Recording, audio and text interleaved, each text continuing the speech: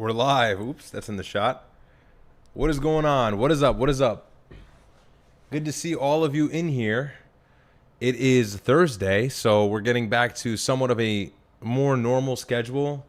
If you've been around here since March or around that time, I used to always go live on Thursdays, Fridays, and usually Saturdays. However, that's begun to switch up a little bit, so I got a little water on the mic there. So we're working on the consistency, but what's up, what's up, what's up? Good to see all of you in here. We are about to have Myron on in a moment. We are going to go over a bunch of stuff. Really, I want to react to this whole foiled CIA plot or Israeli intelligence plot to kill Iranian officials. Is anybody surprised? You know, I was reading the news and I saw a rerun post this before I even really saw it in the mainstream news. It says here, U.S. officials believe that Israel might have been plotting to kill Iran's top negotiators while Washington was engaged with Tehran in delicate talks this spring to reach an interim peace deal. Like, all right, bro.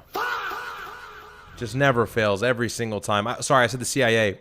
I meant Mossad. Same thing. It says here, killing senior Iranian leaders had been part of Israel's strategy from the start of the war, but American concerns about the targeting of two particular Iranian officials, Abbas Araghchi, Iran's foreign minister, and Mohammad Ghalibaf, the parliament speaker, spiked during delicate ceasefire negotiations that began in April. And what have I been saying? And it's not like I'm saying anything that's remarkable. I'm not saying anything that's moving the needle. But what I'm saying is true. It's consistent. And I get so much hate for it. Every day I open my Instagram, niggas are trying to like kill me or completely try and sabotage or tarnish any chance I have at gaining momentum online by saying I'm going to do this and I'm going to post this and you don't know what you're talking about. And I'm just like, brother, like the truth is the truth. Israel doesn't want peace. They want to keep the war. They want to kill everybody who's in charge in Iran, and they want a new regime. And I've said time and time again ad nauseum that the goal for Israel, the ultimate goal, is regime change. And the United States has helped them every step of the way in achieving that goal, which they likely will. Maybe it won't be tomorrow. Maybe it won't be in the next few months. But at some point, they're going to get what they want. You know, you'd have to be a dummy to not believe that. So, you know, it says here that Israel was trying to kill Iran's top negotiators. And just think about that. I mean, all of the issues that's going on in Lebanon, you know, obviously they're doing that intentionally to sabotage the peace. Imagine they killed Abbas Araghchi and Mohammad Ghalibaf. Yeah, we would never see a cessation of hostilities ever. And that's what they want. And so they're doing everything in their power to ensure that stays the case. So we'll get into like all those details with my brother. He's about to join us in a second. I swear I'm not like doing coke. I don't know why. I feel in the summer, I feel like I have like crud on my nose. I'm always itching and stuff. There's nothing on my nose. But there's a heat wave in Connecticut right now. It was 100 degrees today. 100 degrees. So, you know, I'm cooling down with a Coke Zero, feel me? Cooling down with a nice little Coke Zero. Ran a Target before the show. Got a Coke Zero. But I got like some stuff to shave. Pause, shave my face. But yeah, hopefully you guys had a good day. It's about to be Independence Day on the 4th, Saturday. Excited. Anybody got any plans? I don't. I don't have any plans. Maybe something will come up though. But I feel like 4th of July is those kinds of days. It's one of those kind of holidays, where, you know, no one knows what they're about to do. And then it's just like everybody wakes up on the 4th and it's like the moves are shaking. What's the word? We're grilling. We're shooting illegal fireworks. I don't shoot any illegal fireworks. I don't even own fireworks. We're going to blow our hand off tonight and shoot a firework into the sky. You know? So 4th of July is always a lot of fun. And I don't have any plans. I don't know. I might go live. I don't anticipate a lot of people are going to be like excited for a 4th of July stream. Not sure if viewership is like going to be all that high. So maybe I won't go live on that night. I don't know what my brother's going to be doing. Maybe I will. But regardless of that, we're going to go live right now. He's doing the red pill bit. He's talking about women and men. And people, you know, I want to say this. This brings up a good point that I've been meaning to bring up on stream. You know, I turn the camera and the lights on, and then I completely forget everything that like I want to say, and I get into a mode. You know, you enter a mode when you stream, and I've been trying to like pull out of the mode and just be me. Not saying I'm faking my personality, but dropping the level of professionalism just a tad, so that I can remember the more casual things that I like to talk about, but I always never really get the chance because I'm so forgetful on live. So that's why if you guys ever hear me say something that I want to go over and then I don't bring it up, you know, chat in and remind me, because honestly, I do forget. Someone said trim the nose hairs. Maybe that's it. I don't really have a hairy nose. I'm not a hairy person. But what was I going to say? Yeah, so people are always talking about, you know, does your brother have to talk about women? I love when he talks about the news. And it's like, you don't understand. I'm getting red pilled every day on how tough it is for modern day men to have success with women. And I say modern day because it wasn't like this back then. You know, and so there is a gap between men and women, and my brother is bridging that gap. You know, for the men, obviously. I'm not saying he's bringing men and women closer. What I really mean is these things need to be spoke about, and he does a really good job in not only exposing female nature on his show and everything like that. And, you know, I get it. Those girls are in Miami. You know, that's a really rough pool to select from to show to the world. But it's really the same, more or less, across the entire world, or really across the United States, I should say. It's just more pronounced in Miami. There's less hiding it. But, you know, women have reached a level of pretentious and conceited behavior that has now gotten to the point where men are genuinely giving up. And men are giving up. You know, I was talking to my friend the other day. Obviously, I'm not about to blow the spot and give him a shout out here. This would probably be a bad time to give him a shout out. I'm talking to my boy the other day, good friend of mine, and he's like, yo, bro, honestly, it's so annoying, like, actively pursuing women. Like, I just wish I could flip a switch and not want to, like, talk to girls, you know, because it's intrinsic, right? It's biological. You're going to want to talk to women. If you don't goon, which you shouldn't goon, right? You're going to have that urge to, you know, talk to a girl, to procreate, to whatever, have sex. Okay, haram, but that's just like the truth. Okay, relax. Haram police, chill out. I'm not saying go have sex. I'm just saying, you know, guys are obviously going to want to get their fix. And for a woman, her fix is attention, right? For a girl, their fix is likes on Instagram, story replies, chats, likes on the story, all that. For a guy, not so much. And even then, even if a guy gets a lot of that, it's not going to finish the job for him. He's actually going to have, you know, physical interaction with a woman. I'm not saying women don't like sex, but I think attention is a very strong currency for them, in which it's not for us. And so think about what I'm telling you here. I'm trying to draw out a larger picture. You know, women get an absurd, I'm telling you guys now, to frame this, the most mid girl, and I know, okay, I know ball. I'm not always surrounded by women, okay, but I am around women. Like, I'm not like, people think I'm like this ultra-Orthodox Salafi Muslim. Like, look, I try to adhere to the religion, but I'm around women at work. Like, I have colleagues, I have friends. I know girls from back home. Like, I don't have female friends, but I have associates. I should rephrase that. No female friends, gay. So, you know, I have women I know, and even the mid ones, like the ones that are not even like sixes, bro. Like, they're a 5 on the best day. Like, Super Saiyan mid, like absurdly mid, like critically mid, like middle of the mid. Still get like 7 or 8 new Instagram followers a week that are men, jumping in their DMs, offering them dinner, offering them drinks. And they can choose. This is why I tell you niggas, your girl is going. Now I'm entering my brother's monologue, and I'm here for it. This is why I tell you niggas, your girl is going. And you can't blame them. Imagine you're a girl. Imagine you're a girl. I'm a girl. And I'm a girl. And you have a boyfriend, right? A little gay to kind of put yourself in those shoes. But just you know, think with me. Sit with me for a moment. Really put yourself in this predicament. You're a girl. You have a boyfriend. And every week you're getting new follows on Instagram. You're getting stared at in public. You go out to the bar every once in a while with your girls. 5 or 6 guys approach you. Always talking to you. You're getting likes on Insta. You got like 5 guys that will pay for your dinner at any moment. After a certain amount of time, there is going to be a guy that steps up to the plate that is better than your boyfriend in like every single way. Like, you date a hot girl. Okay, let's say you're like a D1 player at your local college and you date a hot girl.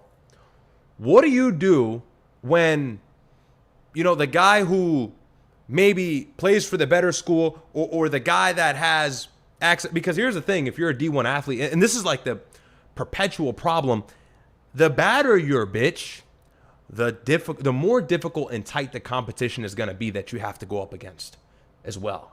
Because if you got a really pretty girl, chances are, okay, you guys aren't Muslims. Chances are she's on social media. She's wearing promiscuous clothing, which I'm not saying like that's the end all be all. At the end of the day, she's the last line of defense. She has to keep her legs closed. But you got a pretty girl. The competition that you're facing up takes like 30 levels, Not even kidding. And so, you know, you're like some D1 athlete or you make a lot of money. You're a drop shipper that lives in like a penthouse. I don't know. There's always a bigger fish is what I'm trying to tell you. And when that bigger fish steps up to the plate, when that bigger fish makes himself known to your girl, will she like not fold? I don't know. I don't even blame women for folding because they get tested so many times because men are always dishing out the attention. This is why girls make like $100 million on OnlyFans, because all men know how to do is subscribe to women, see women, give women love, give them money, pay them for their hottest commodity, which is their looks. And women sexually exploit themselves to reap the benefit of this to the level where they don't see the need in needing a boyfriend, or they don't see the desire in a long-term relationship or giving you attention, giving you their number. So, you know, my boy was telling me this and I had to go monologue mode on him. I felt like Myron. And I really cooked on the phone call, like harder than I'm cooking now. But I told him, I said, bro, it's over. Just focus on yourself. Honestly, bro, just focus on yourself and become a millionaire. And then, like, it'll be easy to get the girls, you know? Or if you want to get married, same thing. And if you want to do it the halal way, and if you're Christian, whatever, if you want to do it the right way, you don't want to do zina. You don't want to do sex before marriage, right?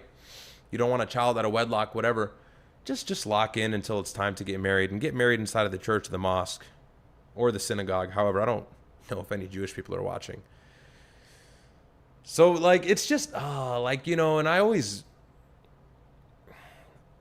just refrain from talking about these things on stream because they're controversial, but it's just so true, bro. It's so true.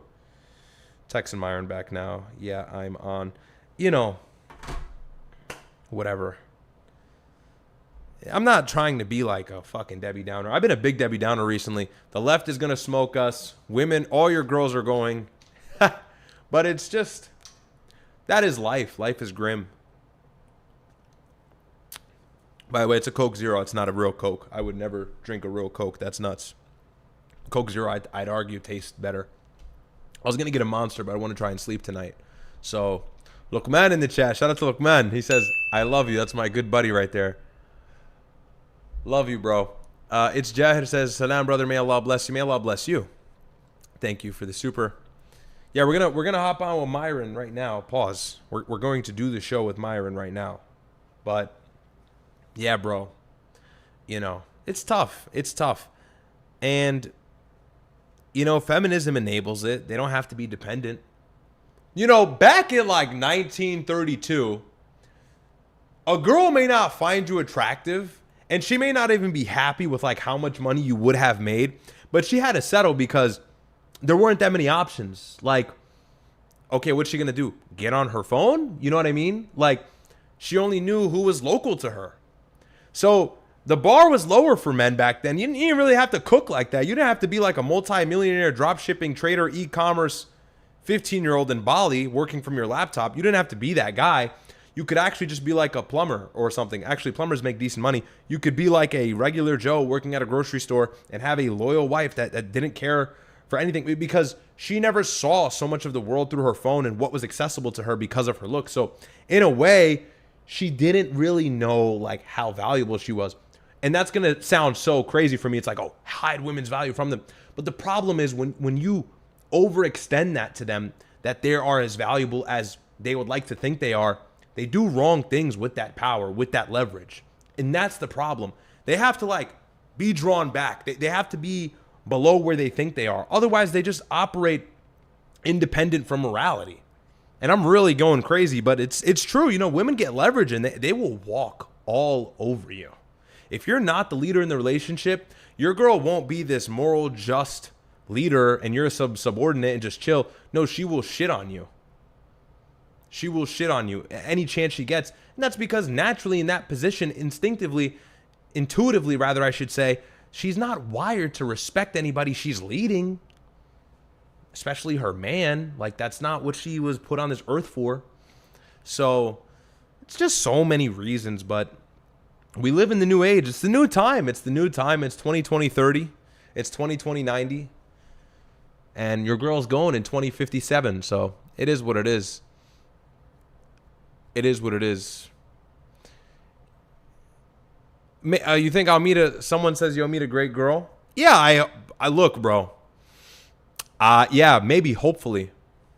Hopefully I'll get a good wife. But it just may not be here. And the other thing is, too, is my brother calling me? Am I yapping too much? Oops. Haha, oops. Other thing is, too, is like, you know, everybody says, I'm going to get a wife in the Middle East. And, you know, they get here 2-3 years, soiled, done. They're going to have that similar mindset where they're going to move on to the bigger fish, and there's a bigger fish. So you could go get the village girl, I guess. Go ahead, try. It's short-lived. All right? No, there's good girls out there. I'm being a little bit tongue-in-cheek. There's good girls out there. I mean that, but it's tough. But, like, go look at these videos of guys picking up girls in the U.S. with, like, meta glasses and then watch what they do in Europe. It's crazy. Has anybody, like, ever paid attention to that difference? There is a big difference. You know, a guy with meta glasses, mind you, you do have to be conscious of the female's perspective. Like, this fucking dumb nigga's walking up with dark glasses that have 2 bright lights omitting from either eye. Like, obviously, but like, okay, guy goes up to girl, you know, in America, and you see it on these Instagram pickup videos are now viral. That's the new, like, style of content, is like getting girls, going up to them with the meta glasses. If you haven't seen them, it's like all over TikTok and Instagram.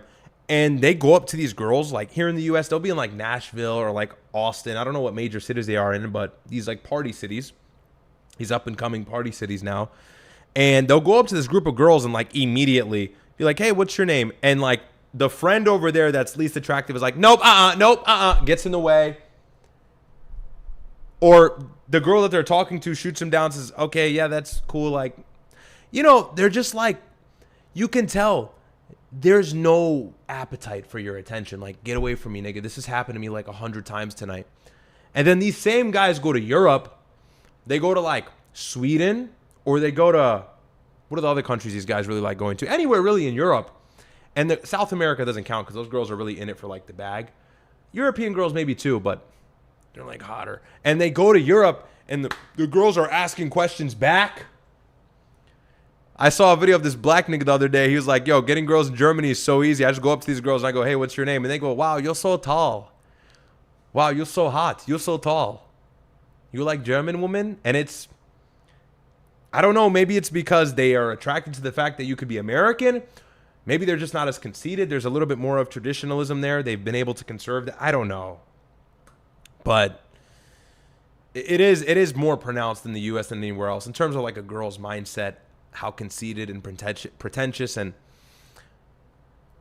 you know, just the delusion that she's in. But then it results in them being older when they're in their later 20s or early 30s, and then it's time to get the guy who actually offers security and is nice and is sweet. And they usually get it, or the guy knows his worth and he doesn't bite on the bait. But, you know, just my 2 cents, just my little monologue. It's tough out here, bro. It is really hard for these younger guys. And look here, I'll be so fair as to even go as far and say girls got it tough as well. Girls got it tough as well because a lot of guys are bums and losers.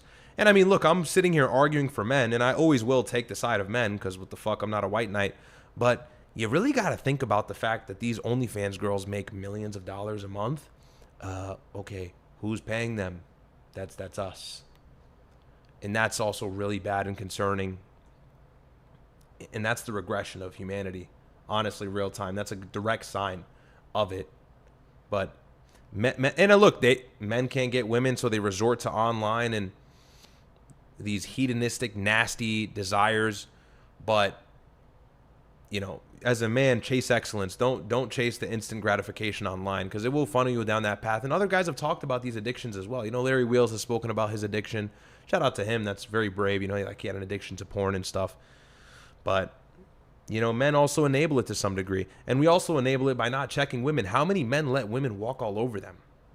How many men let... My brother tells a girl, shut up on Fresh and Fit. It's like the first time she's ever been told that in her life. She's in absolute shock.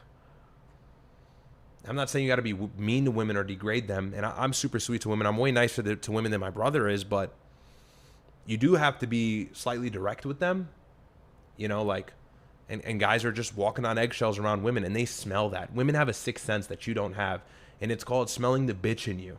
So if you don't know how to shut it down when it's time to shut it down, you don't know how to reprimand her bad behavior when she's being rude. Look, women they're emotional creatures. They lash out sometimes. They're unreasonable, and that's when you gotta like put your foot down instead of saying, "Well, as long as my wife is happy, oh, my wife is mad at me today, I'm gonna sleep on the couch." That we have to completely eradicate that, because that's adding to the problem. Lots of fuel actually to the fire. So like, men are not free from the blame as well, like at all. But you know, we can go back and forth about this all day. So let me call this nigga before I get banned. So yeah, we're gonna go over Ukraine, Russia. Anyways, we're gonna go over Ukraine, Russia. We're gonna go over the Iranian conflict. However, that's been pretty slow. Not much going on. I don't even know if we'll even get into that. We'll talk about the foiled plot with Israeli officials trying to kill Iranian delegation for the peace talks, or Israeli intelligence, I suppose, whoever it was. But you know, me and my brother will react to that. I'm calling him now, so we'll see. Calling. He said, "Calling you now." I'm calling. So yeah, hopefully you guys have a fun weekend planned ahead, though. Hopefully it's a fun 4th of July weekend. You know, be safe out there. You kids and those fireworks, man. Yo. There you are. Yo, what up? What up? Hold on. Let me. Yo, what's up, man? Got you here. What's up, dude? I'm talking to them about. I was talking about the problem of the modern day huzz. You know, I kind of got distracted. I was watching a Jidion video with him. Here, let me. Yeah, just pop your camera on. Yeah, I'm turning it on right now. Okay. Let's go. Wiring gains. Let's go. Okay, Discord 101. So what I was explaining to them, bro, was being audience captured. So I'll quickly review for the people that were watching on yours that might have not saw. So I was talking about how someone like Jidion is like very big, and when you're big like him, you can't have certain opinions, because what ends up happening is when you have certain opinions, you're automatically going to ostracize half your audience off that. So if you make like normie content, let's say you have a cooking channel, you have a prank channel, you have a channel, you know, a family channel, a traveling channel. These are all what I call like normie content, where everyone is going to find it funny, right? Or sorry, you're going to be able to appeal to a mass audience. MrBeast, like doing the stunts and everything like that. Yeah. Hold on once, because I'm going to show something here that perfectly illustrates. Okay,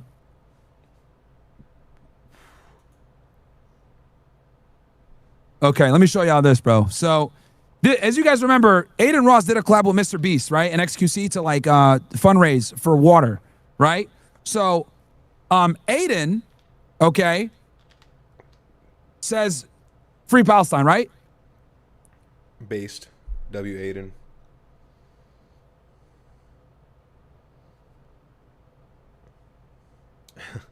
Are you sharing it? I can't see. Oh yeah, you can't see it? You got to put it on Discord. Oh yeah. I'm sorry. What I the know. fuck? Sorry, I added another step. Yeah. No. That's my bad. Actually, give me 1 sec here. Let me. What do we think about the light? I like this color. All right. Sorry, let's not get distracted. All right. Yeah. So I'll play this one more time. There's another one too where he got like noticeably mad. Free Palestine. So XQC says it, and Aiden, right? What'd you say? Free Palestine. Free Palestine. Yeah. No, so he said that, right? And bro legitimately got mad. It's not like getting a tarantula is rocket science. You know what's hard? Getting the pyramids of Egypt for $100. You want to know what's not hard? Yeah, that's crazy. Getting a tarantula. You know what I mean? That's crazy. You want to know what's hard? Getting Ronaldo in a video. You want to know what's not hard? Getting a tub of snakes. You know what's hard? Me. Hey, Sorry, guys. I had to ruin it. Dude, no controversy, dude. I forgot. That's fine. Oh, it is? That's not... Right, no, what? That's not fine. That's not fine. Okay. It's not fine. Yeah, it's not fine. Not fine. Yeah, sponsor, guys. Sorry There about that. was... I remember Bruh. when they collabed, there was so much awkward tension between him and Aiden. And look, like, Aiden's huge. Aiden's got a huge following as well, but of course MrBeast, like, is just that much bigger. Pause. I'm trying to find the one where he gets noticeably pissed off. I think it was when he said Free Palestine, right? Yeah, he MrBeast. Let me put. I know what you're talking about, MrBeast. He got like, yeah, he got like noticeably angry when he said this.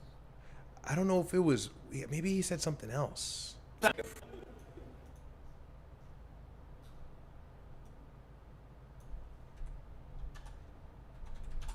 So, and again, I'm just showing you guys this as an example to show you guys, like, once you reach a certain size, you can't really talk about certain topics. That was the bottom line of what I was trying to present here. So let me show you. So why am I telling you all this? I'm telling you guys this because I will put Jidion into someone like, obviously he's not as big as MrBeast, but he's gonna have the same mindset as MrBeast. Does that make sense, chat? Where he can't afford to have like certain controversies that will come in and fuck up his shit because he's audience captured.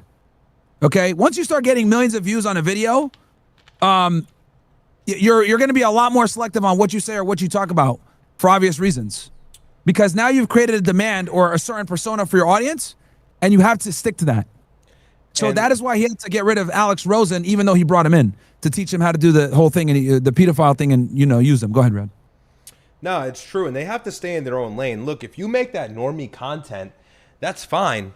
But you have to understand that your audience is going to come from a wide array of different people, races, ethnicities, ideologies. Like, you might have Muslims watching you. You might have Israelis watching you. So, like, if you take any opinion, you've immediately diverted from the main thing that everybody kind of got together and enjoyed. And now you're, like, kind of picking a side. So, for all these normie guys, it is kind of, I don't want to say satisfying, but it is a little bit funny when they get smoked for having an opinion, but that's the beauty of like always being opinionated when you're building your brand up, is you build an audience based on who you are. So anytime you come and say what you want to say, they're at minimum disagreeing in a minor sense, but they're not like canceling you or done watching you. So that's the problem with being like a normie content creator. I can imagine if I had 1 million views on one of my videos, I would, and like I did normie content like pranks or some bullshit, Metaglass Riz, whatever it was, I would be horrified to like give out my political opinion, because that's, you're playing with your money. That's your livelihood. So that is the issue of that. I forgot, what was the exact, for my audience, what was the exact issue with Jidion again? It was with the Chud shit, wasn't it? Or it was a Chud shit. It was, he basically, so what happened was he wanted to get into the pedophile stuff. Alex Rosen is one of the best that does it. He's been doing it for years. Really fucking good. Gets the most prosecution, catches the most pedos by fucking far. No one even comes close. So he got with Alex Rosen to teach him how to do it, but Alex obviously, as you know, supports Chud the Builder. And Jidion being black, he couldn't rock with that because the audience started getting really pissed off at him that, hey, why do you associate with this Alex Rosen guy? He gave Chud $10,000. He, thinks he's innocent, all this other shit. So he got an enormous amount of pressure from his audience, and he had to stop fucking with Alex Rosen because his audience basically told him, like, what are you doing? So that's what I was trying to say. Like, that's really cucked as well, because obviously he had the intention of working with the guy and didn't give a shit about his connection with Chud or his, and he allowed his audience to allow him to capitulate. Alex been this way for years, bro. Like he's been saying wild on Twitter for years. So he knew that going into it. It's now with the Chud shit that he's like, all right, I got to cut my losses now. Yeah, it's so cucked. And the thing is, honestly, when you're facing, not that I have the experience, but if this ever happens to me one day, God forbid, like, you never capitulate for the audience, because then they just walk all over you. It's one thing, like when you say something controversial and everybody's coming for you, you genuinely have to sit there and cross your arms and say, fuck you, I stand on it. Because if you do anything else, if you like start shuffling for apologies, they'll run all over you. They'll immediately go, up, got him. Now he's admitting guilt. And then it's this whole like cancellation hate train. But honestly, if you just stand on business and ignore the hate, it dissipates, it dissolves, and over time, the audience that you hold on over is far more loyal. And I think that's worth it. I think a slightly smaller but far more intense and loyal audience is so much better than like a big, vague, kind of like hop the fence over one controversy type of audience, because that's long-term income as well, right? That's long-term engagement. That's huge. But yeah, it's cucked, and it's, not to attack and it just him, but for failure long-term, dude. It just because like you can't be yourself, so you have to constantly like have this fake image. I notice this a lot with like these family channel niggas, bro. They act one way on camera, and then they come and they're like dogging bitches and all this other shit behind the scenes. I would lose my mind. Yeah. You know, could because never family do that. make a lot of money, bro. The family YouTubers make a lot of money. But I've met a couple of these dudes, man. They're out here cheating on chicks. They'll come on our show and lie about, oh yeah, no, I'm faithful, blah blah. But these niggas are out here doing all kinds of bullshit. So, like, you know, making that much money and getting that famous, it comes at a cost, and you know, and that cost a lot of times comes at you not being able to be authentic. So that's why Jidion had to do what he did. And this is a thing with all like big YouTubers, guys. This isn't just a MrBeast or Jidion thing. That's why I wanted to give you guys other examples, because I'm trying to be charitable here to Jidion, saying that this isn't just how he moves. This is how almost all big YouTubers move, because to amass an audience of that size, you can't do it while making like controversial content. Like think about the top creators like in the conservative space. Who? Tucker, Candace Owens, etc. What do they got? Maybe 5 million, 10 million subscribers, right? At the absolute most. Like, you can't build like 100 million followers while being a Republican, bro. I'm sorry, it's not happening. It's just not gonna. Because you're just off of you being talking about politics, you've already alienated 50% of the fucking audience. So it's very difficult to build up a huge audience to the level of like a normie off of content that's inherently fucking divisive, which is anything to do with politics or culture or any of that other stuff. Like you're just not gonna be able to build up. This is why like people like MrBeast can build up a huge fucking audience, because it's apolitical, right? Yeah. So, because even the juggernauts of our niche, in the grand scheme of things, aren't that big. Does that make sense? Not compared to the juggernauts of the other side. Like when you look at the right and the left, look at somebody like Hassan Piker. Hassan Piker has literally called for violence in vague ways before. He has also, like, in a way, kind of glorified 9/11, saying the U.S. deserved it, which I understand the angle of that left-wing talking point, which is poor foreign policy may have motivated unnecessary actions that led to whatever. I get it, but like the way he said it was malicious. You know, Hassan Piker's got a track record of all this crazy shit, shocking his fucking dog. I mean, the dude's not even human at that point. And he's totally fine on YouTube. He's on Twitch. He's on all of these mainstream platforms. So he has that mainstream access. You know, think of a person like yourself. You don't have that. All of these mainstream platforms blackball you. They blackball Nick. Even SNEAKO, he's been a little bit more moderate in his views, but even him, he's still canceled. New York Post just did a hit piece on him. ADL did a hit piece on him. Huh? He did. He's another example. He did the cinematic stuff, and everyone started complaining when he stopped doing the cinematic stuff, and he went to covering politics. Remember, like that's another guy that got hit as well. He said, "Fuck them, I'm gonna do what I want." But yeah, when he shifted from doing like the cinematic lefty type stuff, and he went more into the conservative stuff, a lot of people started crying, and complaining, like, "Bro, where's the old SNEAKO? I want the cinematics." That's when he got canceled. That's when he probably lost the most money he ever lost, and alternate platforms came in and helped a lot of you guys out, which thank God for them. But ultimately, it's not to sound like a crybaby, but the right-wing commentators, the right-wing position, especially the quote-unquote dissident right, if you will. I don't even know if it's that far right anymore, because most people are starting to hate Trump. But it is a canceled talking point. It's a canceled line of rhetoric, and all the creators who bring forth these issues and have larger platforms or audiences are not put on the mainstream sites like a YouTube, or even if they're on X, they're not getting blue checks, so and that's a part of the reason, not to divert from the conversation, that's a part of the reason why the left is cooking right now. That's why the DSA is cooking right now, is because they have mainstream access. Like this lady who just won a seat in, or I think she won governor or mayor, I don't remember, Milat something. She's an Ethiopian lady, and she's like a far DSA, socialist, whatever it is. And she was on stream with Hassan Piker, and he helped her a lot. He mobilized his audience. I think 10,000 people from his audience made calls in her local area to vote for her. And would he be able to do that without Twitch? These are the things that allow the left to enable or move in a far more free and mobile way than the right ever could. So people always go, oh, the right is lazy. The right never wants to. It's also like they don't have the same opportunity or outlets. So that's a big piece of it as well. But you can't be audience captured if you want to be and even them, they're still not even like, well, Hassan got like 2 or 3 million on Twitch and he's the biggest, like versus you take like a normie creator who has like 100 million, 50 million. The point I'm trying to make is Jidion does normie content, so therefore he was able to build amass a huge audience. I think he has like 5 million, 6 million subscribers. Once you get to that point, playing the politic game or doing anything divisive is going to hurt you, which is why he had to remove Alex Rosen. But yeah, let's go ahead and react to this thing. It's like 20 minutes long. We probably won't watch the whole thing, but I'll watch it from the beginning since my brother just joined. and we'll get your takes as well. How fast do you think this is gonna get dropped? Do you really think the charge is gonna stay? I am a multi-millionaire. I promise you, I can take this as far as you want. When a famous YouTuber and his crew are arrested, it seems like the end of. Yeah, Jidion makes a lot of money a month, guys. This guy is making hundreds of thousands of dollars a month. That's another reason why he had to get rid of Alex Rosen, bro. That nigga said, hey, this dude's racist. I gotta get rid of him. He's fucking the money up. A harrowing day, but the events that unfolded leave some officers wondering just how far people are willing to go to film content. I don't understand all this, dude. Something so stupid over some, like, YouTube views. The dispute begins around 10:49 a.m. on June 22nd, 2026, when a man named Joe contacts Woodhaven police officers from a local McDonald's in Michigan, claiming that his nephew and his friends are stalking him.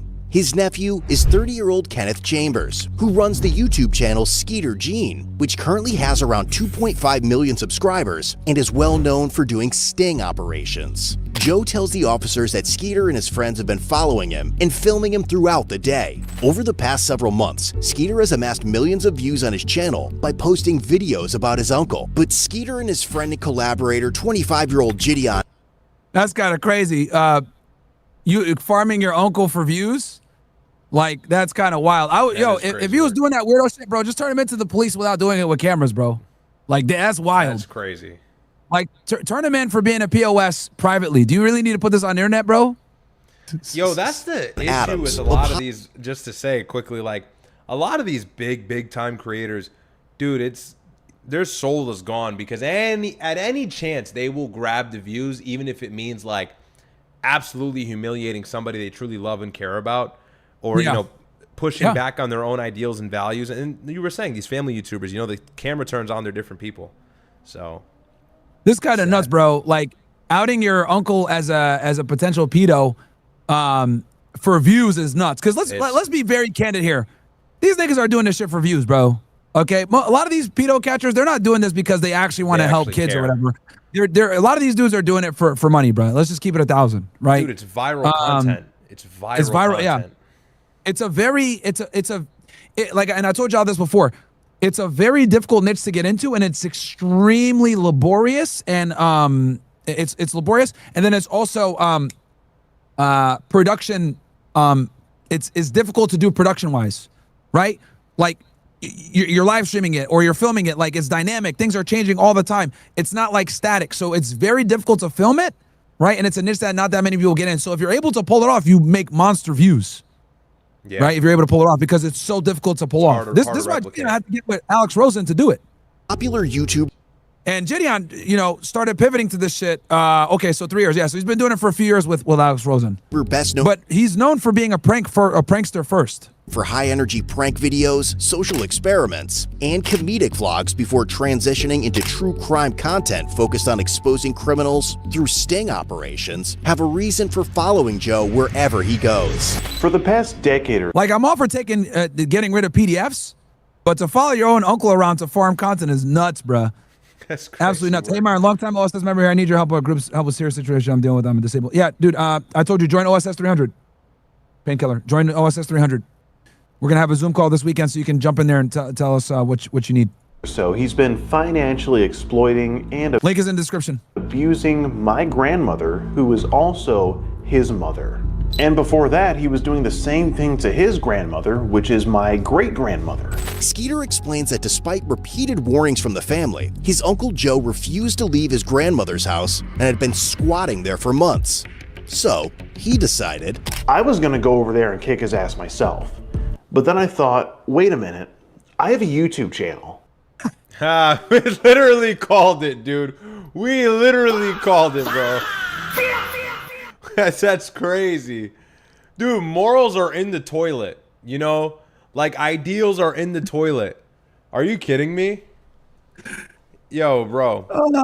Yo, if that's the case, there's a lot of things I could do for views. I just simply could never go that far. That's effectively selling your soul. Let me expose my relative for views. Like, bro, that's an L in the long term. That's crazy. Everybody's got that one. And it's monetized. So I can just... It said, and it's monetized. just expose him on the internet and make some money off of it. You know what? I respect it. You want to know why? Because he knows that niggas are about to fry him in the comments. Yeah. For this behavior. So bro's addressing it early on. This is actually a very strategy. He's calling out the elephant in the room immediately. Yes, I am absolutely monetizing off of ruining the life of my family member. Yes, you know, so because he knows he's gonna get air fried in the comments. Yeah, and it just shows his honesty. You know, he's not trying to be snaky about it. He's like, yeah, I'm grifting. So what? I'm about to grift my uncle for views. So can't argue with it. But according to Skeeter, when Joe still refused to vacate the home, he came up with a plan alongside Jidion to solve the problem once and for all. He moved Jidion into his grandmother's house, eventually forcing Joe to leave the property and end up at McDonald's. But according to Joe, the harassment did not stop there. He claimed Skeeter, Jidion, and their film crew continued following and filming him at the restaurant, ultimately provoking him to call the authorities. Joe goes on to describe how Skeeter and Jidion have been setting up speakers inside. So wait, is this nigga even a pedo, or is he just a bum?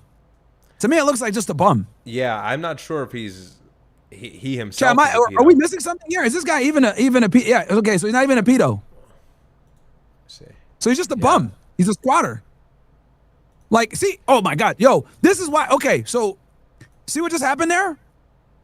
Okay, so me and you automatically assumed he was a pedo because he was on this YouTube channel. Yeah. That's and crazy. I would argue most people would probably come to that conclusion as well, right? And so him featuring him on his channel in the first place is already like a fucking destruction. Does that make sense? So it's like bro's character has already been assassinated, and just off of us, we opened up this reaction video, guys. I don't know the lore of this shit. Like, I'm watching this raw right now with you guys, first time with my brother.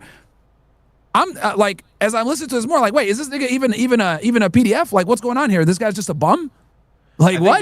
It seemed like that was the intention, though, to frame him as one. Like, that's a part of the grift. At least from opening, checking it out, like, not to highlight that he has really dirty hidden motives, but it's to kind of, that's what it seemed like front facing. Well, don't get it twisted, guys. He's still a POS. I see people in my chat are saying he abuses grandma, blah blah. Fair, no problem. But there's a big difference between a bum that's abusive versus like a PDF. Big fucking difference. Yeah. And getting Jidion involved and putting this up on a channel that's known for busting people for this, like that in of itself is like character assassination of his uncle.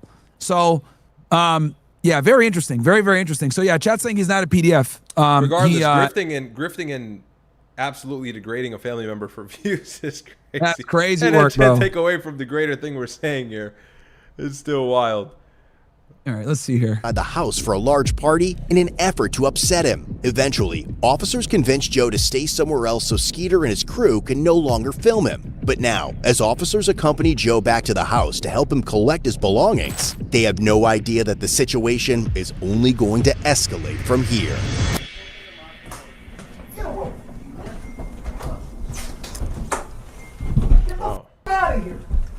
Hello, officers. Oh, what's good, my man? Okay, let me add something else here. I'm going to break the third wall. Also, keep in mind, guys, that they have live viewership. Anytime you're IRL streaming shit like this, you're going to be more incentivized to do crazy shit for your audience entertainment. Yeah. 100%. I want y'all to keep that in mind as well. This isn't a pre-recorded video. They're live streaming this shit. So whenever you're live streaming, you have it's almost like you have this burden in the back of your mind where you have to kind of keep things lit as long as you can to retain viewership. So Especially keep that in mind too. IRL. And this is... Yeah, go ahead. No, especially, I'm just saying IRL even more than anything else, yes. Because it's supposed to be moving fast, exciting, always changing. So very much so. Yeah. So I want y'all to understand that, like, and I'm doing this actually to the benefit of Jidion. Like, if Jidion does anything crazy here, like, keep in mind that they're live streaming this. This is why he's doing it. You know what I mean? Like, if there's like some weird antagonization here, like, it's probably going to be because they're live streaming. Versus if this is a pre-recorded video, they wouldn't need to turn up on crazy shit like that. Yeah. Just wait down here. Okay.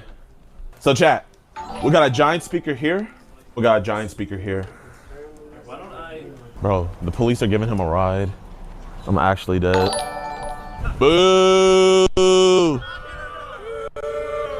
But one of the officers soon notices an orange sedan following them as they transport Joe to the Woodhaven Police Department, where a friend is supposed to pick him up. Shortly afterward, Skeeter and Jidion arrive at the station with a large group of people, demanding to speak with Joe. By then, Joe has already left for McDonald's again, and when the detective tells them that Joe is not at the station, Jidion mentions filing a missing persons report, arguing that officers had taken Joe away from the house. Yeah, Joe went missing. You guys stole him. What the fuck? What was that, Ryad?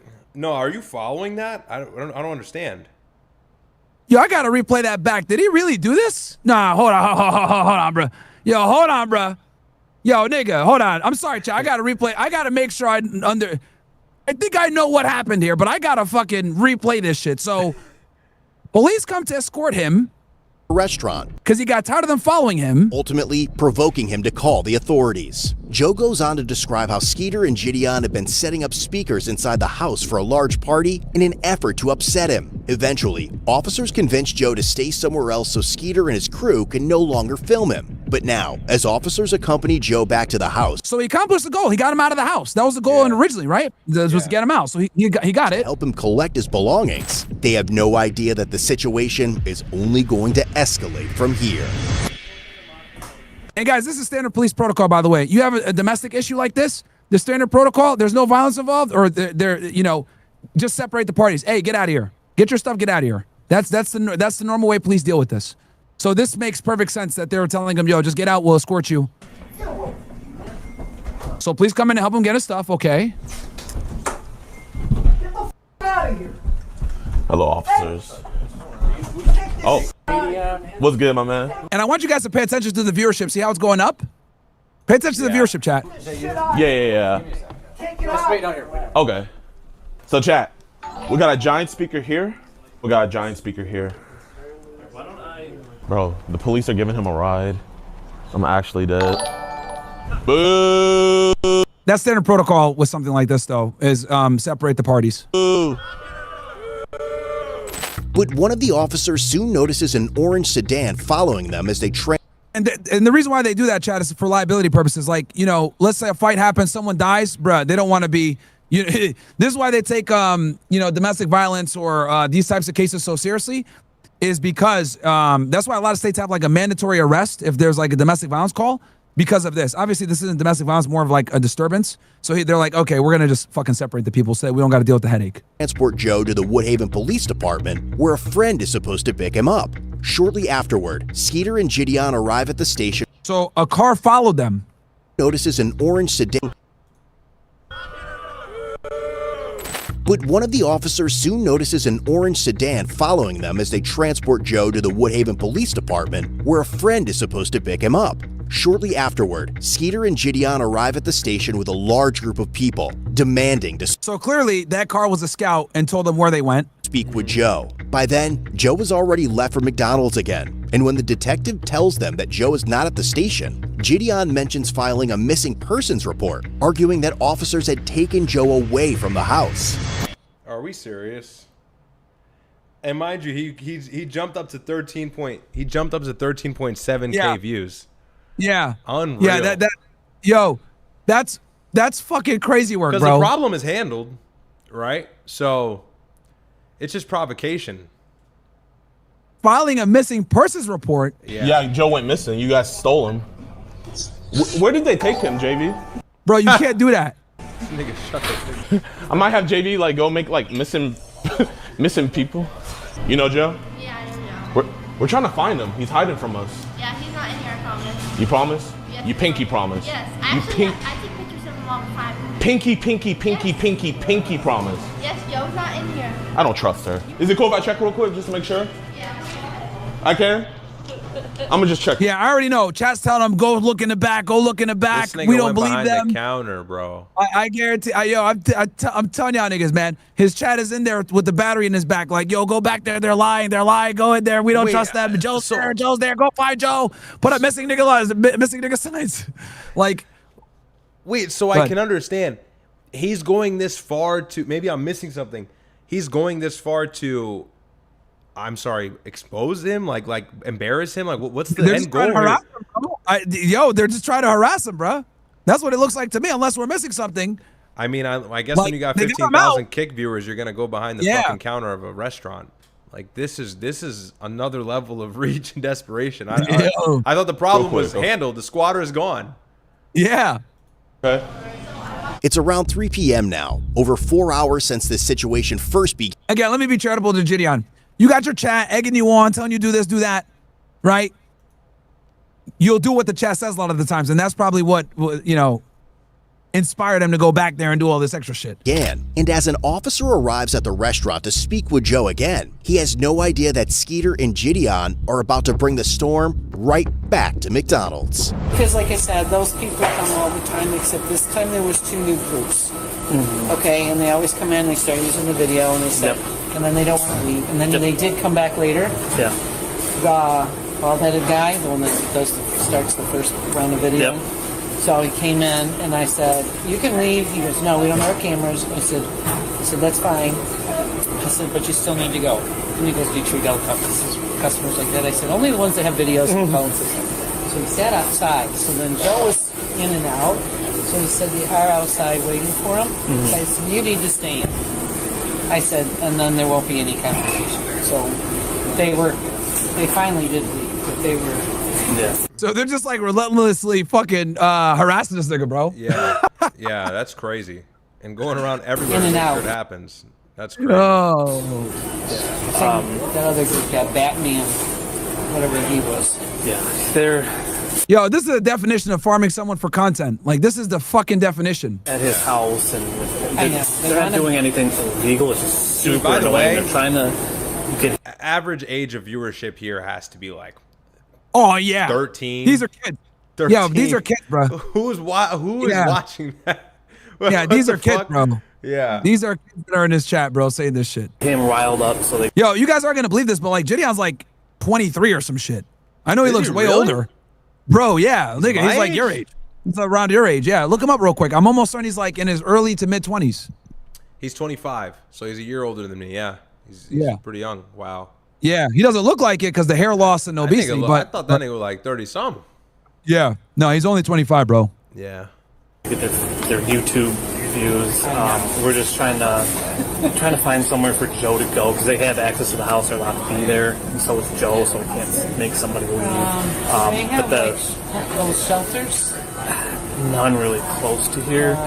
But he said that his buddy is trying to find somewhere, and we're trying to keep Joe out of the spotlight. So Yep. He'll be out at their house. Yeah. So thank you so much for the help. I greatly appreciate it. While Joe has stepped out to run an errand, the officer later learned from the restaurant manager that Jidion and his film crew had returned to the McDonald's multiple times looking for him. The manager told officers that despite being asked to leave and informed them that they could not record on McDonald's private property, they continued live streaming. The group is then seen returning to the police station once again, demanding to see Joe. Believing they may head back to the McDonald's in search of him, the officer returns to the restaurant to keep watch. All right, we're gonna go back and deal with them. Hopefully we can see what we can do about getting them out of there, but we'll see. And soon, a large... All right, so guys, you guys got to remember also, so like for the police, right? Like this is like some small town probably somewhere in the middle of America, right? So it's like, you know, they're getting calls, yo, these big YouTubers keep coming in here doing this shit, blah, blah. It's like, yo, this is a nuisance for the city, you know? The cops getting these complaints. So they're just like, yo, what the fuck, bro? I just want to be able to chill in my cruiser and watch Netflix. These niggas keep creating problems. Large group arrives back at McDonald's, but this time, the officers are ready. What's the problem? McDonald's doesn't want you guys on the property, so you guys gotta leave. Is he here? Doesn't matter where he's at. McDonald's does not want you on the property. You guys have to leave. You're gonna. Who? Okay, so they're formally trespassing him now. Who's you guys? Can you be more specific? You. So they said them, these people? Him, yes. You guys cannot be on the property.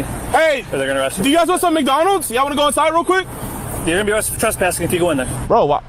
You don't have... Yeah, and by the way, yeah, like obviously my brother can give you guys a real spill on this. If a cop comes up to you and he says you have to leave, like the owners want you gone, you have to get the fuck off. Yeah. Or you'll immediately be trespassed. Like that's a no-brainer. So the fact that he's not listening here, I don't know what he's thinking.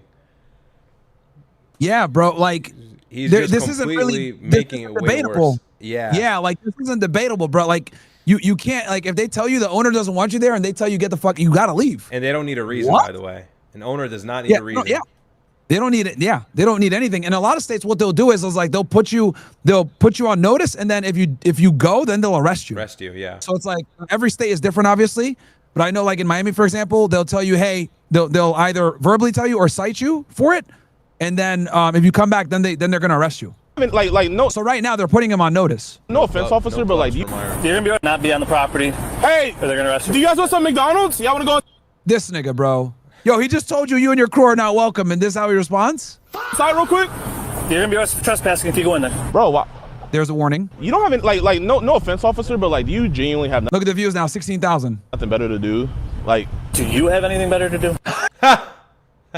Yeah, like checkmate. That's pretty good question. Like, bro, you're the nigga chasing around some homeless weird guy in McDonald's, like asking workers where they've seen him. Yo, and you're saying he has nothing to do. Bro, it's and the, yo, it's the you're shit like, these niggas do for viewership, bro. It's crazy. Yo, and he like, don't forget, this isn't like he's doing this shit in New York City where the cops are busy, bro. Like, yo, you're doing this in like some random suburb in America somewhere. Cops like, got nothing to do. The cops got nothing to do, and it's like anytime like a call like this comes in, they're just trying to handle that shit, get you out of there, right? Bro's just trying to chill in his cruiser and you know, hang out, maybe do a T-stop here and there. But like y'all doing this shit, like he's forced to be there. Like he doesn't have a choice. He has to show up to tell you guys you're on notice. Don't trust. Like get out of here. They don't want you here. So it's not even like he even fucking wants to be here, bro. officer, you're actually like supposed to protect and serve. All right, get off the property. You guys are gonna be arrested for trespass. That's actually kind of a fallacy. Guys, the police are not obligated to protect you, and I know that sounds crazy, but they're actually not. They're actually not. Okay. There's been like Supreme Court rulings on this. Yeah, we'll leave the property, but like I'm just trying to figure out, do you have anything better to do? Because this is like a... Yeah, they told you earlier that they don't want you guys on the property. They're there to maintain order. That's what it really comes down to. They're there to maintain order. Property, so you guys gotta leave. Because you've been camping out there for like 20 minutes, wasting taxpayer dollars. I'm there for about 5. You guys need to leave. It's crazy how you don't arrest a squatter. What was that you said? He's asked him like 5 times at this point. Yeah. Yep. That's crazy. Here, let's just stand on the sidewalk. But the warning has little effect. Soon Jidion is seen standing on the sidewalk yelling, creating a disturbance, and stopping vehicles attempting to enter McDonald's to patronize the business. At the same time, officers noticed 2 members of the film crew attempting to enter the restaurant with their cameras, prompting them to make their move. Let's see if there's some McJoes in there. Chat, man, is this what you want your tax dollars to go to?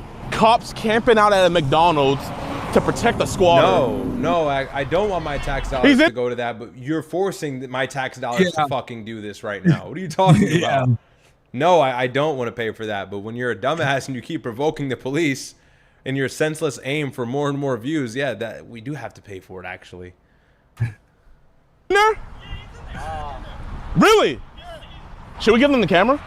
Yo, now I see why y'all wanted me to react to this so much. Yo, this is insane, dude. I'm like watching this with my fucking jaw dropped. Like, what? Yo, do me a favor, do me a favor. Be very careful. Just wear this as a backpack. You didn't trespass them, so shut the f up! This nigga's crazy, bro. He's tripping. The cop literally said, you and your entire crew. Like, he literally said, like, you and your entire film crew. Like, he said that earlier. He said you haven't been trespassed. Yeah. Like. We're good. What am I? Just walk inside. Just to get on my video? Yeah. Okay, all right. But make sure y'all stick together. Isn't that backpack like 30 grand? Yeah. They have not. Yeah, hold up. Yo, and they're doing this with the police right there, bro. Yeah. These are all kids, though. They just don't know any better. Wait. Actually, come back. Bro, they're really protecting Joe.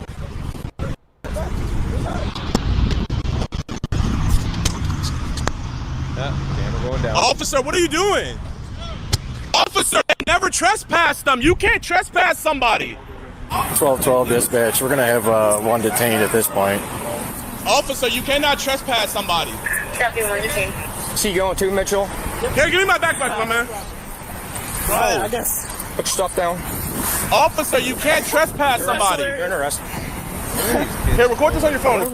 That's serious, bro. Wait. Can I hold your guys' property?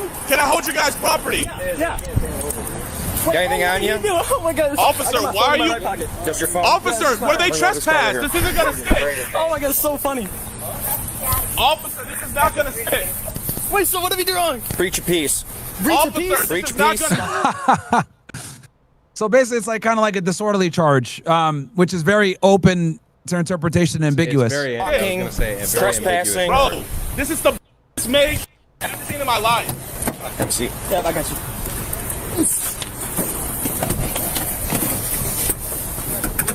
I mean, this is the definition of fuck around and find out. It's like, yo, they stood there, they told y'all don't go on, you guys went on anyway. Never even went on the Now they're arresting to like set deterrence. property. How you gonna trespass someone that never went on the? Anytime you see an arrest for breach of peace, disorderly conduct, things like that, it's likely the guy was just being a dumbass. You know, Yeah. You see these charges like, yo, my local town where I went to high school posted their arrest on their Facebook. And like, I'll see all these kids I went to high school with, and it's just like breach of peace, disorderly conduct, public intoxication. And it's like, i.e. just being an absolute retard. Like, that's always what it is. Yep. Property. This is a violation of rights. This is a violation. You cannot arrest somebody that never went inside and was never trespassed. Bro is chimping out. Now, they are arrested children that never went inside of a McDonald's. Call the DA and see how fast that gets dropped, you dumbasses.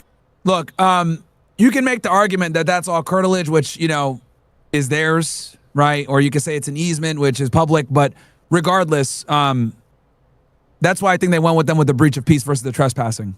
I think that's why they went with the breach of peace. Like, maybe they didn't enter, maybe there's a technicality, but they can definitely make the argument like, yeah, bro, we told you multiple times don't go there. You and your entire crew, they still went over there to antagonize despite the fact that we were here.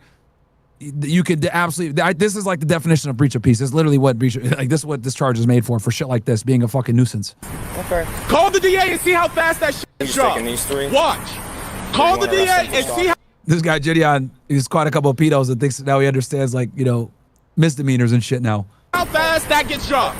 He's yelling, so he's being disorderly. If anything, him recording all of this gives them more evidence. This is absolutely. And they obviously have their body cams too. What are you arrested for? Disorderly person. Out here yelling. Disorderly. You're under arrest for being disorderly. Freedom of speech. You can yell on the sidewalk. Sitting here causing a scene. On the sidewalk. Yep. So you can't yell?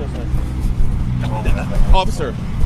Anything I need to know about? Officer, how fast do you think this is going to get dropped? Do you really think the charge is going to stick? Do you guys really think this is going to stick? Yeah, he should have just shut the hell up. Like, bro, once they put cuffs on you, you don't talk anymore, bro.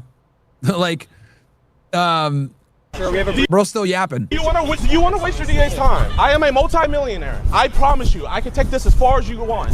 They don't give a fuck about any of that, bro. What you guys got to understand when it comes to the state is like they don't care about winning, okay? They're gonna, you know, in the law enforcement world, it's called taking a ride. They're gonna make you take the ride.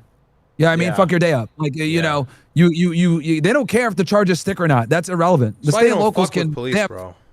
Yeah. It's like, and everybody gets so mad, like, no, I'm gonna be this sovereign citizen, or I'm gonna stand up for my rights, and it's like, okay, bro, but you're just like worsening your day by fighting with the police. I got pulled over the other day before a stream. I forgot to tell you, for no reason. Like, got pulled over for absolutely. He didn't even tell you why? He told me. He said it's, bro. I live in Connecticut. He said it's front plate. If you live in Connecticut, you know they don't give a fuck about front plate. That nigga was just trying to see what was going on. Yeah, and so rolled all the windows down, super compliant, super respectful, whatever. Had me on my way. But if I decided to go, why are you pulling me over? I just got the car. I don't need a front plate. I have an excuse. I have a note. Yada, yada, yada. You probably would have fucking made my night even worse. Tell them step by step what you did. I'm gonna take a quick piss while I do this because niggas need to learn how to deal with the police, bro. Yeah, because you were driving your BMW. Go ahead and explain all of it. I'm gonna give me 1 second. I'll be right back. You explain something though. Yeah. So, and look, like, were you armed too? If you were armed, tell them how you dealt with that too. Yeah, I'll tell you. So, I mean, and look, like, if the cops pull you over or if the police are antagonizing you and whatever, I can understand that's frustrating, but it's imperative that you hold your cool. And look, they're always filming. So if they are violating your rights, if they're doing something they shouldn't be doing, you know, you'll get your right. You'll get your side to defend. You'll be able to win that case if you face that face that cop in a court, excuse me. But yeah, anytime I get pulled over, even if it's for a bullshit reason and I'm annoyed, I just play nice with the cop. Like it's an IQ play. I'm not about to sit there and fight with the cop like, hello, he's the representative of the state. He has a badge. He has a gun. He has cuffs. Like, he doesn't need the most outstanding reason to just book me for the night. You know, like, I might get released that night or the next morning. It might not be a big deal, but why do I want to deal with that? So I got pulled over, you know, rolled both of my windows down, lights on, overhead lights on, hands on the steering wheel. I go extreme. Look, I'm a nigga. I go extreme. So hands on the steering wheel. I have my hands placed on the top of the steering wheel like this. And obviously, look, if it's psychology, okay? Obviously, if I'm sitting like this with my hands on my side, the cop's not about to think I'm about to just whip out a fucking, of course, but it's to show the cop that I give a fuck about his safety. And in doing that, my chances of getting a ticket are far less likely. So I could be the big bad fucking like, why are you pulling me over? I know my rights. Or I can take the cop's good side and walk away with an extra $100, $200 in my pocket and no court date that I have to look forward to, and maybe even a fucking lawyer or an attorney because I got too many speeding tickets or something like that. So hands on top of the steering wheel at the top. He comes up to the window, and the car is always off. I turn the car off, music off. He says, what's going on, license registration? I'm telling him right away, license is in my back left pocket, registration's in the glove compartment. Can I get it? Can I get it? Yes, go ahead, reach for it. I get it. I wasn't armed at the time. But if I'm armed, let me add this. If I'm armed, I'm going to say, officer, I'm carrying a firearm. I'm a concealed carry weapons holder, just to let you know it's on my right hip, or I'm appendix carrying. If you want to disarm me, feel free to, and I'll step out the car. Again, legally, do I have to do that in Connecticut? No, I don't. But it's not about legal. It's not about me having my right. It's about playing smart so I don't have to deal with bullshit later. And also, the cop gets upset if they find out you had a firearm on you and you didn't tell them. And things like that can get dangerous quickly. So, you know, I let them know you want to disarm me, you can. Most cops, I get pulled over quite often. Cops, yeah, they're gonna say no. They never actually. When you say that, they're shocked if you offer that. The reason why we're telling you that to offer it is because they're gonna be shocked when you do it, and they'll be like, "Wow, okay, this nigga cares about me." Damn, it's a psychology game. Because really, like, I don't know the cop, I don't know the nigga, but like, you know, I want to let him know I'm not a threat, and the best way to disarm his tension is to show him that I give a fuck. So that's the first thing I'm doing. Hey, I'll reach in my wallet. Not doing that. That's another thing too. They're gonna be like, "Oh, okay." Like the criminals are not offering that shit, bro. Like, and they're gonna always say no because they don't want to feel like a bitch. Nothing to hide. Just offering that makes you look so fucking different, and it helps you. Yeah, nothing to hide. So slow movements, okay, slow movements. So I'm here. I'm actually at my wallet here. So I'm just, you know, grabbing the wallet, showing him what I'm doing. Like everything is very clear. Getting it, giving it to him. All right, I'm gonna get my registration, my insurance, and by that point, it almost seems like the cop doesn't even want to bother me anymore. I've had instances where the cop takes my ID and goes, all right, man, just get the fuck out of here. Because he's just pulling you over to really see if there's something greater for him to expose. And once you do that, immediately, they don't waste your time, you know? But when you want to be the big bad wolf, you want to, why are you pulling me over for and all this? They'll make your day hell. You know, they have the authority and the power to make your day hell, even if they're wrong. And in many cases, cops can be wrong and be provocative, but it's on you to disarm them and make them feel dumb. So I'm always very compliant with the police, not because I'm like some fucking cuck. You know, I get it. The police are not always in it for you. You shouldn't tell the police about things. You shouldn't speak too much. They come to your door. Maybe don't talk to them, you know, but when you get pulled over, don't be a dumbass. You got to play it up like you care about them and shit. And you'd be surprised. I've gotten pulled over dozens of times, like many times, never got a ticket from being pulled over. Not once have I ever got a ticket from being pulled over. And it's because my etiquette, I'm very nice. However, I don't admit guilt. I don't know what your opinion is on that. If I was flying, I'm about to be like, sorry, officer, I was speeding. I'll be like, I don't know why you pulled me over. Yeah. Like being polite and you know, understanding their safety is not this. Like you don't be. Obviously, shut the hell up when it comes to why they're actually stopping you. But when it comes to like if you have the gun, that's for their safety, and they're always gonna decline it because they don't want to. You know, they're gonna be like, oh, I'm not that much of a bitch. Damn, what do you think I'm that scared of you? So it's almost reverse psychology. But again, yeah, like obviously don't say nothing else. Like don't speak about anything else. But that's just merely for their safety. So you shut the hell up on everything else. Anytime I deal with the police and I'm pulled over, obviously I speak when spoken to, and I don't give any extra facts. Oh, okay, officer, got a gun, just so you know, gonna get my license here now. But, you know, he says, you know why I pulled you over? I am clueless. I don't know. I could have drifted the corner, nigga. I could have drifted the corner of Tokyo drift shit. I could have been doing 100. I don't do those things. And literally, you know, he asked me why he pulled me over. I'm gonna say, I don't know. He tells me I was speeding. I was like, okay. You know, I don't think I was speeding, but okay. Like, you know, they never, ever admit guilt, but at the same time, don't fight with them. You know, they give you a ticket, you can fight it. You know what I mean? So yeah, if you want to be super about it, when they say I pulled you over this, you can be like, okay, acknowledged. Yeah, that's can I give you my license? Acknowledged, and then from there, you know, he's gonna say license registration, cool. Then you go into the safety stuff, and then you just shut the hell off from that point forward. Yeah. Honestly, it's never. Someone in your chat said driving like SNEAKO. Okay. Yeah, it's never. it's never smart to talk to the police, to the feds. And you were a federal agent, and even you say, you know, don't talk to the police. In many predicaments, it's never a good idea. And it's because obviously I know at the federal level, I'm sure they teach you guys that, but even at the state level with police, state police, local police, there's techniques that they're taught to like get the truth out of you in a really covert way, correct? Like they know how to play mind games with you. So of course, you got to be a little defensive when you're talking to them and breaking a story down and shit.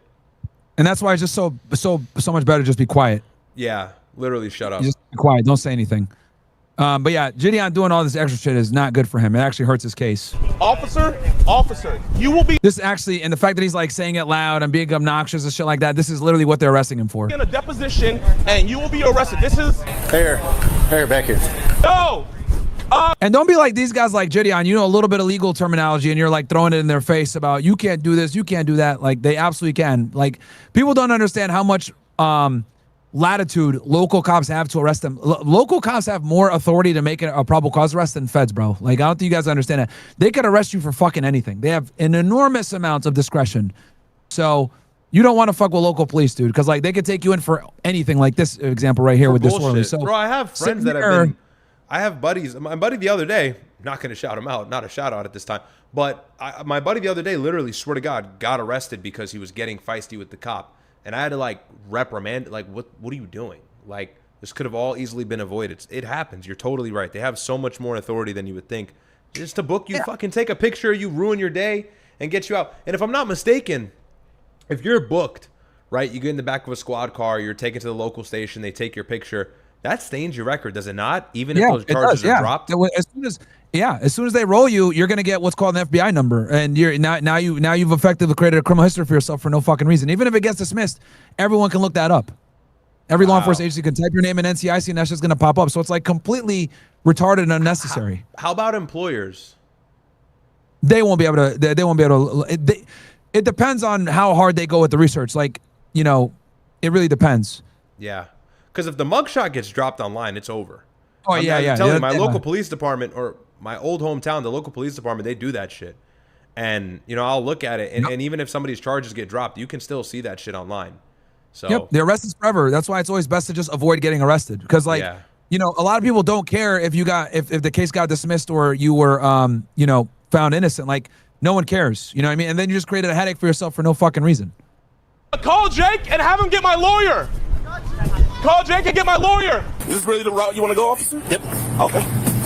Do you want to waste taxpayer dollars? Yep. Officer, can I ask you a question? No. Can I please? He's like acting drunk. Do you really want to abuse me, officer? Get your foot in. I can't even fit in here. Get your foot in. Officer, I can't even fit in here. Get your foot in. How are you going to arrest somebody that never even went on the property?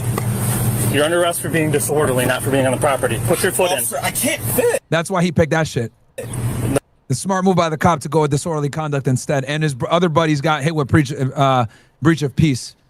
Oh, then you're going to sneak over. Because they know that you have to, like, you know, trespassing is a bit harder because you got to put them on notice. Sometimes it's got to be written. Every state is different, so they're going with a far easier charge, which I would argue they have an enormous amount of probable cause for at this point with the way he's behaving and the other guys. Like, they told you don't trespass, like, don't go back in.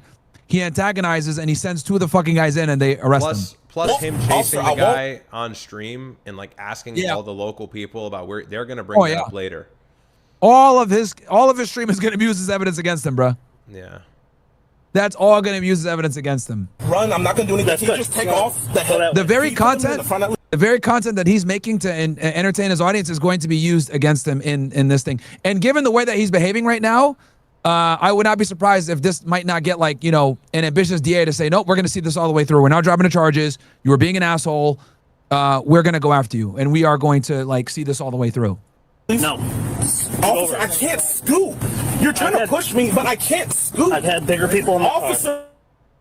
I've had bigger people in the car. Yeah, that's why you don't want to get fat, chat. Don't get fat. Officer, please. Turn sideways and scoop. Officer, I can't move. Let's go. I'm too big. Put your foot that way. Let's officer, go. I can't. I'm not trying to be. Here, I'm not resisting, officer. I promise you. It is literally my handcuffs in the front. No. It'll make it so much easier. Turn your body. You have to turn and scoot that way. Have you guys consulted with the DA? They don't have to, bro. They don't like. What is this nigga on, bro? Like, they don't have to, bro. Bro is absolute king of stalling. What are we doing? Yo, they don't have to, bro. Look, guys, this is why I tell y'all, don't fuck with local cops. You guys can learn a lot from this. Don't fuck with local cops, bro. They have the fucking latitude and the ability to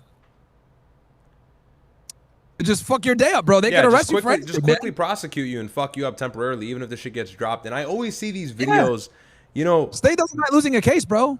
They don't mind losing a case. Back in like the 2017 OG YouTube days, you know, when you would be scrolling YouTube for a while, you would always see like these videos of these sovereign citizens and shit like, you know, this is my right to record. It's my right. It's my undercode this and this that. And it's like, you're just not going to win with the police. And it's so cringe. Just honestly, if I ever got arrested, God forbid I ever got arrested, bro, I'm just taking my L. Once the cuffs are locked, bro, it's done. It's clips, bro. Just get in the back of the car. It's quiet for you. Cops just not going to have this, you know, epiphany and go, oh, you know what? Maybe I should pull the cuffs off this guy. Nope, that's it. He's locked. You're not going to talk your way out of the cuffs, bro. Never. You're not going to talk just shut up. Unless you're being detained or some shit, but if you're actually being arrested, it's clips. It's over. Yeah, once they put the handcuffs on him, you ask one question, or they'll tell you, you're under arrest? Okay, that's it. What for? Okay. And you shut the fuck up. Have a DA. You don't have a district. Yeah, they don't have a DA, bro. Like, this is a petty misdemeanor charge where they're making a probable cause arrest. And the key word here, guys, is discretion.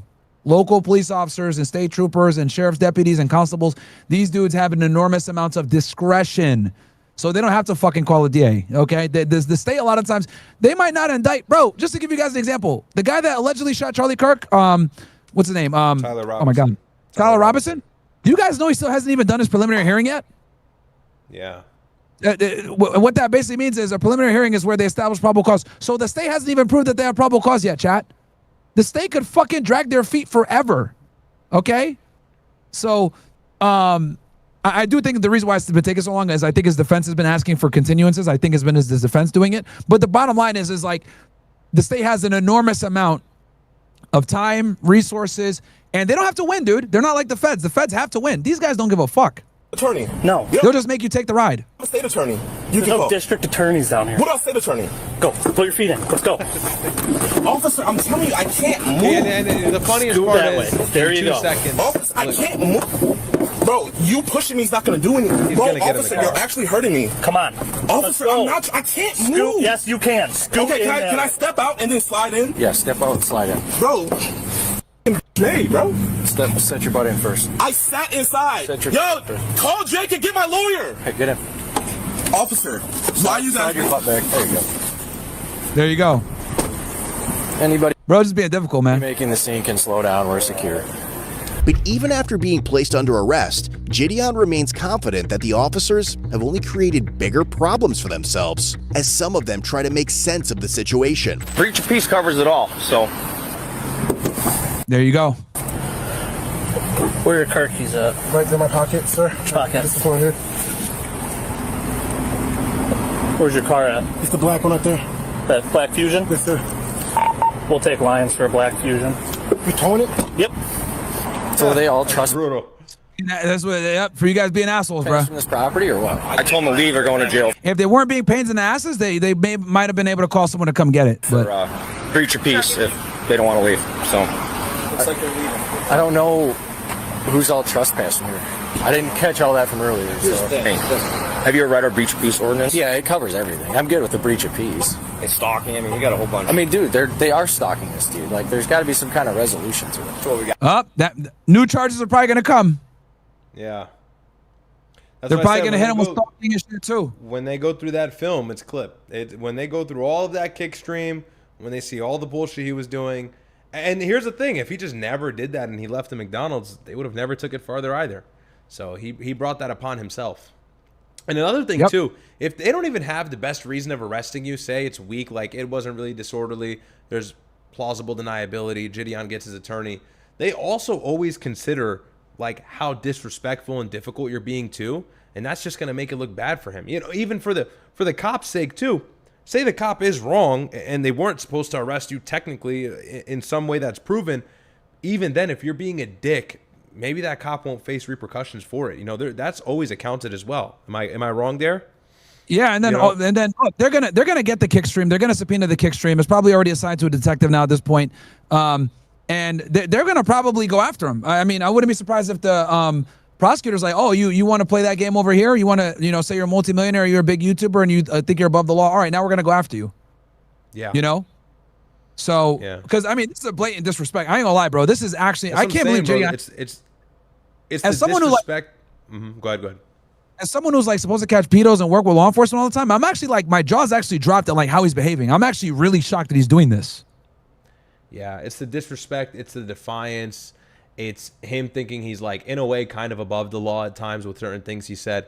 You know, the prosecutor's going to see all of that, and that's going to charge him up emotionally. And they're going to go for him, and even on things that aren't strong, just to make him fight back, you know? So this was bad, dude. The respect and decorum goes a very long way. Well, this proves what I've kind of been saying, but this proves Jidion's a fucking grifter, bro. This just proves he's a like, you work with the police, you put that, you know, your goal is to stop pedophiles. Like, I would think you'd have a little bit of courtesy and understand what police go through, and you wouldn't be so rude and disrespectful to them. Yeah. But this proves, like, for him, views over everything. That's all that matters. Views over everything. Clout over everything. YouTube over everything. It doesn't matter. Yeah. You know what I mean? That's the thing. It's not about them. He doesn't understand. It's not about them getting a charge. He probably won't even face any charges. He'll probably be able to beat it. It's just they're gonna make his life suck. You know. And now this body cam footage is on the internet. Beat it. He's got. You think, so? You think he's cooked? For breach of peace, yeah, breach of peace, and if they hit him with a stalking charge, yeah, he's cooked because they have everything on body cam and they have his own stream. They went out of their way to follow this guy, bro. Yeah, they did. They did follow him really hard. That is very true. Out of their way. Went to the McDonald's multiple times. They got witnesses. Obviously, they were there. They got his own footage that's going to be used against them. They're going to absolutely use that live stream against them, that they were conspiring to go follow this guy. Look, we got it on stream. They're trying to follow him. They had a car following, telling us when we were trying to escort the one of the people off the property. Like that's all going to be used against him. And I would not be surprised if they're taking him in for a breach of peace. But I wouldn't be surprised if they're not going to add other charges to this just because he's being a dick. 4. I got 4 right now. This is absurd, dude. Was he arresting him too? Oh, get out and get off the property now. Yes, sir. I was not. Then you better walk away quickly. Yes, sir. I was just in the car. I'll leave. Hey, Dad, do you mind? Actually, I'm out. There you go. And it's showing that like they're not just here to power trip. Like they kicked a couple of them off without even arresting them. Yeah. So it's not like they arrested everybody, even though they probably could have. They're only going after the most egregious offenders. Obviously, the 2 guys that walked in, and then Jidion because he kept running his mouth. So this actually is good for the police and shows like discernment, right? That they're like they didn't arrest everybody. They're like they're still giving other guys the opportunity to leave. Now you're impeding traffic. Downtown unit, can you light this black SUV up right here for us? Good. He's pulling up and stopping him for us.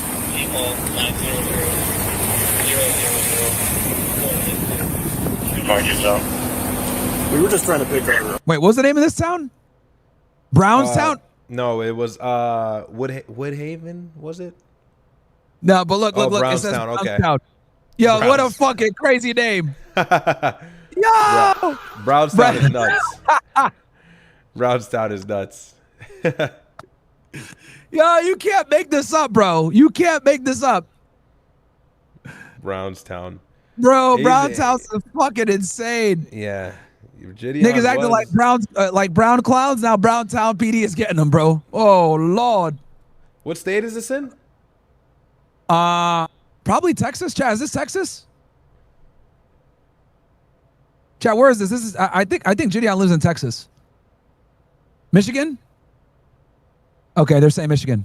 All right. Brownstown is crazy, bro. Brownstown PD arresting a bunch of brown clowns. Find yourself. We were just trying to pick our friend up. Okay, we can't stop in the middle of the road. Okay. Sorry about that. I didn't mean to eat traffic. I have my insurance on my phone. That's not. Is it the same? It's the same policy. Same policy. That's not correct. Okay. Hey, should I back up and then I'll be honest. It's kind of a gaggle mess going on in here right now. So. Oh, there's that orange car that was following him the first time. I know what's going on. Okay. Well, he'll eventually move. Do all 3 stalking and breach of peace. Ooh, okay, there you go. They dealing with this all day long. I wonder if the stalking is going to be a misdemeanor or a felony. The guy's harassing somebody over there. It's been like an ongoing like years. Does that depend on the state? Is that state dependent? There's different degrees of it. So, I mean, you could look it up real quick. Michigan statute, maybe. I wonder which one they used. Stalking this dude. Then it kind of all compiled today. Now this is turned into this. So, and then he decided to stop in the middle of the road. Yo, this is crazy. They're literally gonna, like, all of that footage from Jidion's stream is gonna be used against him, bro, for the stalking charge. Like, this is the textbook definition of stalking. Niggas went to this McDonald's that he hangs out with multiple times looking for him. Misdemeanor stalking is likely what it'll be. Standard first-time offense, it says. What do you think, Jidion? Can you see what Jidion got hit with? 1 year in jail, fine up to $1,000. And then, let me see. I had the article. What did they actually charge Jidion with? Well, they'll probably say it on this video. I'll keep playing it. To pick somebody up, but need anybody anywhere, are we good? We should be good right now. I think everybody pretty much got off the property and left. This guy is over here filming, but yeah, there's probably about 30 other people. So long story short is this guy lives on here getting evicted. His nephew, if this car's got a Tennessee plate, that's one of the cars. Yeah. His nephew is throwing you see him with the party hats and stuff, on a eviction party for the uncle. They all have access to the house. They went in there with big speakers and they just with them for YouTube videos. So they've been chasing him up to the McDonald's for his YouTube videos. And McDonald's. This is hilarious because, like, to cops, this is like, it's like this guy might as well be speaking Chinese, by the way. Because I understand where the cops, guys, in law enforcement, right? Or government, like government workers, law enforcement, whatever, like these guys can't fathom making money on the internet. Okay? I'm kind of giving you guys the other side. Like, you can see that, like, puzzled look in his face. Like, what the fuck? What? Like, to them, they don't understand the concept of making money on the internet or, like, filming content for the internet. Like, police officers actually do everything they can a lot of the times to not be all over the internet, because obviously the more you put yourself out there, the more it can hurt you later on.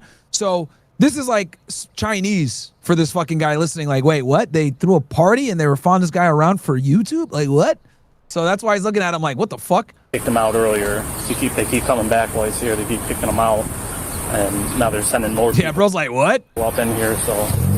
Yeah, so it says, by the way, go ahead. Stalking and breaching the peace is what he got. Is that's the official charges? Both the misdemeanor versions, I'm assuming? Yeah, so it says here it was disturbing the peace and stalking. Yep. Subsequently released on bond later. Okay. I think the next step. So both misdemeanor charges. But, like, yeah, when I was working for the government, I said, hey, guys, I might leave the government to go do YouTube. They all looked at me like I was crazy. Like, they can't fathom making money on the internet. They don't get it. People do not understand how much money streamers make on any platform, by the way. Twitch, Kick, YouTube. They make a lot of money. Even the ones with, like, moderate viewership that get, like, just a few thousand views can make good money. And then people always wonder, like, well, why do you do that? Like, that doesn't make sense. And it's like it's like a job. But they don't have any concept of that. It's still very kind of like closed off from the mainline normal Matrix world. Like, people think the only way to make money is to just sit at a desk all day and, slave away for 40 hours a week. We're living in new times. Yep. That's the one that was following me out. When I was taking him to the station the first time, they're the ones that were following me. And I think 2 more just walked in here. If you guys aren't getting food, get out. No, we are. You saying what? Just kind of confused. Yeah, I was just asking what was going on. Are you guys involved in all this stuff too? We were earlier. We were staying at the house, and then we just pulled up in here to get a drink. We were out. We haven't been here the whole time. Like, we just pulled up. Yeah, we just came back. Okay, well, if you guys are involved, I suggest you leave. Okay. And probably not. We're trying to leave. Well, you're gonna have to be stuck here for a little bit now, unless you can squeeze by that. But I suggest you don't get involved anymore. How many, why so many people? Just randoms? YouTube followers. I don't understand. Oh, I didn't even think about that. Fans probably showed up while they were doing this shit because they knew where they were. They IRL, they stream sniped. 100%. They were, they probably, So that created even a bigger spectacle for the cops to fucking deal with this bullshit. Because not just Jidion and his film crew, there was probably fucking fans there like looking at what's going on because IRL. Yeah. And for small town cops like this is a nightmare for them. Like, they're not trying to deal with this shit. Stand all this, dude, like over nothing, like something so stupid over some like YouTube views. If we don't get the ringleader of this, I'll probably just mail him a stalking ticket. That's fine. I think it's him in the Audi. That's the Skeeter guy. Oh, is it? Yeah. Yeah, we start. I'm just waiting for Lions to get this car out of here. I can roll with one of you guys. No process. Yeah, it's gonna be fun. Yeah, I don't. Whatever. He's one of those guys that he goes on, tries to catch like predators on YouTube. So he's got this following of young kids that think it's super cool, and he with his uncle. He's got all these videos of him. Yeah, look, you can see a bunch of people over here. If you guys see, if you notice, Yeah. With his uncle. And his uncle right fans. was Yeah. in there. Get off the property or you're going to jail too. Start walking. Understood. Start walking. With the personal property? They had it, it's their property. Start walking. Go. Yep, go. Start walking. Shouldn't have gave it to them. They're all still out there. Yeah, I'm gonna hang out with him for a little bit. I don't know if I should. Oh, what about Skeeter? Yeah, the fact that he was at the McDonald's when they went back, that's cooked. That literally proves that proves the stalking charge. Yeah, that solidifies it, bro. Bro was inside the whole time, and yeah. And it's just like, look, he got. I thought he got good content. He didn't have to take it that far. Yeah, you play with the officer a little bit, but once he says you're going to be trespassed, all right, bro, the segment's over. You know, like, yeah, bit's over. Get out of there. All could have easily been avoided. This is literally GG. Punch! Yeah. Bro was actually in the McDonald's this whole time. This proved the stalking. I mean, this is the textbook definition of stalking, bro. I don't know what more evidence you have. I have no idea where he went. The ones that came up on the... They escorted him out of the property, which is what they wanted him gone for being a squatter. Then Jidion went to the police department. Then he went to the McDonald's. Then he came back to the McDonald's later. Bro made multiple stops to try to find this guy. Had a scout car looking for him. Like, yeah, dude, this is indefensible. It is indefensible when it comes to the stalking, bro. Property. Did you ticket him? I think you got a ticket. I don't know. The ones that came up on the property and were causing disturbance on the property are the ones that went to jail. I don't even know honestly who we have. We got quite a few. So, all right, thank you. Yep. If they come back into the... What about this black guy over here? He was at the house. Well, and the guy with the glasses. Yeah, I got you. So he was at the house. The problem was that they were here, and the ones that were causing an issue here is who went with us right now. Because they could have been at the house. They're allowed at the house because someone that has authority at the house is at the house. So the ones that were causing an issue here that weren't supposed to be on the property. But if Skeeter comes back and he starts bugging you, call us and we'll take him too. Oh, really? Yep. Because they were told not to come on the property here. Hey, Painkiller, OSS 300 is not the same as regular OSS. Completely different, dude. Completely different community. I just don't advertise that much. And they were on the... But it's $100 a month. It's like my guys that are more successful. I want guys in there that have a skill set, make $100K per year, if not more, or close to it. That's what 300 is for. Property, they're causing a disturbance. You're allowed to come on my property.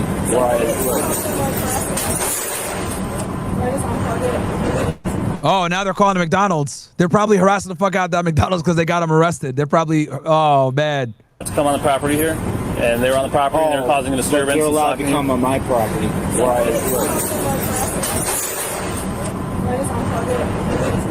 Oh, this actually is gonna hurt Jidion. Yeah. They're gonna use this as well against him. That like, all of this. Yeah, this is all gonna be used against Jidion, bro. Like the fact that his fans are calling the fucking McDonald's because this is all live streamed, so they know exactly where it is and what's going on. So them calling in saying "fuck you guys," blah blah. This is all gonna be used against him. All that was working for him is gonna turn Ryad against him when they start prosecuting. Yep. 1,000,000%. Yeah, just unplug it, ignore them. That's what they want, is you just answer and get annoyed. They just want to make you mad. So if you just unplug it and they don't have the chance. All right, so how many did you arrest? I'm not sure, quite a few. I have 3 sets of handcuffs and I use all my handcuffs, so I don't know. Yeah, they're on public property, so we can't do anything about them hanging out there. So I would go hide back in there. With all of the arrested parties on their way to the station, the restaurant manager and Joe both provide written statements about the incident. But back inside the squad car. Yeah, that's cooked, bro. That's the fact that they gave written statements like that and the police took the statements. They're gonna take this. They're gonna. And he should be going to court very soon because this was the end of June. So this is just not even that long ago. It's like a week and a half ago, 2 weeks ago. This is probably gonna be. We're gonna get more developments on this month probably as to where the case goes. And now they're probably gonna button up this case and make it as tight as possible because of who they're dealing with now. Jidion remains convinced that he has done nothing wrong. Oh no, he did a lot wrong. After watching this camera footage, that nigga 100% fucked up here. Am I officially under arrest? Yes, sir. Yeah, nigga. What the? Are you stupid, Jidion? Yeah. Am I officially under? Yo, this nigga retarded, bro. No, they just put your fat ass in the back of the squad car and put cuffs on you for just to take it to just like what? I guess. Okay. You're for breach of peace is what it sounds like, all right? Breach of peace. Even though I was on a public easement. Okay. What is the offer? Okay. You're on a public easement yelling, antagonizing, and telling your employees to go into the McDonald's to continue stalking the person that you had followed the entire time. Yeah. Okay. So do not just go ahead and isolate one thing that you were doing without adding in all the other facts as to why they fucking arrested you. And So that's totality, exactly that's how the prosecutor is going to frame it as well. Like thousands of viewers coming and helping you stalk this person, trying to find out who knows what phone calls were made to other establishments when they thought he wasn't at the McDonald's. That's something as well. They may collect that as evidence. And then him being rude and disrespectful, him screaming constantly. Yeah, that's huge. He probably commanded them, or even then they can make the argument you commanded them to go into the You McDonald's. literally said on camera. Yeah, Okay, he literally okay. said, "Oh, go in there." He literally. Yeah. Here, what are we at? We're at 1914. He let said me go in there because he didn't know the cops, or he forgot the cops had told all of them that they can't go in. The cop literally said, you're all trespassed. So look at this. Look So at he this. set them So up. yeah. So check this out. We'll go through it. We're at 1914. So let's go through it one more time. The officer returns to the restaurant, and soon a large group arrives. Officers are ready. So now they come back. Where's that? McDonald's is not. McDonald's doesn't want you guys on the property, so you guys gotta leave. Is he here? Doesn't matter where he's at. McDonald's does not want you on the property. You guys have to leave. You're gonna be. Who's you guys? Can you be more specific? You. So they said these people? Yeah. Jidion actually fucked himself up by asking that question. Yeah. He told you right then and there who it is. It's all y'all niggas. Yes. You guys cannot be on the property. Hey, or they're gonna arrest you. do you guys want some McDonald's? Y'all want to go inside real quick? So you antagonize them right then and there after he just pointed at those people. You're gonna be arrested for trespassing if you go in there. Bro, why? You don't have. So he tells them, warns them. Like no offense, officer, but like, do you genuinely have nothing better to do? Like, do you have anything better to do? Officer, you're actually like supposed to protect and serve. All right, get off the property. You guys are gonna be arrested for trespassing. Okay, we'll leave the property, but like, I'm just trying to figure out, do you have anything better to do? Because this is like a. Yeah, they told you earlier that they don't want you guys on the property. So boom, he's putting them on notice, right? What does he do? Do me a favor. To protect the squatter. He's in there? Oh, so now they know he's in there. Really? Should we give them the camera? Yo, do me a favor, do me a favor. Be very careful. Just wear this as a backpack. There we go. So now they so those might have been two random fans. They might have been two random fans. That's why he said, "Oh, well, they didn't trespass them technically, so I'm safe." So he thought he was smart. Those were probably fans that came in watching the live. He said, "Hey, put this backpack on. It's $30,000, etc. Go in there and see what he's doing." Right? And then what do? They tell their dumbass on the loudspeaker, "Nope, don't do it. You go in there, you're gonna be trespassed." So they're putting these new guys on notice too because they see what they're doing. You didn't trespass them, so shut the f up. Oh yeah, now they are. Yeah. Now they are. Yeah, now I see what's going on. So it's obvious when the McDonald's trespassed to certain individuals, it's also related to anybody who's a part of that entourage. So that's probably going to be the argument from the prosecutor's side is, yeah, we trespassed you guys, maybe not the two kids, those random fans, but those two kids were with you and joined your whole entourage, and so they also became a part of the trespass party. You know, you can't just add two random people. They might try to argue around it, but no way. If anything, they might have plausible deniability, but Jidion has none. Yeah. Because literally, and again, like, they literally see what he's doing and they tell him, "You will be arrested if you trespass." So they're putting them on notice right then and there. And Jidion has it on camera. Yeah. Yeah. Footage is on his side. HD 4K.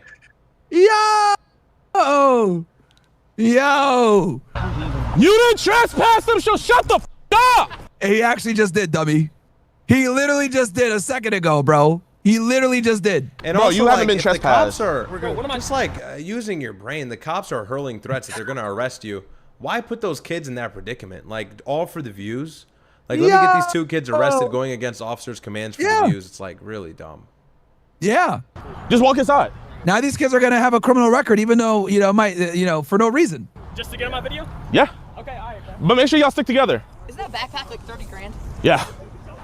They have. So yeah, there you go. So he told, this nigga's cooked, bro. All right, let's get back. So yeah, they have it all, dude. His own footage incriminates him. Yep, go. Start walking. Shouldn't have gave it to them. They're all still out there. Skeeter? Where did he go? I think he I don't even know honestly who we have. We got quite a I got an issue here. If Skeeter comes back and he starts bugging you, call us and we'll take him too. Oh, really? Yep. Because they were told not to come on the property here, and they were on the property and they're causing a disturbance. They're allowed to come on my property.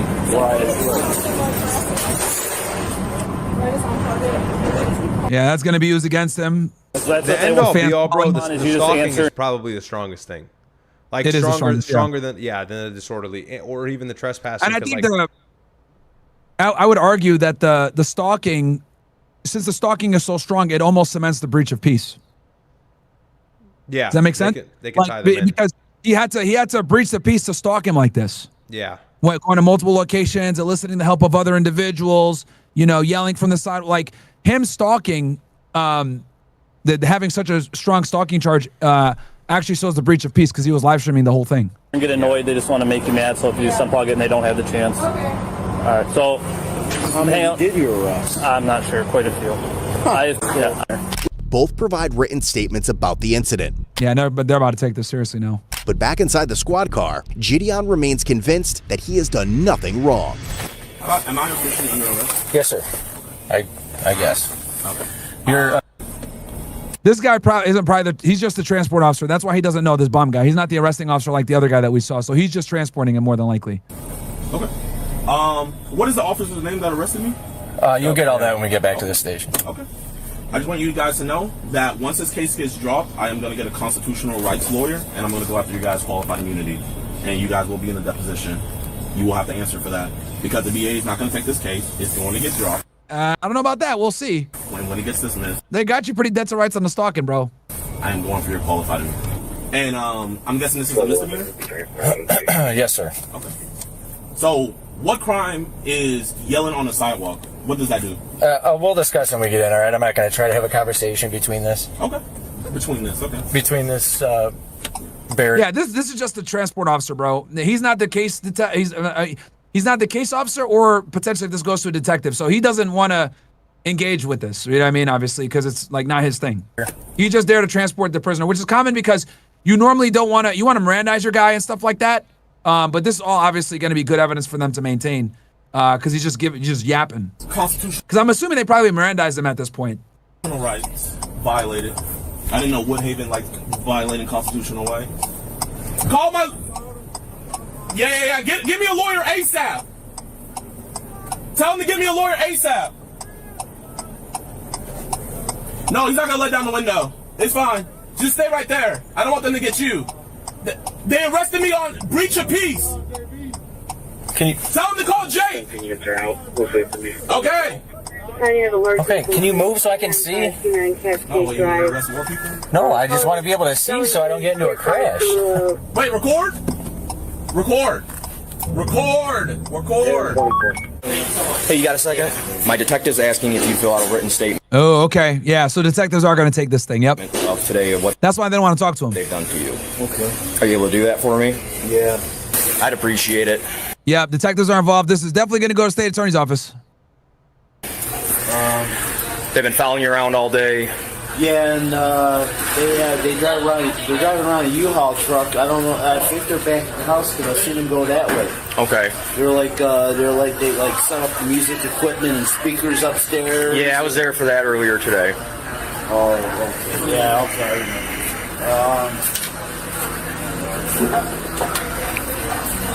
What happened to Skeeter? Did you guys give him a ticket? You guys were talking to him over here in an SUV. No, I just gave him a ticket. You gave him a ticket? Yeah. For what? Impeding traffic for stopping in the middle of the road. That's the only thing I could have charged him with was impeding traffic.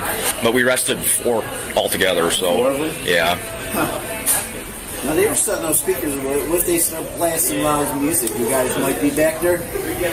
Probably. So do you guys think these charges are gonna stick? Do you genuinely think these charges are gonna stick? Bro, still yapping.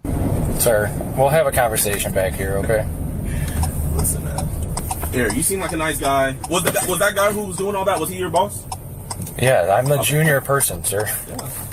That's why he's on transport. Just let him know, hey man. I want his qualified immunity.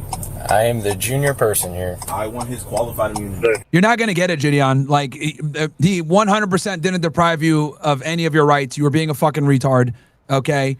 You absolutely stalked the guy. You absolutely fucking were yelling from the side. You absolutely were a fucking nuisance. You absolutely committed breach of peace. And the fucking, you know, cherry on top is that all of this is in your live stream, which actually incriminates you. The very content that you were trying to create is the evidence that's going to be used to fucking, you know, prove that you're guilty beyond a reasonable doubt of the charge of breach of peace and stalking. Like, you went to multiple locations to try to fucking find this guy, bro, and it's all on your own stream. Like, what? Like, yeah, it's also what? Constant chatter in the backseat, like, bro. Here, I you want to get back to your vehicle. Officer, how can someone be trespassed that never even went inside? What sense does that make? So you nigga, you did go inside. You went in multiple times. What are you talking about, bruh? You were in there first. Then they told you to leave and you came back. He doesn't even know what he's saying. He got trespassed. What? He's saying, how can he be arrested for that? But they're getting him for the stalking and the disorderly. Yeah, and the breaching, yeah. unlawfully arrested those other people. Breaching, yeah. And then that's exactly why they didn't use the trespass one, because trespassing could get a little finicky when it comes. He didn't go back in after they gave him the ultimatum. He didn't go back in, but then he was being an asshole and he mobilized his crew. And his crew is being mobilized in the greater good of like bothering this guy and harassing him endlessly. After this is like the second or third location they probably had went to. So, and then the other thing too, also keep in mind, he found out the dude was in there. That's when he sent those two guys in. Oh, he's in there? Send these two guys. Yeah.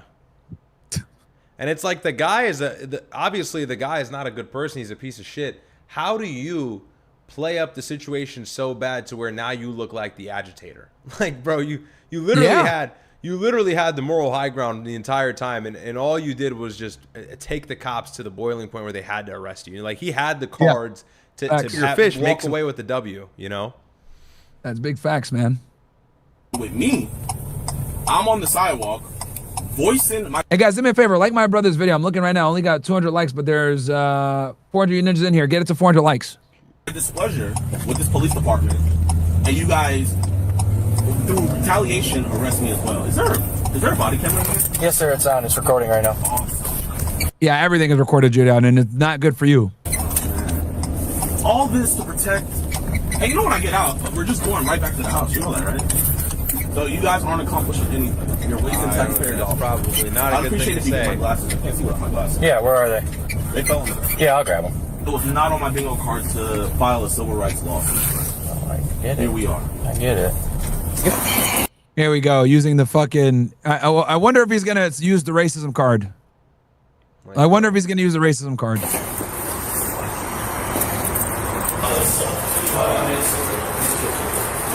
What's good, my man?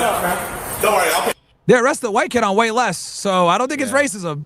They arrested this thing on way less. They're going to let the kids go probably and just go straight for Jidion, to be honest. I wouldn't be surprised they drop their charges. For your mom. It's not going to stay. You guys can just... Congrats, Jidion. You at least got one of your fans arrested, bro. I was going to say, this nigga got the young bull arrested with him. Yeah, bro. This nigga got one of his fans arrested, bro. Come on, please. Get us with the best civil rights attorney. Nope, right there's good for me. Stay right there. 1 second. Ultimately, Jidion Adams was charged with misdemeanor, stalking, and breach of peace. The other 3 crew members were each charged with 1 count of breach of peace as well. A judge set Jidion's bond at $10,000, which he posted to secure his release. The other 3 crew members also posted personal bonds. While Jidion was in jail, yeah, you only got to come up with, I think, like 10%. Yeah. His and Skeeter's just come up with like $1,000. Fans made hundreds of calls to the Woodhaven police. Ooh, okay, found arrests. Oh shit. So they called the police department and the McDonald's. Yeah. I told you, they're going to use all those phone calls that the establishments got against him. That's going to aid them in that stalking charge. Yeah, and this is bro, all this is going to add into the breach of peace too. Look at this. Police department. These fans acting like idiots are actually hurting him. In Downriver Dispatch, some callers reported fictitious crimes, including a false homicide, while that's crazy. Others flooded the Woodhaven Police Department's Facebook page with messages. And upon his release, Jidion launched a campaign called... That's going to charge up the state against him. Like, now they're going to treat it like a war. Instead of just going, this is bullshit, let's let it go. Because a situation like this can easily be dropped, and they'd be like, who cares, whatever. But now they're probably going to fight back. Yeah. Now they Definitely can't let it go. Yeah. Now they can't let it go. Because you know why they can't let it go? Because if they let it go now, that gives him ammunition for a civil lawsuit. Bro, Yeah. see, doing all this extra shit, having your fans call all this other shit, like, bro, this is all hurting him, dude. And now they can't let it go. Now they have to take it seriously. They gotta win. Now the detectives got the statements. Now they're gonna cross their T's and dot their I's. So by him making this a big spectacle and threatening to sue, now they have to throw the book at him. Freed Jidion, claiming it would prove his innocence and what he believed was the bias officers had shown in favor of Joe. Skeeter, on the other hand, still wants Joe out of his grandmother's house. Jidion's pretrial hearing is scheduled for July 13th, 2026, where his defense attorney will begin addressing the stalking and breach of peace charges. If convicted, he could face up to 93 days in jail for breaching the peace and up to 1 year. And here's the thing, they would have dismissed it before this hearing if they were going to dismiss it at all. So would have happened already. Yeah, they would have been dismissed. So they're going to see this thing through, bro. Especially since he has a big mouth and he's saying that he's going to sue them and shit. Now they got to take it all the way. I don't think he'll Now go to they- jail, but I don't know if he's gonna win. What do you think? I mean, it's a misdemeanor. They're going to probably strike a plea deal with him or some shit like that. Yeah. But they're absolutely not going to they're absolutely not going to drop it now. Yeah. Because Pay a fine, that could community potentially- service. Yep. Yeah, bro's big mouth is literally going to be the reason why they're going to come after him. In jail or a $1,000 fine for stalking. Whether you're on patrol, Yeah, that's insane, dude. That's actually insane. Here, I'm gonna take a quick piss. You want to cover Russia, Ukraine, or did you want to do We can go over Russia, the Ukraine. Iran? We'll get into that, and then we can also talk about the foiled plot, allegedly, of trying to kill Iranian leaders Abbas Araghchi and Mohammad Ghalibaf by the Israelis. That's now being exposed out of the Washington Post and other I was White talking about how they want to kill him. I was news talking about how they outlets. want to do an assassination, Yeah. but there's new news on that. Okay, can you pull it up? I'm pissed real quick. Yeah, I can get it here. So I'll pull it up on a rerun posted, probably the most important part of the entire story. So let me go ahead and pull this here. Hopefully Myron stream can see this. So bear with me 1 second, guys. Okay. So this here, I'll just go ahead and read it out in full for you guys. This is comical. And I started with this at the beginning of my stream, so we'll go over this and what we think about it. But U.S. officials believe that Israel might have been plotting to kill Iran's top negotiators while Washington was engaged with Tehran in delicate talks this spring to reach an interim peace deal. Killing senior Iranian leaders had been a part of Israel's strategy from the start of the war, but American concerns about the targeting of two particular Iranian officials, Abbas Araghchi, Iran's foreign minister, and Mohammad Ghalibaf, the Speaker of the Parliament, spiked during delicate ceasefire negotiations that began in April. Fearful that an Israeli assassination effort would doom the negotiations, the United States went so as far as to ask other countries in the region to warn Iran about the possibility Israel could target the two officials. Just take a moment and really think about that. The U.S. is calling Israel its greatest ally, yet in the peace talk and in the long-term peace deal that it's pursuing with this alleged adversary, it's warning the countries that are brokering these peace talks that, hey, our best friend might kill these guys, so can you look out for them? It's like, what about that is ally? What about that is partnership? What about that is loyalty? That is insane. That despite Israel's most desperate attempts and grabs to sabotage peace and put the United States back in an economically difficult position by killing the leaders that would ensure the Strait of Hormuz would be blocked for the longest foreseeable period of time, despite us reprimanding, despite all of that, the United States still plays soft with Israel, still gives them weapons, still gives them aid, still says we're going to work with Bibi, makes up this fake article on Axios about Trump allegedly getting mad at Netanyahu. It's all such a Ponzi. It's so phony. And they go to this degree, this concerted effort to ensure the United States will never have this peace deal. And that's the ongoing theme. So it continues on here.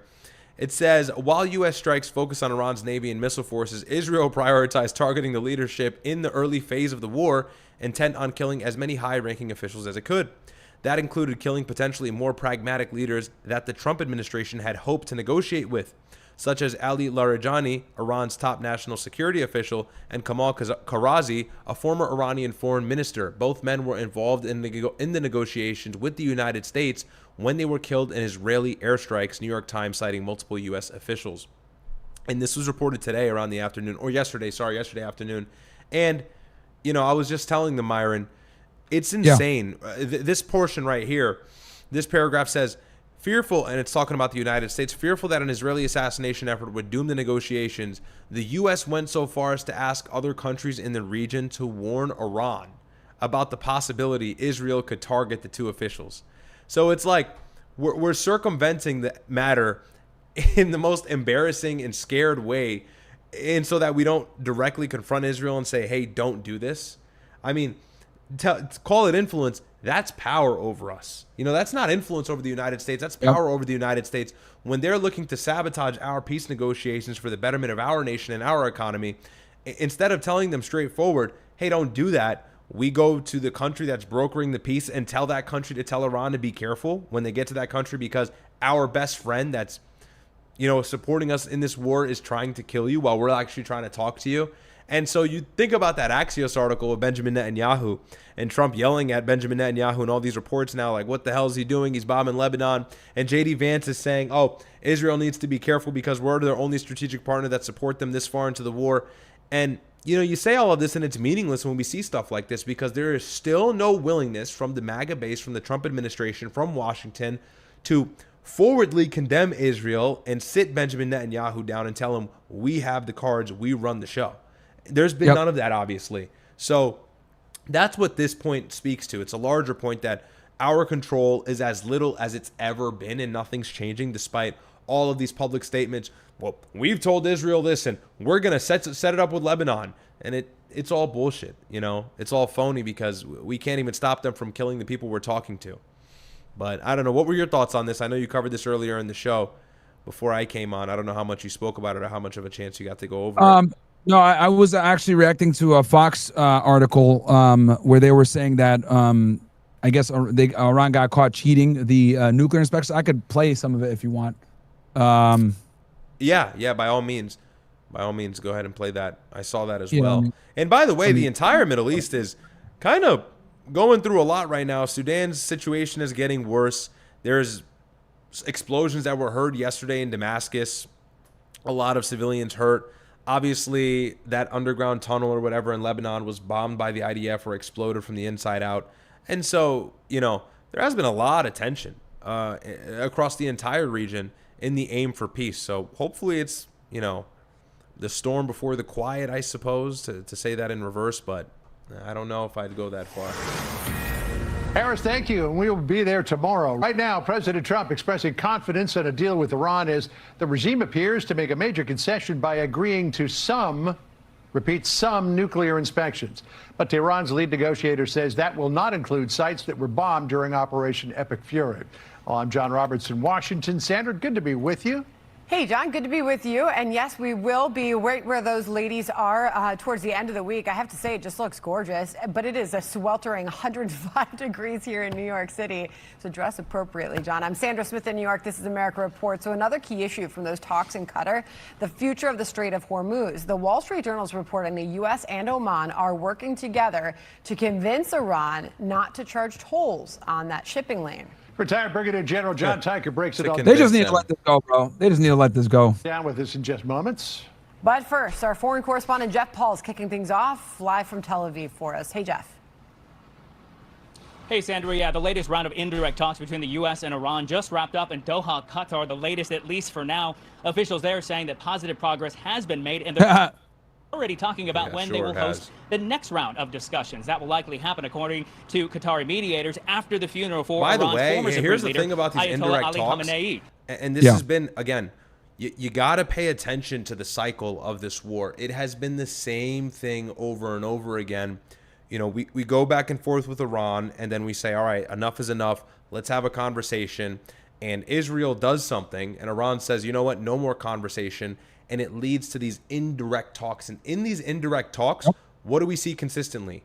No conclusion, no concession, no real deal made, because it's difficult, you know? And there's also allegedly there was a phone line made after the meeting in Geneva, Switzerland with JD Vance, where Iran has the ability to now directly call the president or the MAGA administration in some way. It doesn't seem like they're utilizing that, even though that's at their disposal, if that's all true. So you got to think about it. Iran is trying to make this slow. That's the biggest thing here that we have to realize. Iran is doing everything they can to make it slow.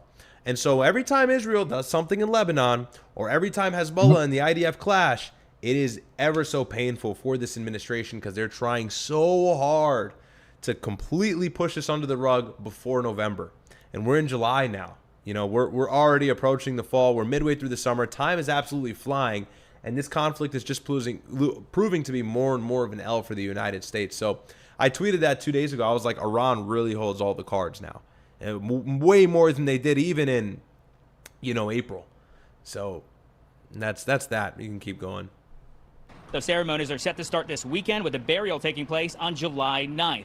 Now, the latest technical talks reportedly centered around the full reopening of the Strait of Hormuz, as well as the unfreezing of Iranian assets.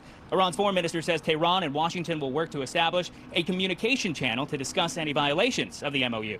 Iran's parliament speaker and lead negotiator admitted the nuclear inspections will happen, saying they'll have access to just 2 sites as of now. Folks who live in Iran responding to the current situation this way. People's demands must certainly be understood, and our red lines must be respected. And if we see that these red lines are not being respected, in my view, we should not negotiate and must immediately end them. Look, given a history of past negotiations, I am not optimistic about them. It is a path that our martyred leader always said that if necessary, we will pursue. But we do not have much trust in this path. Now, back here in Israel, they are marking 1,000 days since Hamas carried out the attacks of October 7th. There was a rally in Tel Aviv at the site formerly known as Hostage Square, and many who attended that rally say they are calling for... Crazy. Did you have a video that you want to show with what's going on with Iran? You mean Ukraine? Or yeah, well, do you have anything else on Iran before we move over to Russia, Ukraine? It's honestly been slow. It's been a slow bleed, and it's as simple as that. You know, the talks in Doha are probably going to be unfruitful. There's not going to be much of any benefit extracted from them, and it's going to have to be a situation where we see some Israeli aggression really ramp down before we have any hope at peace. That's what it is. That's the biggest thing to know. And the aggression has been a little bit lower than it has been recently, so we're making some strides in that direction. But you know, at any point, it's any clash and anywhere south of the Litani River, which is what the IDF has now created as a buffer zone against Lebanon, and it was probably trying to annex it, really, let's be honest with ourselves. So we've got to see a real pullback of hostilities there before there's any chance. But the Iranian conflict has now been in limbo, and so it's been a pause, not too much. But as that's going on, look, Jared Kushner and Stephen Witkoff had their hands tied there. And there's actually been many news articles that the United States is not even paying attention to Ukraine right now. And Zelensky has voiced his concern about that. We'll see that in this video here. But now the issue in Russia and Ukraine, their conflict is ramping up more than it really has in the last 4 or 5 months. Go ahead. Did you hear about this helicopter that was allegedly shot down? I saw this news like a day or two ago, but you know, I wasn't sure if it was. Yeah, let's watch. Yeah, but now, yeah. At this hour, the Navy is searching for a missing crew member after a helicopter had to make an emergency water. Let me make this. Yo, I'll never get on a helicopter again, bro. After Kobe Bryant, bro. Hell no. I've seen too many people die in helicopters. Now some singer just died in a helicopter. What was his name again? Somebody in your chat will say it. Oh, the Oliver guy? He died in a helicopter? Oliver, wasn't it Oliver Tree? What was it? Something like that, yeah. Bro, I'm never getting a helicopter, bro. Once that shit killed Kobe, I was like, I'm good. Yeah, that Oliver Tree. Yep, Oliver Tree. You killed Kobe? It's like, why the fuck would Oliver you Tree, get it? Totally optional to get in a helicopter, bro. Like, get on a plane. Like, or drive. It's just, everything about a helicopter is unstable to me. I see all these European tourists. They get here and they do that dumbass helicopter ride over NYC. Yeah, bro, count me out. Count me out. Absolutely insane, man. Nah, it's a death machine. The Navy is searching for a missing crew member after a helicopter had to make an emergency water landing in the Arabian Sea. The new details from Navy's Central Command revealed that an MH-60S Seahawk helicopter went down in the sea that stretches between Oman and India. So here's what we know at this hour. The Navy has recovered 3 of those crew members who were on board. They're all now back aboard the USS George H.W. Bush. And the Navy has made clear there is 0 evidence so far that this crash occurred because of any type of hostile action. NBC's Courtney Kuby covers the Pentagon, as you know. Courtney, this happened around 11 o'clock, I believe, local time, right? The middle of the day. what do we know about the ongoing rescue efforts? You've been on these helicopter carriers. You know how these things go. Yeah, so this is really the Navy's version of a U.S. Army Black Hawk. So it's the workhorse of the U.S. Navy when it comes to helicopters out at sea. And people might be wondering why there would have even been helicopters that were flying right now in the Arabian Sea. But keep in mind, even though there is this ceasefire, the U.S. Navy still has about 24 ships out there, and they are flying helicopters and aircraft every single day. So everything like training missions, some replenishments at sea they're involved in, like dropping things. You can see in some of the video and the photos that we have, they're dropping things down onto the deck of a ship. So they were up for something like that, a training mission or whatever it was, and when this happened. Now, officials are telling us that, yes, it was an emergency landing, but it was what would be considered a controlled landing on the water. But remember what happens when a helicopter, you know this well, hits the water, it starts... They always kind of say this to, like, you know, not create panic. To spin. There's an urgent search continuing underway right now. It's nighttime there, but I just spoke with an official who confirmed that they still are very urgently searching for that missing crew member. Oh, Daryl Slash, thank you for the 5 gifted, bro. And the clock is ticking, of course. I don't read super chat. After this, we can read some chats if you want to read your things, and I'll read. By the way, potentially auto rotating down. That might suggest some sort of a mechanical. It could be. We don't know. They're saying it's under investigation, but I have checked over and over, and they are insisting this had nothing to do with any kind of hostile action. In fact, it's a little bit south of the ongoing hostile action, right? A little bit, but they were operating in that area even during the blockade. Yeah, I don't know, man. I don't know. If Iran has the ability to shoot drones into Israel, I don't put it past them to be able to shoot drones Don't worry, we'll get an article in like 2.5 months from either the New York Times or CNN, and they're gonna say new intelligence reports suggest that helicopter that was shot down at the end of June was due to an Iranian missile or something like that. Yeah, or a drone. Yeah, it's gonna be exactly same thing as always, but they can lie about it for now, right? But yeah, if they're honest about these things, it just gives the American base more and more reason to hate Trump for pulling us into this war. And they're doing more polls, they're doing more surveys, and more, a lot of Republicans are starting to hate Trump, like hardline Republicans.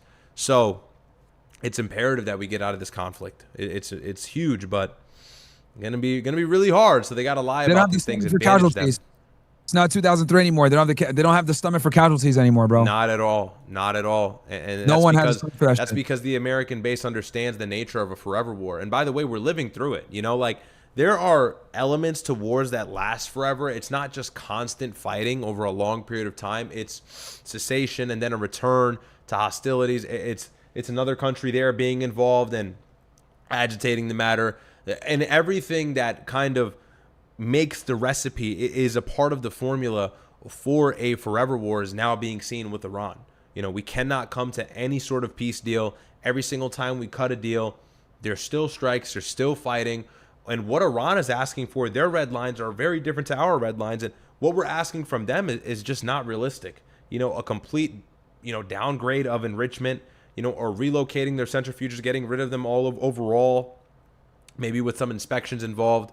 It's like that was potentially a conversation a year ago before any of the hostilities started to pick up. But now at this point, it's far-fetched. So what is the United States going to do when Iran says we're not doing anything with our nukes? Or maybe we'll have a plan to, and this was a part of the 14-point deal at some point in April, one of the like 10, 14-point deals that the United States and Iran were talking about. This is when they were talking to Trump on the phone, I believe, with Pakistan in the middle. I remember this vividly. They said that they would pause at 60% enriched uranium for 15 years, and then they would start to downblend. And that was like, to me, the biggest capitulation that I saw in regards to their highly enriched uranium. And that was before Israel had really hit Lebanon harder and harder and then made everything south of the river, the Litani River in southern Lebanon, a buffer zone. So whatever they're going to capitulate on this time is probably going to be even less.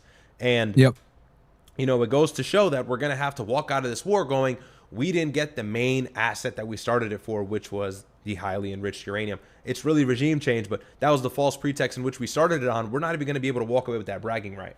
So Nope. It went from no enrichment to they won't have a nuclear weapon. Yeah, dude, it went from regime change. It went from no enrichment. It went from Iranian people are going to storm the city and take back the IRGC. And now it's like, dude, we can't even get the Strait open. And if it's partially open, Iran is making millions of dollars on it. And we're kindly asking them to pull back on making money from it. Remember before Trump was on Truth Social, like, you're not going to do anything with the Strait. You're not going to make any money. And now it's like, hey, can you please not charge any fees? Just for a couple more weeks, as we get through these talks. And, they're trying to pull JD Vance into it. Right now, the latest I heard, you could comment after, The latest I heard right now is they're trying to give a sanction relief package that will offset the money that they would make off the tolls. That's the kind of that's where we are right now at this moment. Yeah. I don't know if that's what it is or what, but I've heard that as kind of okay. rumor. I mean, regardless, here's the biggest thing to translate it down, to dumb it down, because this is a very complex topic or complex issue. It's hard to understand because of all the lying that's coming out of Donald Trump and the entire administration. It's actually a very difficult, complex topic to understand. Both sides are lying. If you're not following it closely and paying attention to every development, you will be completely lost. But here's the biggest thing to understand. Iran is demanding hands off Lebanon. They are demanding frozen assets being unfrozen. They're demanding cash, hard, cold cash, reparations, control of the strait. However that looks, they want money, and they want to ensure that the United States will guarantee they won't attack them again. That's what I can guarantee you Iran will never concede on. And I haven't even brought up the highly enriched uranium because it's unrealistic to expect that Iran is really going to move far with that. I don't think they're going to budge. Yeah. They've already agreed that nuclear talks is after that shit is handled. The 14-point memo. Yeah. Exactly. The nuclear aspect is contingent upon everything else that seems far-fetched right now, which is Israel getting out of Lebanon. That's never happening. You know, they've covered the most ground that they've ever covered in 26 years since 2000, when the IDF had fully pulled out of their war with Hezbollah and got rid of the Belfort Castle or seized their control of it, which is a very advantageous spot like we spoke of. But now they have control of the Belfort Castle. Now they just hit El Latahi Ridge, which is like east of the Belfort Castle, which is like this Hezbollah stronghold. You want to show them on the map? You could show that on the map if you want. Up to you. I can show you. I'll stop sharing.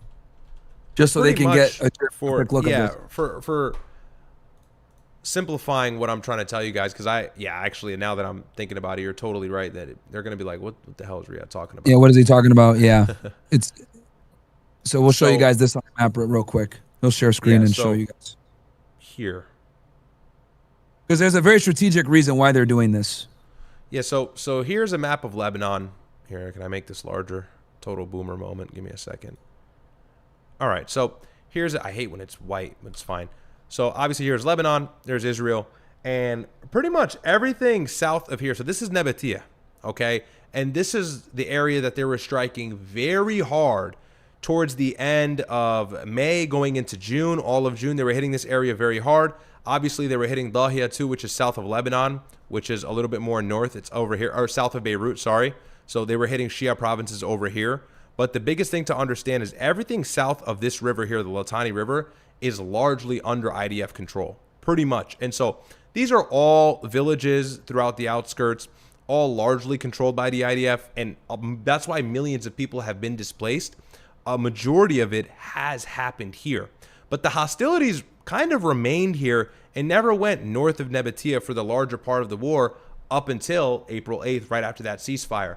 That's when they launched over 100 missile strikes all around southern Beirut, which is allegedly home to a lot of Hezbollah strongholds and high-ranking military officials, so on and so forth.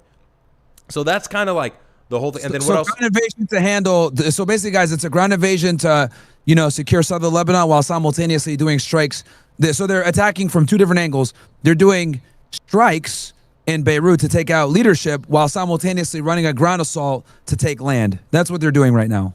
They're doing almost like a two-front approach.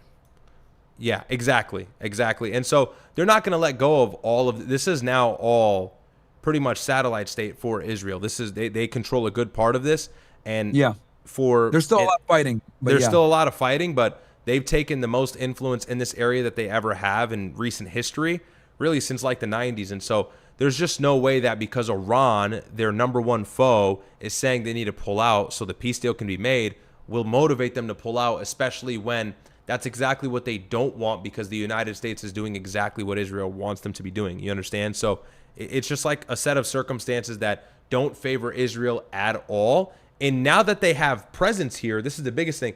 Now they have presence in the south of the Litani River more than they ever have. And so it's provocation.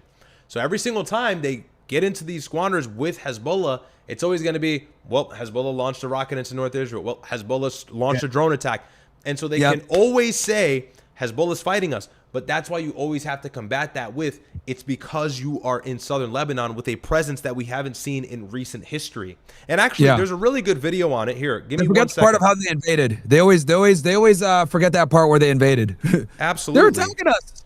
Listen, but it's like defending Israel is a game of omission, and you have to skip over so many facts if you want to sell the idea that they're actually defending themselves. It's just an absolute asinine concept. And I can show you this video too. Al Jazeera did a really good, very short segment that's quite educational on the matter to kind of tie it all together. So give me 1 second while I pull that up. I showed it on my stream before, but it'll give you guys a better understanding as to how much control they've really taken. Let's see here. And honestly, by the way, side note, TikTok hasn't, at least yet, it hasn't been so bad. I still see a lot of, you know, Israel critical content. Maybe it's just because my For You page is very fine-tuned. Yeah, TikTok is good at that. There's a lot of Zios on there, though. I'm actually kind of shocked at how many Zios are on. I don't know if it's bots or what. Oh, dude, well, it's plenty. It's plenty. There's a lot of bot activity on TikTok here, so this will show you. Lebanon is now under Israeli occupation, a fifth of the entire country controlled by an invading power. How did this happen? Well, war broke out between Israel and Hezbollah in October 2023, and after a year of cross-border shelling and attacks, Israeli troops invaded. A ceasefire agreement came into effect in November 2024, which was meant to see Israeli troops withdraw and Hezbollah. And that we know that's bullshit. Yeah, that was right after the pager attack and the assassination of Nasrallah. Nasrallah. But, yep. Yeah, but that ceasefire, I'm convinced that ceasefire was just to buy Syria time to crumble. Because right after that ceasefire, Syria fell immediately, dude. Oh, I actually got a video we could play on Syria as well, because the Israelis have been attacking Israel as well. So we could play that next. The Israelis been attacking Syria. Yeah. Syria, sorry. Absolutely. Fighters move north of the Litani River. But Israel said Hezbollah had not fully moved back, so Israel's military kept demolishing entire villages in southern Lebanon, causing massive displacement. Then, in March this year, things really intensified. An Israeli-US strike killed Iran's supreme leader, and Hezbollah struck Israel in retaliation. Then Israel began intense strikes, and in April established a yellow line asserting a so-called security zone, 10 kilometers deep into Lebanon. Now, Israeli forces have crossed the Litani River. Guys, just so you know, when the Israelis say security zone, that means we're about to annex this bitch, and it's about to become Israel. Okay? Yeah. They always call it, that's what they do. They call it a security buffer, a security zone, then they annex it, and then it becomes occupied. And then, or no, first they call it a security zone, then they occupy it. After they occupy it, then they annex it later on. So that's the Israeli mindset. Is like, oh, we're occupying this land on the basis of security, so that we have this security buffer zone. They did the same shit with the Golan Heights, and now they're doing it with southern Lebanon. Yeah, and like I've said, like imagine again when they've gained so much progress like they haven't had in a long time. It's the most unlikely time for them to actually be reasonable. So. Yep.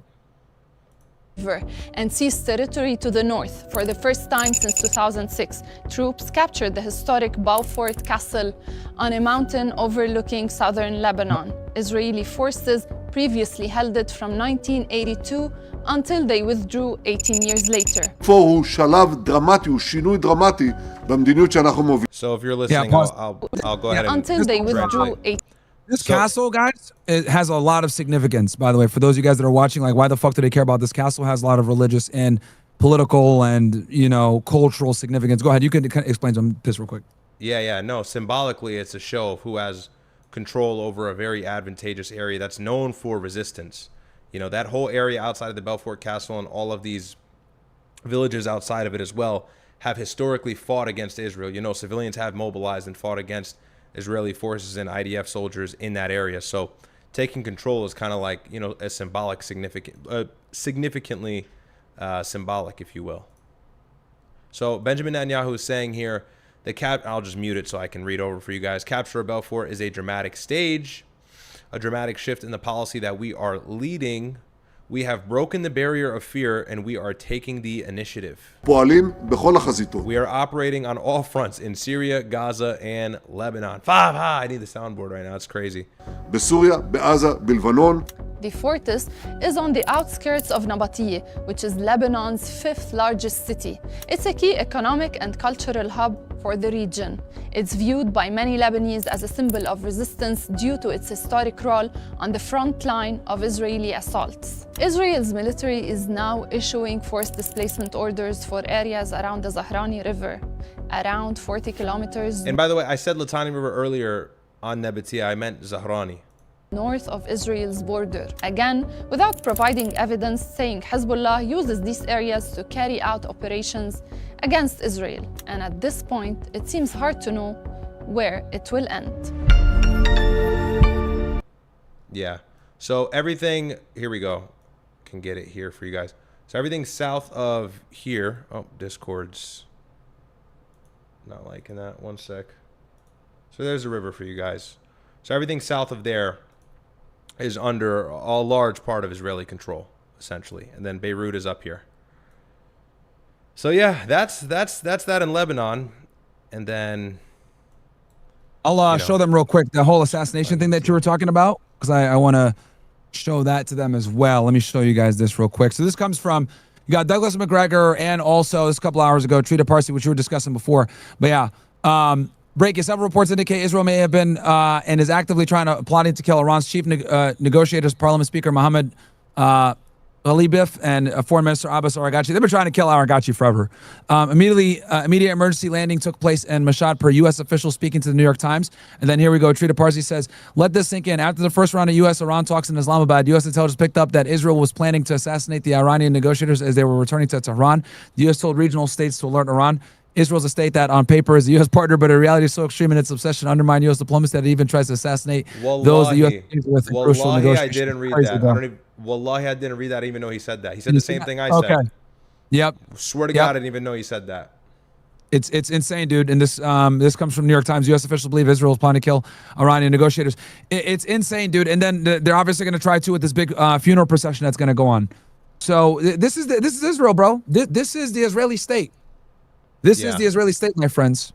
Yeah, and the obsession with Lebanon has been so vicious and violent and aggressive for Israel. They've just been waiting for the right time and the right ability to make the excuses as to why they're there. So you couple in Hezbollah, the weakening of the axis of resistance since 2020, starting with, the killing of Qasem Soleimani, who was the head of them, and it's just set everything up for them nicely, and it's play after play. It's move after move, and they just continuously get the strategic W and undermine the U.S. in the process. And everybody who denies that is either taking money or a coping boomer. So, yeah, it only hurts. All this is going on while Ukraine is getting hit hard in retaliation for them targeting Russian infrastructure as well, oil depots and shit. So it's also something to think about. The United States is really not only stretched wide and thin in the Middle East. Think about it. We have to worry about Israel defensively. Also, the GCC, we have to worry about defending their airspace because Iran at any point can say, screw all this diplomacy. I'm going to start fighting back because their missile stockpile is back to where it was pre-war condition, if not even worse. Who knows? U.S. intelligence said it's 75%, so that's conservative. And 75% is way too much if we want to fight them again and defend the Gulf states. And then you also got the situation in Lebanon where our military may get involved in helping the Lebanese army or our intelligence. Who knows what that looks like? It was very ambiguous in that 14-point proposal that was done 2 Fridays ago. Or actually not 2 Fridays ago, last Friday, I apologize, between the Lebanese government and Israeli officials. And so a part of that was, kind of relaying some U.S. involvement, kind of pointing towards some U.S. involvement with the Lebanese army. Who knows how that looks? So we're stuck there dealing with that while begging Israel and pleading for them to stop and pull out of southern Lebanon. They said they'll partially pull out, not entirely. You got China getting stronger from all of this. Per the New York Times, China is allegedly benefiting in many ways off of this war, and we can get into that in a moment. And then you got the worrisome issue of Taiwan, and now you got Ukraine and Russia, and it's just like, I'm not saying the United States should be involved in every single conflict, but look at how badly our hands are tied with the Iranian situation. And we're so forward with it. Jared Kushner, Stephen Witkoff, they're not in Ukraine. They're not in Switzerland. They're in Lebanon. They're in Israel. They're trying to work a deal out in the Middle East. And there's so many other places where the United States would have directed its attention if it wasn't for the Iranian conflict. So what does that look like? You know, when we can't militarily support Ukraine the way we were able to, because we are low on interceptor missiles per tons of U.S. sources and White House officials saying we could potentially be lower, less than 50% even at one point. I don't know how true that was. And Russia just launched 400 drones at Ukraine and I think over 100 missiles. I have the video here, but it's looking ugly for Ukraine if Russia starts to get aggressive back. I don't know if you were able to see that today, but this was today. They hit them hard, I think, earlier this morning. Before we go to Russia, Ukraine, look at this, bro. This just came across my feed. Also, we got to talk about the Florida debate. How much time do I got you for? So I realize it's 1:15 right now. No, we can run it up. I don't work tomorrow. I just got a haircut. Okay. I didn't even see. Sorry, bro. Let me just. Thought. Thank you so much for the 50. Appreciate you, man. Huge support of Don DeMarco for you. Says W setup. I hope you like it, bro. I hope you like it. I worked very hard to make sure it looks good. So shout out to you. Huge support of the show. And then very quickly, Goat says, not gonna lie, kind of miss seeing clips of Shaheed drones slamming into buildings on my X feed. Am I effed up in the head? No comment. All right. Thanks for the super chat. Go ahead, bro. Look at this, bro. Israel, it took a little longer than expected, but we have created a website for people to view the footage collected from Gaza in one place. You no longer have to do it. And actually, it was MTG that endorsed this, or she posted it. This is the most horrific thing happening in our lifetimes. America is complicit and does nothing to stop us. So, dude, it's called archivegenocide.com. It has 64,000 videos, 17,000, almost 18,000 photos with 64,000 videos of all the fucking carnage that went down in Gaza. And then they'll try to sit there and tell you guys that it wasn't a genocide. Dude, it's like, it's bad. I clicked on it and I looked and it was very disturbing shit. You're on YouTube right now, so I won't even show it. But very bad, dude. Very bad. But yo, this is what I try to tell you guys when I say, like, you know, these Israelis are just like, they're genocide apologists. They're just like baby murdering apologists. That's what they are. Yeah. So, you know, and they stop at nothing for their military goals. They'll wipe out a whole entire city, a whole entire block. That's why Dahia got hit so hard. That little suburb south of Beirut, they wrecked it. They absolutely wrecked it. They killed like 400 people in a matter of moments for killing, like, I think 2 or 3 high-ranking or somewhat high-ranking Hezbollah commanders. This is what they do. That is genocide. Over a long enough period of time, that's genocide. That's not precise munition. That by no stretch of the imagination can anybody make that argument while being intellectually honest. You know, it's just, that's not ethical warfare whatsoever.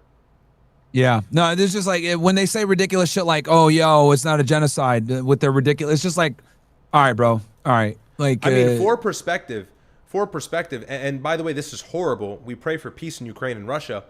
Russia today used 74 missiles and 496 drones on the capital, and it says here 21 people were killed, 85 wounded. Horrible, but in warfare, you can see when you compare it to other situations, the civilian death count always can get high, and again, that's horrible. It sucks, but it's abnormally higher anytime it's Israel striking Gaza or striking Lebanon. And so one has to think, like, is this intentional? You know, and of course it is, right? We're drawing out the obvious here, but a lot of people, you know, start to have this belief that, like, there's this whole human shield thing going on. It's so silly. It's like, no matter how much proof you have, 64,000 videos of kids getting blown up, and it's like, nah, bro, it ain't a genocide, bro. Dude, and not also, at all. like, even without the aerial campaigns, even without the bombs, sorry, I'm cutting you off. Even without the bombs, even without the aerial campaigns, they're sniping kids in the back of the head. I cannot tell you how many times I've gone on X and seen a bullet lodged behind like a little girl's ear. And the doctors are saying, yeah, they aimed for her. And other Palestinians are saying, like, they are telling you from firsthand eyewitness accounts, we see our uncle, our father running to get flour, to get rice. And they're getting smoked by IDF soldiers on rooftops far away. Like, this is not conspiratorial at all. The guy came on Tucker Carlson, former U.S. military, and said they are intentionally sniping Palestinians in the back of the head, setting up the food sites so they can have target practice. That's what the IDF soldiers call it, is target practice. And some of this is reported, by the way, in Israeli media, saying that, oh, it was an accident and the soldier was reprimanded. And how many times do you have to see that before understanding there's a greater agenda? It's ethnic cleansing. You know, it is genocide. They want these people gone. So I don't see anybody arguing that the situation in Sudan isn't a genocide. And it's pretty similar to that of the situation in Gaza, except Sudan is actually worse. And no one talks about that. But I believe Sudan is the worst humanitarian crisis in the world. It is. It I is covered worse. it yesterday with El Bait and what's going on over there. I covered Oh that yeah, yesterday. yeah. The situation at Fashion, they were saying that like just about 3,000 or 4,000 people died in 72 hours. You know, so genocide is the same everywhere. It doesn't take an expert to recognize it, despite what all the people tell you. But Guys, I'm gonna end the Rumble stream. Come on over. I'm gonna end my Rumble stream, guys. So come on over to my brother's channel on YouTube, or come watch on kick.com/MyronGainsX. Either one, whatever you guys prefer. Give you guys choices. But I'm gonna end my Rumble stream right now. Link is on there. And then one last thing I want to do with the Middle East. Go ahead. Before we go into Russia, Ukraine. Oh, actually, no. Let me read my chest because I've been like letting this shit pile up.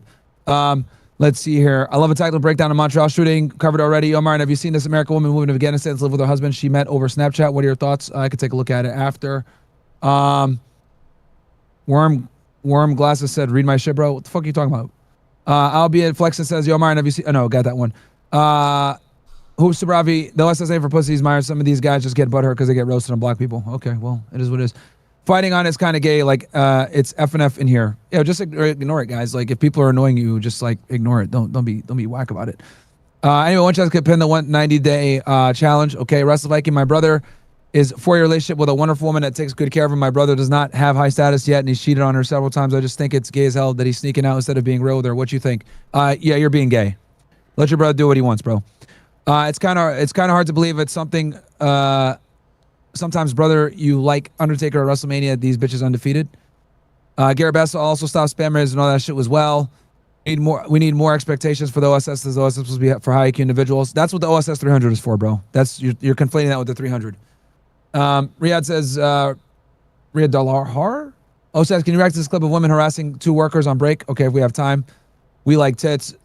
Okay, this dude is saying, okay, you want me to read your shit when you're saying we like huge tits? That's just low IQ shit, bro. You're retarded. Let's see, Wrestling Viking. 6 that mentioned 200 times in different scenarios from 1900 to 1944. Honest diecast, Myron. What's the chances you and Paul Miller can link up? Maybe in the future. Last to the left, great, Myron. I owe you a lot. My life has changed over the past years, knowing you. 6 years spending my birthday watching my brother Myron the best. No worries, last to the ground. Glad I've been able to help you out. Soak City, Briffles Laws, why women leave you. They never remember all the fun good shit. No, they never do. One of your brother tried to do a Denzel Washington impression. I don't think I don't know. He can. Okay. Poser Bob, yo, homie has his PFP on Tinder, but complains he gets no matches. What should I tell him? He's in the OSS name is Sith Lord Saucy. His pictures probably suck. Poser Bob says, yo, homie. I was just gonna add a quick 2 cents to that. Dating apps are honestly really a large waste of 90% of men's time. Unless you're like top 1 percentile in terms of looks, and like if you are, don't waste your time. So Poser says my homie has his profile picture on Tinder, but complains he gets no matches. What should I tell him? He's an OSS name is Sith Lord. Okay, you added the picture in here. I mean, I don't want to. Oh yeah, bro, you look like shit. Holy crap. Let's I didn't want to. Let's give him some looks max advice. Let's see. Nigga, you're cooked. This is him right here. Did he ask to be shown, or his friend is cooking him? I think his friend is cooking him. All right, well then. Nigga said this is his profile picture. Yo, what the fuck, nigga? Nah, they already posted on my OSS chat. Niggas is roasting him. Oh, okay. Yeah, bro, that's actually you, bro. You're cooked. What the fuck? Here, ain't no way that's him, dude. Let's give him a. Let's give him a lovely critiquing. Here, can you pop it up on Discord? Yeah. Let's give him a. If this is actually him, bro, if this is you, bro, nigga, you need to get your acne fixed and your face is fat. Oh shit! All right. First thing we're gonna need is Accutane. You look like shit, bro. We're gonna need Accutane. Unless you can clear that up without it, I doubt it. You're gonna need extreme weight loss. Lose the glasses. Hopefully the hair under is still existent. If it is, get a good haircut and change the style, because I can already tell from your shoulders you're wearing some bullshit, and that hat is terrible. Look, for every man, bro, there's always a few points you can creep up, but you really got to be intentional about it. You really got to... Losing weight is half the game. Yeah, bro. You got a fat face. You got an acne problem. You got buck teeth. Like, you got to... You know, you got a lot of work to do, my friend. To be optimistic, though, look, he loses weight. He gets on Accutane. Yep. That's number one. Lose weight. Lose weight and get your skin cleared up. Yeah, lose weight. Figure out how you can get your skin cleared up. There's ways to do it. Straighten your teeth. Lose the glasses, or at least get different frames, bro. Those glasses are hideous. And wear a better hat, or better yet, just wear your hair out, have a good haircut. Bro, you can ascend like a few points and fix the drip. Here's Sith Lord. He says, "Dude's been so salty since I caught a screenshot." Look, I don't know if this is actually Sith Lord. I don't know, but whoever this guy is, you got a lot of work to do, my friend. Plus, Sith Lord said his heart condition causes ED and messing with his mental health as well. All right. Montreal, Myron and Ryad, why do black people love basketball so much? Because it involves stealing, running, and shooting. Okay, very funny. Question for you, Rod. What is something you appreciate about your parents now that you hate or didn't appreciate while you were growing up? How hard our dad worked. That's for me. I don't know about you, Rod. What was the question? What do we appreciate about our parents now that we're older? As opposed to yeah, that we didn't while growing up. Honestly, bro, I could say this. You probably can't say this, but their patience. Well, with me, they were very patient, gave me many chances, always gave me the benefit of the doubt. They weren't very strict with me. I reaped the benefit of that because they were a bit tougher on you. You know, you were the first, so. Yeah, they were way I'd harder say than me. long patience, lots of trust with me, but it ended up working for me. It doesn't work with every kid, so. Debbie Stream, here's a link across the bridge from me. These two black kids in Philadelphia robbed a dude in his phone, and they tried to get his phone back, and they shot and killed him and fled like 48 hours. Insane. Wow. One Chest public service announcement. Myron hates fat people. Yep. Go jump in there with One Chest, guys. Jump in there at One Chest. I'm dropping a link in. If you guys are fat, you guys want to get in shape, get with One Chest. He'll help you out. We do one Zoom call a month as well, so you get access to me. So if you're an OSS 300 and you work with One Chest, you get 2 Zoom calls a month with me. All right, 6th Mixed American subscribe. Okay, welcome. All that for an old hobo who's allegedly an abuser. Will this somehow affect Jidion's reputation for pred catching? It could a little bit. Jidion wasn't smart enough to keep his mouth shut, but was smart enough to hire one of them boys for his lawyer. Last name Perlman, of course. Myron, can you react to this video that's going viral? These Mexican roofers fighting on a roof. It's crazy funny. If we have time. Israel's planning to kill Iran's chief negotiator. Yep, we talked about that. Albo. Yep. Have you and your brother heard about this film called Citizen Vigilante that Elon and PBD promoting? Literally, Twitter keyboard. Yeah, I heard about it. Soak City, if I join OSS 300, can I have direct contact with you? I'm becoming a lawyer in his law school, but want to stay discreet. Yeah, that's exactly what the 300 is for. I'm in a chat there, and you can ask about it on our Zoom call. Soak City. These chats I sent in where about the comment I made earlier about needing more mods on OSS when you asked what was happening. No, I get it. That OSS 300, bro, is where it's at. Like, niggas are going to talk shit in the chat, dude. It is what it is. AI photo isn't me. That dude needs to do a gym session, not gonna lie. Yeah, bro, he looks like crap. I don't know if a Sith Lord said that's not him. AI photo, this isn't me. So it's not him. The dudes were trolling in the chat. And that's what I figured. But if that is anyone in the community, that's what you got to do. That's why I was like, gave general advice, because I didn't know if that was him or not. Let's look at this Syria thing real quick, chat. Oh, before I do that, getting off Rumble right now, guys. Either go to, I'm ending my Rumble stream right now, dropping a link for you guys. I keep fucking saying this, but now I'm actually going to do it. I had one chat. Go ahead. I got 2 chats. Let's see. Thoughtic says, I see the watch. What piece is that? This is a Movado, bro. It's like $1,000 Movado. This is like my first watch that I ever bought. I got it years ago. It's not bad, though. It's a decent-looking watch. Thank you. Nav says, the Jed been here and it's Laura Loomer. Okay. Very funny.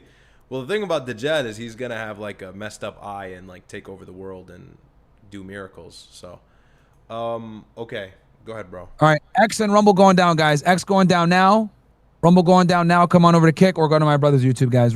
Rumble going down now. So all 800 you ninjas go over to either me or my brother's thing. I dropped the Kick link, but you can also go to my brother's YouTube, Ryad's report on YouTube. Rumble going down now, ninjas. Okay. Cool. Let me show you this video here, how Israel is quietly occupying Syria. So no one's really talking about this, so I wanted to bring attention to it real quick. 8th of December 2024, the world watched Syria celebrate. This was right after the fall of Bashar al-Assad. Assad was gone.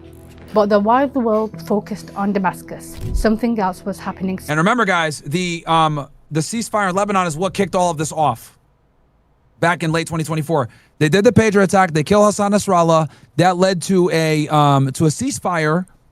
And then with Hezbollah significantly weakened, Ahmed al-Shar, aka Jilani, launches assault into Damascus and was able to overthrow Bashar al-Assad quickly. Within 2 or 3 weeks, he took over the country. 60 kilometers to the south. Israeli forces were crossing the 1974 ceasefire line, a boundary that had held for half a century, and within 48 hours, they had captured 350 square kilometers of Syrian territory. that's bigger than cities such as Milan, San Francisco, and even They've been holding that for a very long time, guys, the Golan Heights. Paris. No. And again, same exact reason, security buffers, what their argument is. But it's Syria. It's not even, it's technically Syria. Syria poses, the current government poses no threat, and they have the least amount of ability to flex their power in the south, by the way. That's where the Druze are. So, which is another religious sect that has military representation as well. Just so you guys understand, the Druze are another military, or they're a religious sect of technically Islam. A lot of Muslims wouldn't say they're Muslim, whatever. That's beyond the scope of what I'm telling you. And they have military capability. Yeah, they're Muslim, right? At all. Don't they have like a complete different religion? They're like, on the surface, just to be politically correct, they're like a very fringe sect of Islam, but they're not Muslim for all intents and purposes. Definitely not Muslim. But the Druze, they're this like very weird, conspicuous, like everything about their religion is secretive, similar to like the Alawis. They're a little bit more public, but even them, their stuff is secret. And they have a lot of influence in the south. And then the Bedouins and stuff. There's not really like a big presence of the HTS government, of the al-Shara government in the south like there is near Damascus or right outside. So the Golan Heights being a security buffer is like it's literally just a joke.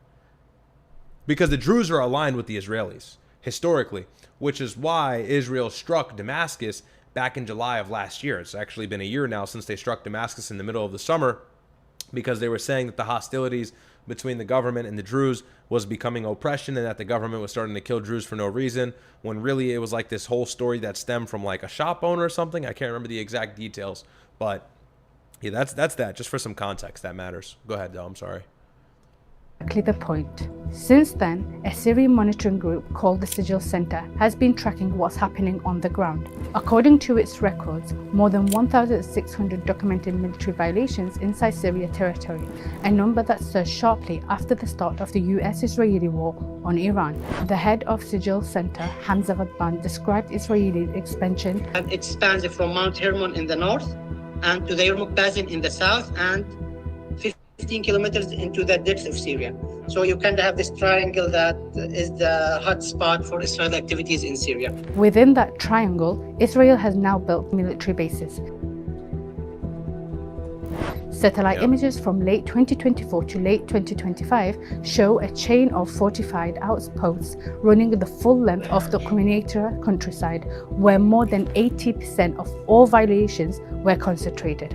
In northern Quneitra, 250 hectares of forest and farmland were demolished. In the village of Al-Hamidiyya alone, 16 homes were razed for a new military base.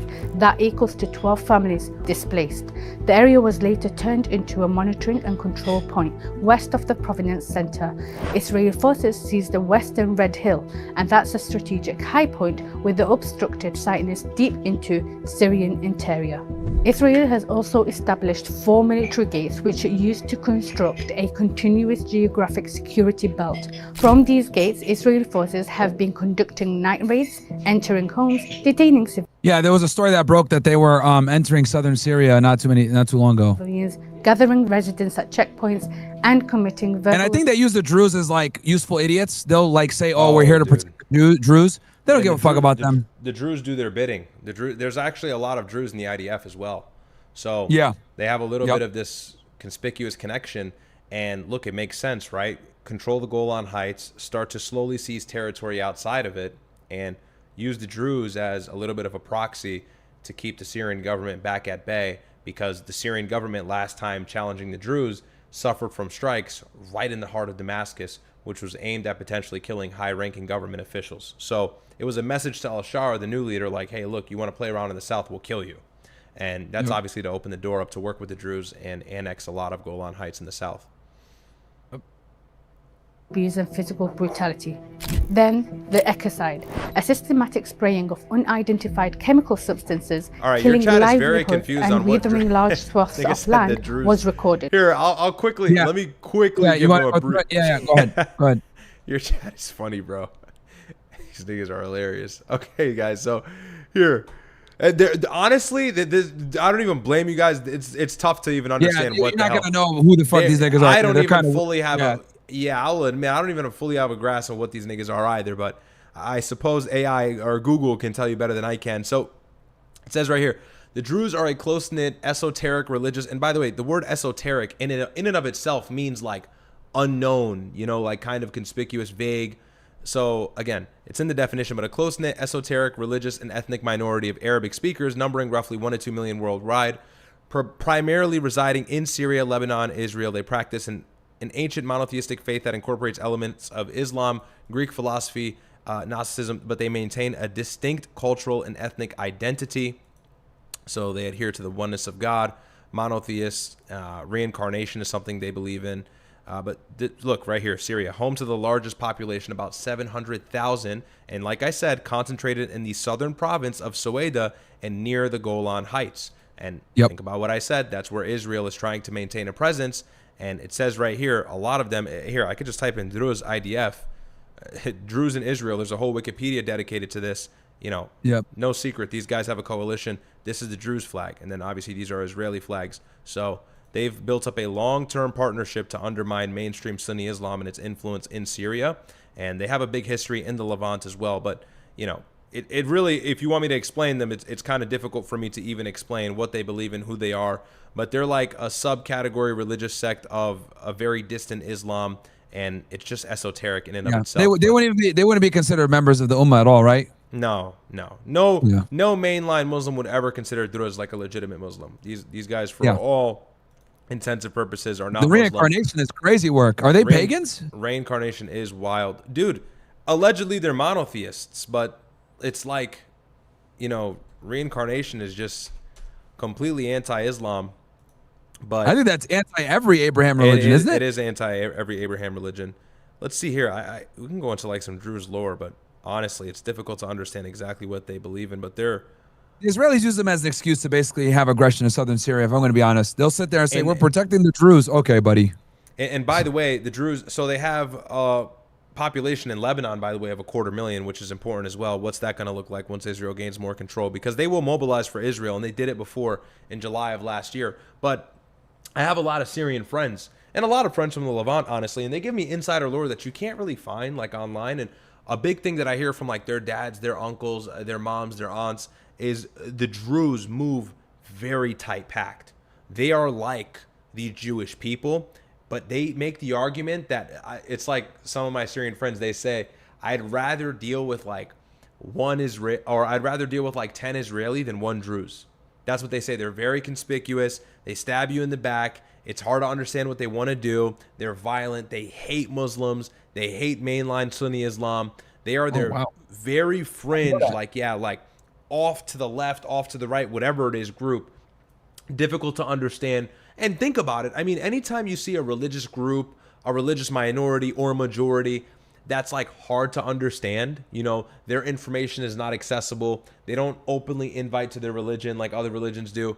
Usually it always comes with like this distrust, this weird disengagement from society that leads them in doing things to undermine the representative body of government in their nation and things like that. So, you know, it's it tracks with who they are if you do a quick wiki search on them. But they're very difficult people for the Syrians to deal with. And you go ask any Sunni Syrian, you know, about, and I'm sure there's good Druze people. I don't want to umbrella them all under this bad term, but for the most part, the ones in the south that side up with the Israelis, they're very, very difficult to deal with and very hard to trust people. So that's a little bit of insider lore as to the Druze. There's not a lot of them, right? 1 to 2 million. So they're basically like Jews just with a D instead of a J. Yeah, and people say that, like, again, the Syrians, they say like they're the worst. They are the worst to deal with, and that's the problem with Syria. Syria is like this sect nightmare. You got so many different kinds of Shias. You got obviously Sunnis making up the majority. You have Alawis. You have Druze. Alawis is like another sect of Islam, and they have these heretical beliefs. They say that they're monotheists, but they have like this weird Trinity situation going on that's very conspicuous. And the Alawis are also very closed off about their beliefs too. It's not all public and easy to access, despite what they tell you, and they can be deceptive like the Druze. I don't want to, look, if somebody's Alawi watching this, I'm not shitting on you. I don't mean to bother you, but it's just the truth. Like, this is what they are known. I'm giving you the mainline Sunni Islam perspective of these groups, being they're the representative body of government in these nations. That's how they perceive them. And of course, that proves useful to Israel if they want to continuously disfracture the country and make it this whole issue of different factions fighting against each other. So, That's a little bit of lore. The situation in Syria is certainly one of the most complex. Sorry, but yeah. Yeah, and that's why Syria's been fragmented so much, is because they have all these different groups within Syria, and that the West have been able to exploit that. Israel's been able to exploit that because they have all these different types of sects. The West. Sorry, you bring up a good point. The West exposed that and they added to it. They made it worse. And, with Obama and ISIS and whatever happened there. And it's like, that's why I'm very concerned about the situation in Lebanon, because it seems like the same thing is happening again, where we may build a coalition with the Lebanese army and start to back them. And then what separatist groups may birth from that, and what will happen with Hezbollah and then the IRGC and then the IDF. It can be a very similar situation to Syria. And that's like the issue with these long-term conflicts. And that's what I'm fearful of in Iran. If that regime falls, it's going to be the same thing where we back one group. And this has historically been a failure for the United States. Trying to back groups in the Middle East ever works. Warfare. That's the new way of warfare, guys. Whether it's Kurds, Jundullah, Balochs, like all these different like sectarian groups. Like what'll happen is the Israelis, the United States will back them, arm them, so that they can fight their enemies. That's like the new proxy warfare in the Middle East. So it's not uncommon. Like, for example, the Kurds have been used the most by the West by far. They try to actually get them against the Iranians as well, but they refuse to invade and do everything. Actually, Mossad and CIA operation got exposed. That it came out, it was reported yesterday that they were trying to get Kurds to go into Iran to destabilize the country in the middle of the Ryad crashing. So they were trying to do all this stuff, man. So like, Syria is like a wet dream for a state like Israel. Like, oh, you got all these different sectarian groups fighting each other. This is beautiful. And a lot of people don't know this. So Jundullah, which are a bunch of Balochs, back in the early 2000s, guys, the Israelis tried to get them to attack, do a terrorist attack in Tehran. Bush found out about it during the end of his term, and the people, the Israelis that were doing the operation, the Mossad operatives, they were posing as CIA. They had American passports and they were posing as American. Full-blown American passports the Mossad had. Yep. And so this is what Israel was doing. And Bush found out about this. It got declassified recently and he fucking lost his mind. But it was on his way out that basically Israel was trying to get one of these groups that had a problem with the Iranian government to go into Tehran, do a terrorist attack, posing as Americans when they were really Mossad operatives. And the only reason the blokes were able to figure it out, like, hold on, why do you want to meet at these weird places to give us instructions? Can't we just meet at a NATO base? They don't want to do that because obviously Israel, they're not a part of NATO. So, or now officially at least. So they had suspicions that it was Israelis, but they didn't care because they got weapons and backing. But these Mossad operatives posed as American intelligence officers, which is the real danger. So if the attack happened, it would have looked like the United States funded a terrorist attack in Tehran when it was really the Israelis. And this is what they do, bro. They do this shit all the time. They literally were trying to do a false flag at the end of Bush's administration using one of these like sectarian groups. So that's what it is. So, but Syria is like a wet dream for them, for the Israelis. Farmers and sheep herders have been directly affected. Radban said such actions constitute to an attempt of silently displace people by killing their means of living, their income sources. And now Israel is building what it calls a smart borders. In early 2026, Israel announced a $1.7 billion project to construct a wall on the borders within Syria and Jordan. Reports indicate that the 500-kilometer of AI monitored walls using drones, ground reports and sensor networks are being installed, stretching from the southern Golan Heights to the Sama Dunes near Eilat, Israel's southern tip. The new security barrier is being linked to the Sufa 53 project, which is a military road running parallel to the ceasefire line that Israel began constructing in mid-2022. And translation ain't going nowhere. This isn't the first time. Israel has long been criticized for its use of artificial intelligence in Gaza, including identify bombing targets, and in the occupied West Bank, it has been used for facial recognition, cameras to track, target, and restrict. Yeah, there's like AI programs like Lavender, for example, that they use. Millions of That's how they figure out their ratios of who they're going to kill and shit. Palestinians' daily movement. Radban said the construction of the smart border is intended to strengthen security as Israel plans to expand settlement in Katsarin. Last month, the Israeli cabinet passed a rule to move 3,000 settler families into the Golan Heights by 2030. Israel is not. Yep, because the West Bank is getting crowded. Just moving the. And just so you guys know, the West Bank and the Golan Heights internationally recognized as illegal. The international community does not recognize Israel's sovereignty over the Golan Heights. Only Donald Trump did that shit. Borders, the scale of movement suggests it is attempting to reshape it. Politically, the end game is increasingly clear. Israeli finance minister and settlement enthusiast Bezalel Smotrich said it plainly. Yeah, this crazy fuck, he's just like Ben Gvir. He also wants to expand even more so in Israel and take more land. He actually had a video come out, I think me and you talked about it, Ryad, that they want 1 million settlers in the West Bank, which completely violates all the agreements. Yeah, I believe there's about 700,000 now. There's a lot, bro. Yep. There's a lot. Yep. And they are fracturing all of the Palestinian coalition and or teamwork that's happening in the West Bank. They're making I always talk about that, bro. That's been ignored. They're making so much progress in the West Bank. It's unbelievable. Because everyone's looking at Gaza, so they've been using that to their 100%.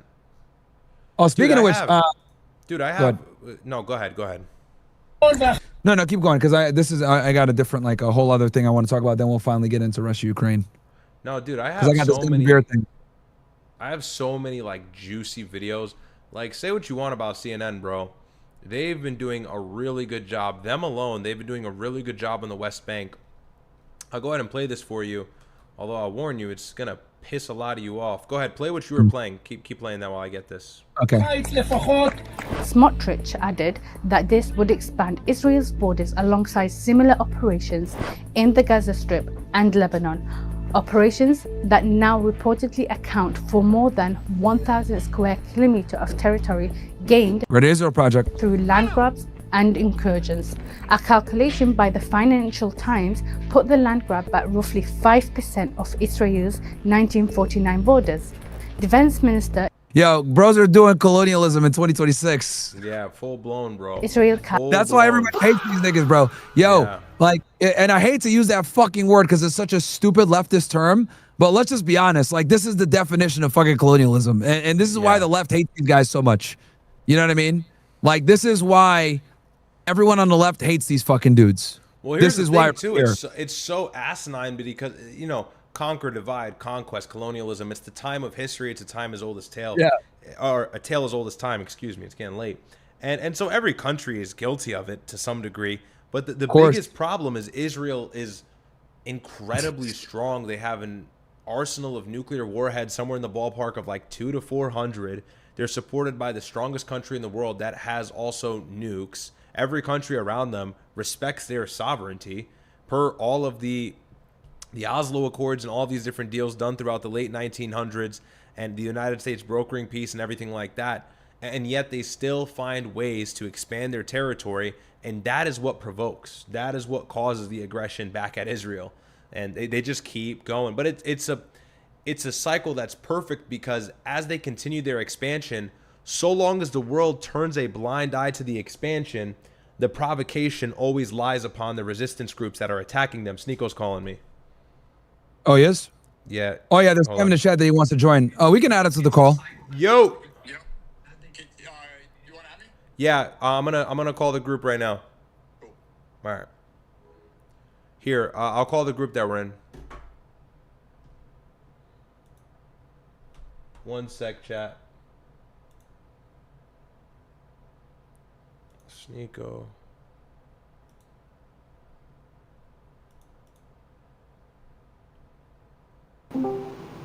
Yo.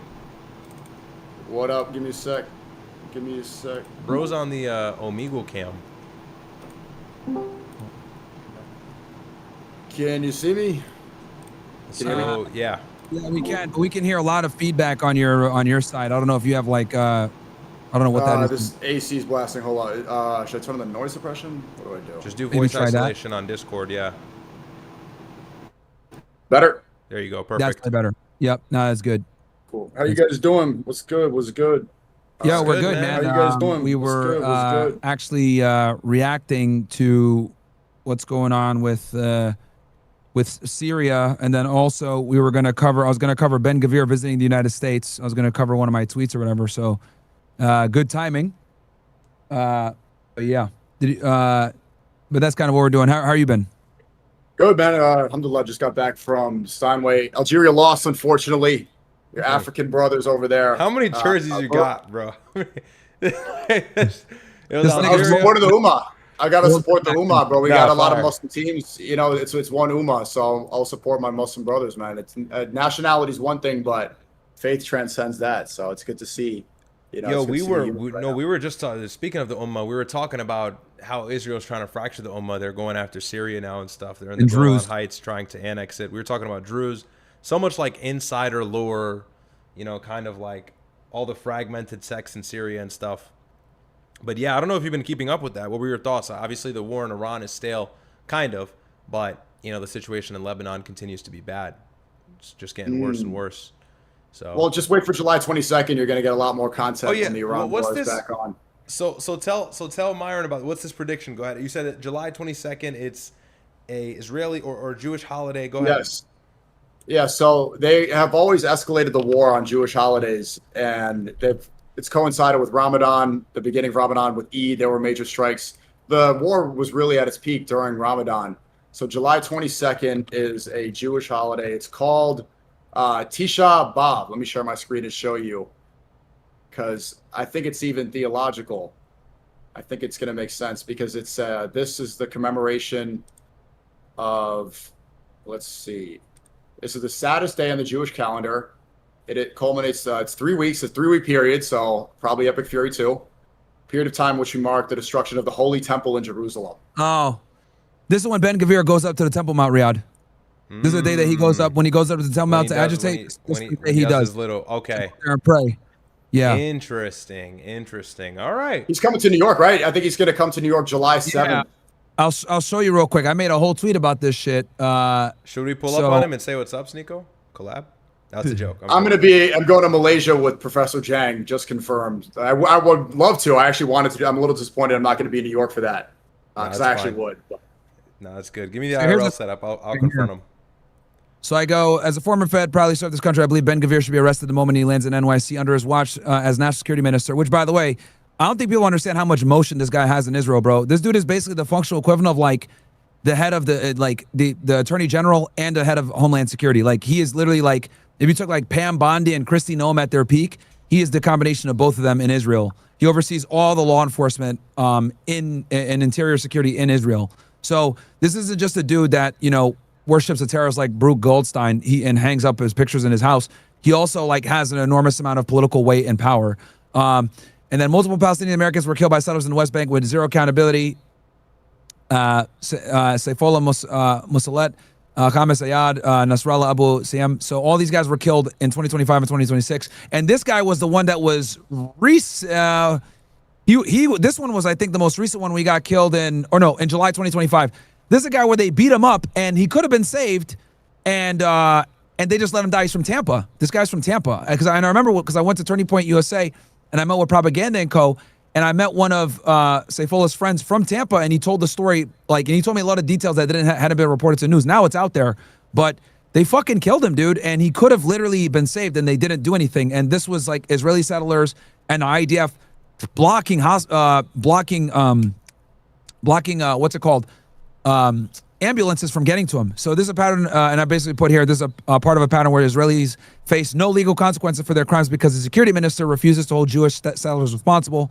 And then at least 9 Americans died in the West Bank since 2022 with no justice. So I think Gvir needs to absolutely be stopped and talked to about this because he oversees all the law enforcement in the country, and these settlers are never held accountable when they kill Palestinians, which a lot of them are Americans. Right.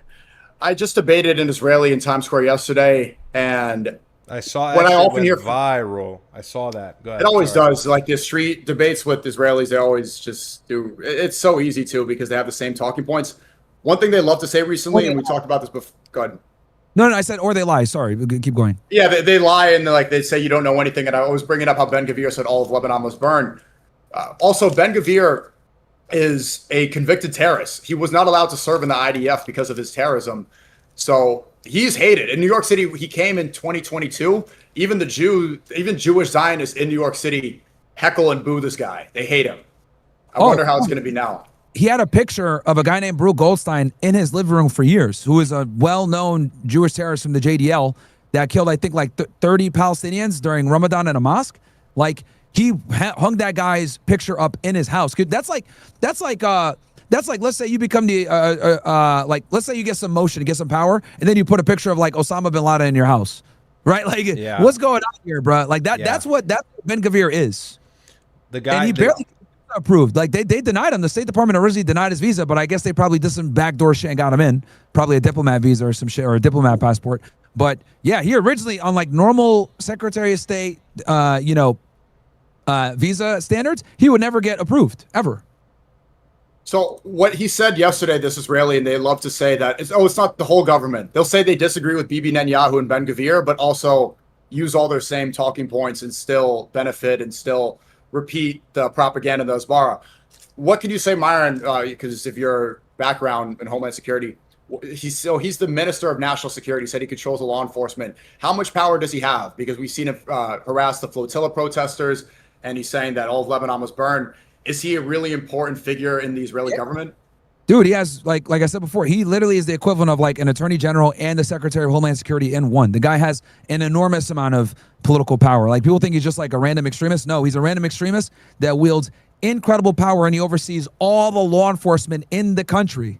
So the Israeli Federal Police, the Shin Bet, he oversees all that shit, dude, especially when it comes to interior security. So yeah, dude, and this is why like they need to at least question him. Like, bro, a bunch of Americans have died in the West Bank, and there's been zero accountability, zero investigations, like real investigations done into this, and you've been the head of law, you've been overseeing all the law enforcement in the country at the time.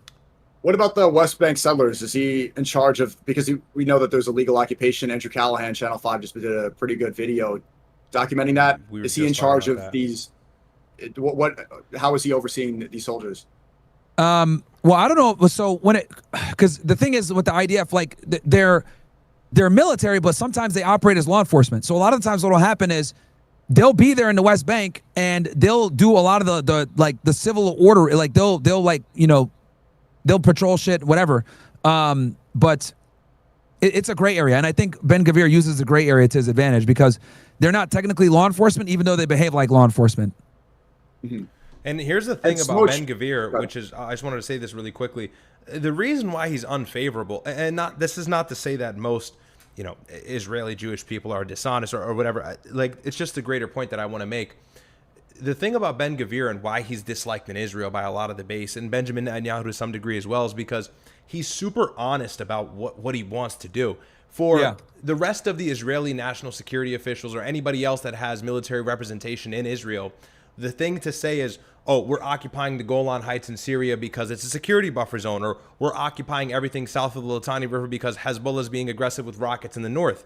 But with Ben-Gvir, it's completely different rhetoric. It's, no, this is biblically written. We are going to take this back. The Temple Mount is ours. It will fall, like Al-Aqsa flood type propaganda. Like, his rhetoric is hard right-wing, like full-on Zionist fascism in a way. And so he poses the Jewish Power Party. That's his party is called Jewish Power in Hebrew. Yeah, I went to double check it just to make sure. But yes, he does have oversight of the West Bank. Because I see what you're saying. Technically, it's not Israel because it's occupied, territory. But he does absolutely have oversight of the border police under his national security portfolio. Oversees the Israel police, including border police force that operate in the West Bank. So yeah, he absolutely does. So even though it's occupied land and it's not technically a part of Israel, he still oversees all the law enforcement that patrols that area, because you still need to have some semblance of order. So yes, still has 100% authority over it, and Americans have died under his watch with no real accountability, which is the biggest issue. But it's because they're Palestinian that they don't give a fuck, which is the growing trend with these guys. Every time I debate them, it's like they'll sit there and say, oh, it's not a genocide, because their birth rate went up, or what do you mean only 3% of the population was killed? We must be horrible genociders if that's the case. Hey, your success rate does not change the fact that you still attempted or you're still conducting something. Like, if I try to kill somebody and I fail, it's still attempted murder whether I'm successful or not. You know what I mean? So just because you were successful at it didn't mean that it didn't occur. But by the Israeli standards, like, the population went up, we only killed 3% of the population. This is the bullshit that they use to reference it. But it's funny because, like, they'll kill 70,000 people, 20,000 kids, and then say, oh, it's not a genocide. But then they'll forget that they fucking did all this because 1,200 of theirs were killed. Like, let's not forget that all of this started because 1,200 people were killed. You can even make the argument it was really 800 civilians because 400 of them were IDF. So the 80,000 killed in Gaza, the thousands that were killed in Lebanon, the attacks in Iran, the Menab school, all of this shit, all of it, this was been done because of 800 Israeli civilians that were killed. But then they'll sit there and they'll laugh at you when you say 70,000 were killed. But they do everything because that 800 that were killed that were civilians. It's peak hypocrisy. Umar Nurmagomedov, Habib's cousin, he tweeted a video of you debating this Jew at the college campus when she was saying, oh, she doesn't believe it's a genocide. I texted and then him that. You were comparing it.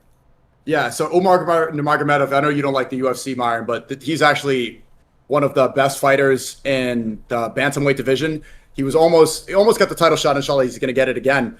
But him retweeting that is huge because he was just straight up saying, like, because you denied the 6 million there. And I even debated the Israeli yesterday. I'm like, okay, you're denying this. The UN confirmed it's genocide. He started pivoting to North Korea.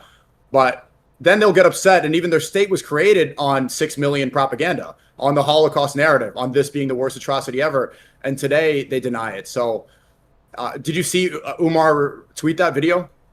No, I did see him retweet my video. Yeah, because I used the thing, and no, it's just ridiculous. It's just like literally like when I was debating dumbass Mato. Like I still to this day can't believe people actually think he won that debate. It's like bro was arguing with me, telling me that it's not a genocide. And then you know what's funny? So I was telling my brother this. Like it's like God was on my side because the next fucking day the UN releases a report saying that Israel in fact targeted Palestinian kids because his whole argument was saying, oh, there's no specific intent. He did use some like stupid Latin term, solis, good chat. What was it again? Someone in here telling me it was like some solis, whatever, which basically is a fancy way of saying in order for a genocide to happen, you need to prove specific intent. I was like, the blockade, destruction of infrastructure, does none of that count? But then the next day, the UN released that they were killing, that they literally were targeting Palestinian kids. So that fulfills his stupid ass specific intent argument that he was trying to make. But that's what these guys are, bro. Like, I'm like, well, you got all the genocide experts. Everyone is pretty much ruling that, yo, this is a genocide. Because there's been other casualty, high atrocities that have had less casualties that were deemed as a genocide. But this dude is over here saying like it's not a genocide. The only people that think he won that debate are like retarded Zionists that don't understand or want to sit there and play genocide apologetics. But it's like it's irrefutable at this point. The only reason why it's not officially labeled a genocide now is because they're still investigating it. But when this is all said and done, this in 2 to 3 years, it's absolutely going to be ruled as a genocide. It doesn't even come close. And then he comes back and he says, oh, well, it wasn't a blockade because we only stopped the food for 2 months. What? Like, okay, I want to see you go without food or water for 2 months, motherfucker, with a blockade. These people are fucking clown world, dude. Clown world. Well, how is it not confirmed a genocide if the UN just admitted that they're intentionally killing children and sniping kids while they're breastfeeding? Dole Specialis. So his argument was basically this. He said it's not a genocide because there's no Dole Specialis, and which means basically specific intent. He said that it's warfare, and what the Israelis were doing does not constitute a genocide because it wasn't only targeting civilians. They were trying to get Hamas. So in the process of them trying to get Hamas and all this collateral damage, it does not, because he said there was no specific intent on the part of the IDF to kill the civilians. Rather, they were collateral damage while trying to kill Hamas. That was his argument, and he said that there was no Dole Specialis. And then I argued, well, bro, you guys have a blockade, you destroy infrastructure, you destroy all this shit. And then here's another argument he made. He said, well, the Israelis destroyed 70 to 90% of the infrastructure, but they only killed 3% of the population. I was like, okay, that's assuming that we have all the bodies dug up, but let's go ahead and say that they did kill 3% of the population. You still destroyed a bunch of the infrastructure. It's like, well, then if you're saying that they didn't destroy they destroyed 90% of the infrastructure, but they only killed 3% of the population, that means it's discriminate bombing. It's not indiscriminate. They were not targeting to kill people. But then I made the argument. I said, no, because if you destroy the infrastructure, you're killing the people slowly. Because just because you didn't bomb them and kill them violently with a strike doesn't necessarily mean that they're not going to die later when they get an infection, when they don't have access to food, they don't have access to clean water, they don't have access to medical care. Like, you're just making the death slower and more painful. And what he was trying to argue, and this is what they do, these fucking Zionists always argue in bad faith. He's trying to say it's not indiscriminate bombing because only 3% of the population was killed. It doesn't matter that the infrastructure was killed. I argued you cannot decouple the two. But this is what I'm trying to say. And then I have idiots saying, oh, you got roasted in debate. I was like, bro, he fucking lost. You're stupid if you actually think that's a real argument. Like, but that's what they do. And I mean, you've dealt with these idiots too. This is what they do. They They argue in bad faith and they remove certain factors. They never engage with the entire argument. They only engage with a component of it. And to sit there and say, oh, we only killed 3% of the population, so that doesn't mean it's indiscriminate bombing while destroying 90% of the infrastructure, it's fucking cloud world. But they know they have no leg to stand on because killing children is indefensible. So they have to use fucking bullshit debate tactics like this from an optics standpoint, even though on the totality of the circumstances, they're 100% wrong. It's all gaslighting, and one of their favorite tactics is to call you a conspiracy theorist. Yesterday, he was saying that, oh, what about Iran and the protesters? I said, well, Mike Pompeo, former CIA director, said that CIA Mossad infiltrated those Iranian protesters. And it was specifically firebombing, was assassinating, was trying to cause chaos intentionally. Mike Pompeo said this. He's like, oh, you just bringing up conspiracies. Like, no, this former CIA director said this. You don't believe it? And I bring up the UN report, and he says, oh, well, they don't talk about Iran. They don't talk about North Korea. So everything is anti-Semitic. Everything is against them. They say you're just getting brainwashed, even though overwhelming media control is by one specific group. So the more... Go ahead. No, go ahead. I was going to say, like, they'll sit there and they'll say, oh, the UN doesn't matter. It's not credible. It's biased against Israel. But then they'll go ahead and use the UN definition of genocide. Like, and then they'll use the Dole Especialis or whatever the fuck dumbass thing that this retard tried to use. So it's like, when it benefits them, they'll use the UN. When it doesn't benefit them, they won't use the UN. I want to see Ryad. I want to see you get in a debate. I'm looking forward to seeing that. Yeah, it definitely will happen, inshallah, at some point. Here's the thing about debating Zionists. First of all, look, all these pro-Israeli Zionists know how to do is browbeat us over certain things like that guy had brought up with you, like the Holocaust and things like this. Here's the biggest thing that I noticed these Zionists do in these Palestine-Gaza debates and all these different things as to whether it was a genocide or an ethnic cleansing, although we clearly know it was.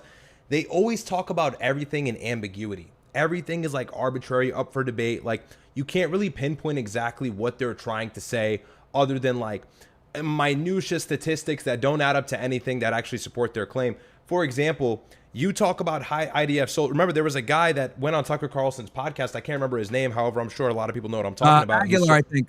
Aguilar is who I think you're talking about. And he gave like several firsthand account examples of Israeli soldiers targeting Palestinians trying to get food, posing no threat. When they were setting up aid sites, and these Israeli soldiers would pose on roofs and shoot them in the back of the head, shoot them in the leg, shoot them in their genitalia at points.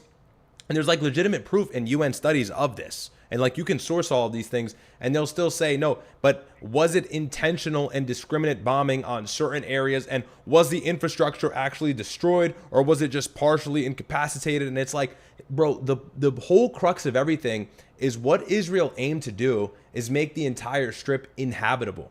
And in doing that, they were also ensuring wherever they saw Palestinians and mainstream media or any journalists weren't looking, they took them out whenever they could, however they got the chance to do, as well as the fact that I think the Gaza conflict has the highest amount of casualties from press release, from journalists. The most journalists that have ever died was in the conflict in Gaza.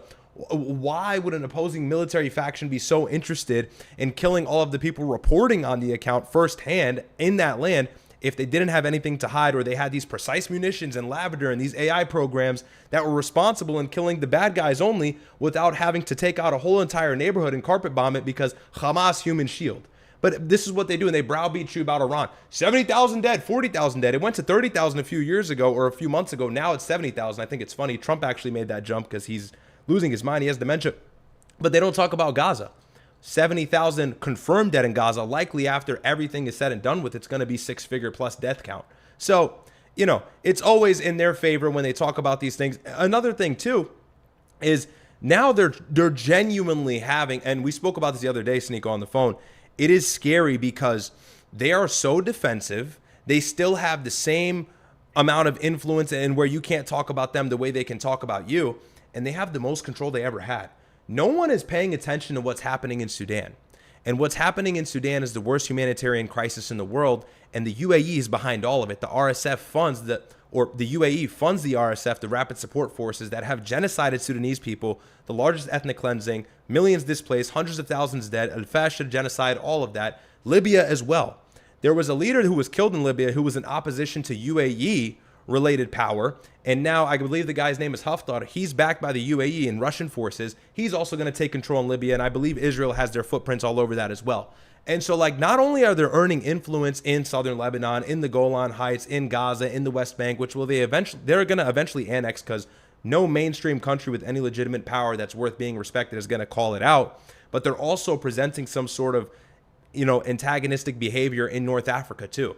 And so they have all this influence, and it's at the same time that they've also propped up the media campaign to the point where you simply saying something as factual as the Gaza situation as genocide earned you a 40-minute debate. So it's just, that's why, like, I get nauseated by these Zionists. It's like they don't even deserve the conversation, but it is what it is. It's just like, it has to be shut up. What's the simple way to explain the Sudanese genocide? What are they trying to get there? Is it resources? Is it minerals? Is it, because oftentimes Africa gets colonized because they want the natural resources there. What's going on? You want to take that, Ryad, or you want me to quickly summarize it? It's up to you. Yeah, I mean, the situation in Sudan is very simple. For the last 4 years, the United Arab Emirates has funded a proxy group. They funded this militant group that flew in weapons through Chad, that transported all of these very highly complicated drones and weapons to kill and ethnically cleanse and remove Palestine. I'm so used to saying Palestinian people being displaced, Sudanese people being displaced from the capital, Khartoum, which is North Sudan. And then they started to mobilize and gain more influence as they took control of the areas that they had control of, initially being Khartoum. They moved to the west in Darfur, and then they also moved to the south in Al-Fashir, and now they have a large amount of influence. However, the SAF, or the Sudanese armed forces, have been fighting them back and earning back influence. But the situation in Sudan, my brother can maybe be a little bit more comprehensive with it. It's as simple as a grab for rare materials, natural earth, gold being the hottest commodity that the UAE is looking to exploit out of the Sudanese people and the Sudanese land, because it is rich in those natural resources, oil as well. And they've been funding this group for 4 years, and they're still denying it, even though the UN has now created tons of documentation proving that they're behind it. They're still denying it, but they're supporting this group to remove all of this rare earth from Sudan. And as a result, millions of people have now had to flee to Egypt, to several Gulf countries, ironically. And so the situation in Sudan, I believe, is actually worse than Gaza. There's more people displaced. There's just about as many killed. And the world turns a blind eye to it because and the reason why is because it doesn't seem like there's Israeli involvement. Where there's Israeli involvement, that's what everybody jumps on. But I'd argue there's certainly Israeli involvement in the situation in Sudan, because the UAE and Israel are like this. They have a direct security access. But go ahead. Yeah, I'm gonna quickly do this. Go ahead. You want to say something, SNEAKO? Go ahead. Yeah, quick. I saw that Trump's crypto reports came out, and apparently there's some transactions of almost $1 billion in crypto between the UAE leaders and Trump. Is this correct? There's talks about the rug pull. Yeah, and they made a bunch of money, bro. They invested into 49%. They invested 49% equity into Jared Kushner's son's big tech firm or crypto firm, whatever it was that Trump so also had. Had royalties. You could just call it a proxy for Israel. So they're certainly an Israeli proxy, and that's the thing. They're power flexing their influence in North Africa, which also is beneficial to Israel. And by the way, Israel, since the clean break strategy in the 90s, has always had their eyes on Libya and Sudan. So it's everything that they wanted coming to fruition real time. And no one's, like I said, no one's really like seeing this, but all the strings are being pulled perfectly for them. And there's no condemnation globally. There's 3 names you just need to remember, SNEAKO, to quickly, because I'm going to give you the fastest summary of what's going on here, because it's basically a civil war, but you got to know 3 names in 2 different main organizations. Let me just share screen real quick so it's easier, because I've noticed putting faces and name is always better. So this guy, Omar Bashir, used to be the president of Sudan for a very long time. Hell, he was the president even when I went there in '95. What ended up happening was he went to jail for all types of war crimes, etc. That's not really too important. What you need to know is that he put this guy Hemeti as his insurance policy to protect him. This guy is the head of the RSF, or the Rapid Support Forces. This is basically a private militia, okay? Hemeti is an extremely rich and wealthy guy because he runs Western Sudan, which is where a lot of the gold is. So Omar Bashir brought this guy in as his insurance so that he wouldn't be overthrown.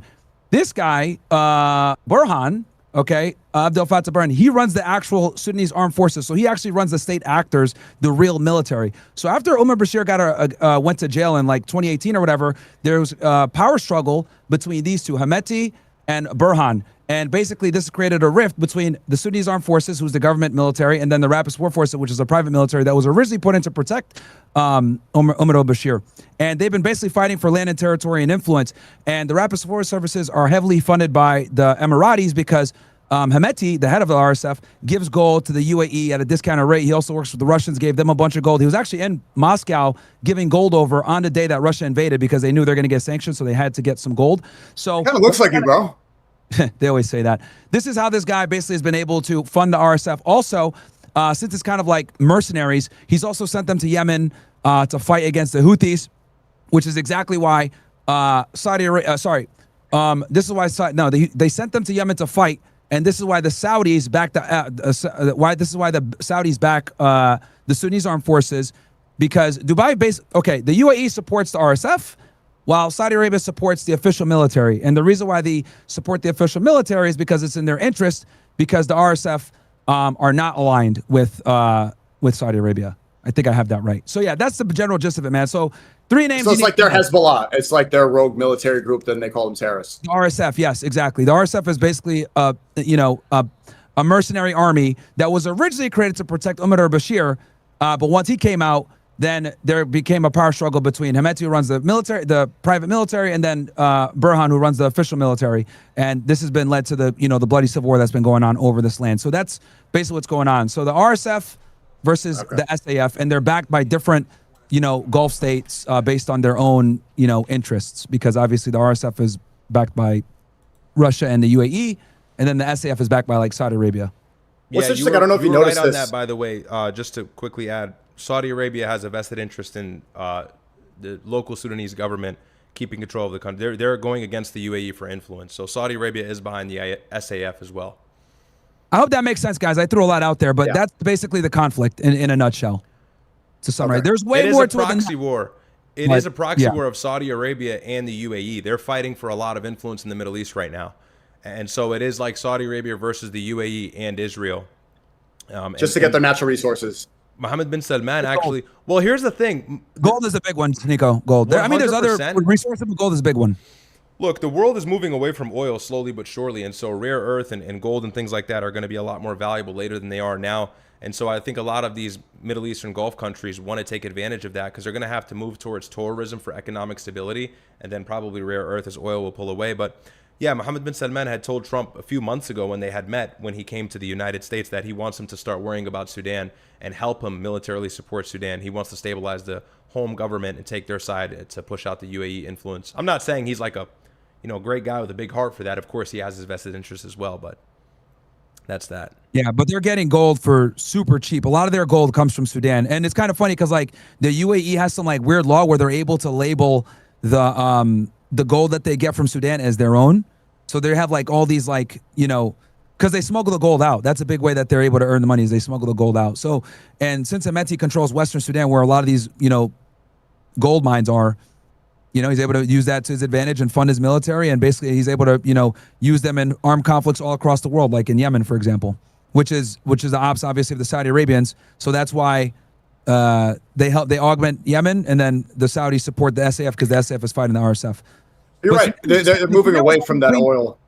The Sudan was on the clean break memo too, though. Like Israel's always had an interest in getting rid of Sudan as well, for a bunch of reasons. Yeah, Sudan has always been kind of like a rogue state. Osama bin Laden hid out in Sudan for many years. Yeah, low-key Sudan has been kind of like a roguish state. They said he was hiding out in Pakistan and Afghanistan. No, in the beginning it was Sudan Sudan. In the 90s, he was in Sudan. Yes. So when he got kicked out of Saudi Arabia because this all started because when Saddam invaded Kuwait. So as Saddam invades Kuwait, and Osama bin Laden, who's still high off his W against the Soviets in the 1980s, tells the royal family, "Hey, I could defend you. I can fight Saddam. We can get him out of Kuwait," because Kuwait obviously borders Saudi Arabia, so there was a huge national security risk for them when he came in and he took it over in 24 hours. So they were fucking panicking, and they said, "Nah, it's cool. We got the United States." And Osama basically said, "How the fuck are you gonna let Kuffar defend Muslim land? You guys are bitches." And they were like, "No, you can get the fuck out of here." So they revoked his citizenship and kicked him out the country, because I think he's actually like ethnically Yemeni, Osama, but his family's very wealthy. Like his family built Saudi Arabia. He comes from a very rich and affluent construction company that's responsible for like building all the infrastructure all across Saudi Arabia. So he had a lot of power. That's why he spoke to them that way. And they said, "No, you can get the fuck out." So when they ostracized him and kicked him out, he went and hid out in Sudan for a while. So you guys didn't. That's what radicalized him, actually. That's what made him hate America. Here we go. That's what radicalized him. What are you about to say? So the Foodle brothers did 9/11 You guys sheltered Osama bin Laden. You were harboring terrorists. Here comes the 10 IQ.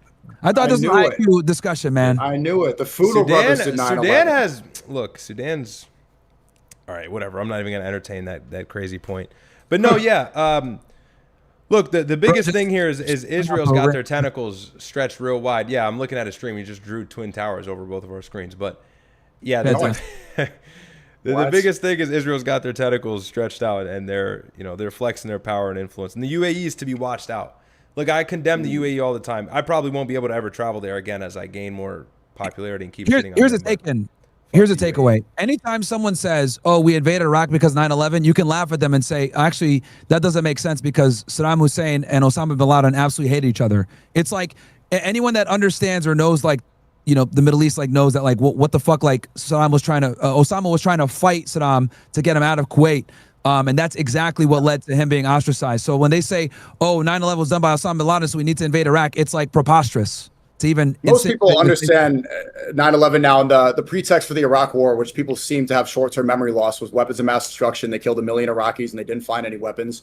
They are using the same exact strategy now, which it's so obvious if you look, as Ryad was bringing up the fact that it's no longer going to be based off of the world economy won't be oil-based. They're moving towards a tech world order. They want the AI empire. They want people relying upon this. And when I see the same exact rhetoric being used to justify the Iran war and get people looking away, it's like, are you guys all, because most of them are boomers too. I don't know if you're friends with Steven Crowder, but this guy was chimping out crazy on his stream. He was drawing the prophet stuff for law, just trying to get a rage bait moment. Yeah, dude, this guy is like demonic 2 days ago because I was against the movie. This movie Citizen Vigilante is the most obvious Goy Slav film I've ever seen in my life. And everybody fell for it. And they're like, this is so base and cool. And then they find out that the director made a movie called Auschwitz. He had Israeli actors play the women who got killed. That was super obvious. And I didn't see your take on this film yet, Myron. I didn't watch it. I didn't watch it. I didn't watch it, but you saw the clip. You saw the important part. You saw the scene on Twitter. So I saw the one scene I did see was like at the end when he shoots some of them. Yeah, I mean, dude, are we surprised? This is what they do. I've said this before. Like, Zionists have a vested interest in demonizing Islam so that they could go ahead and push, bad domestic policy, and then to push their foreign policy.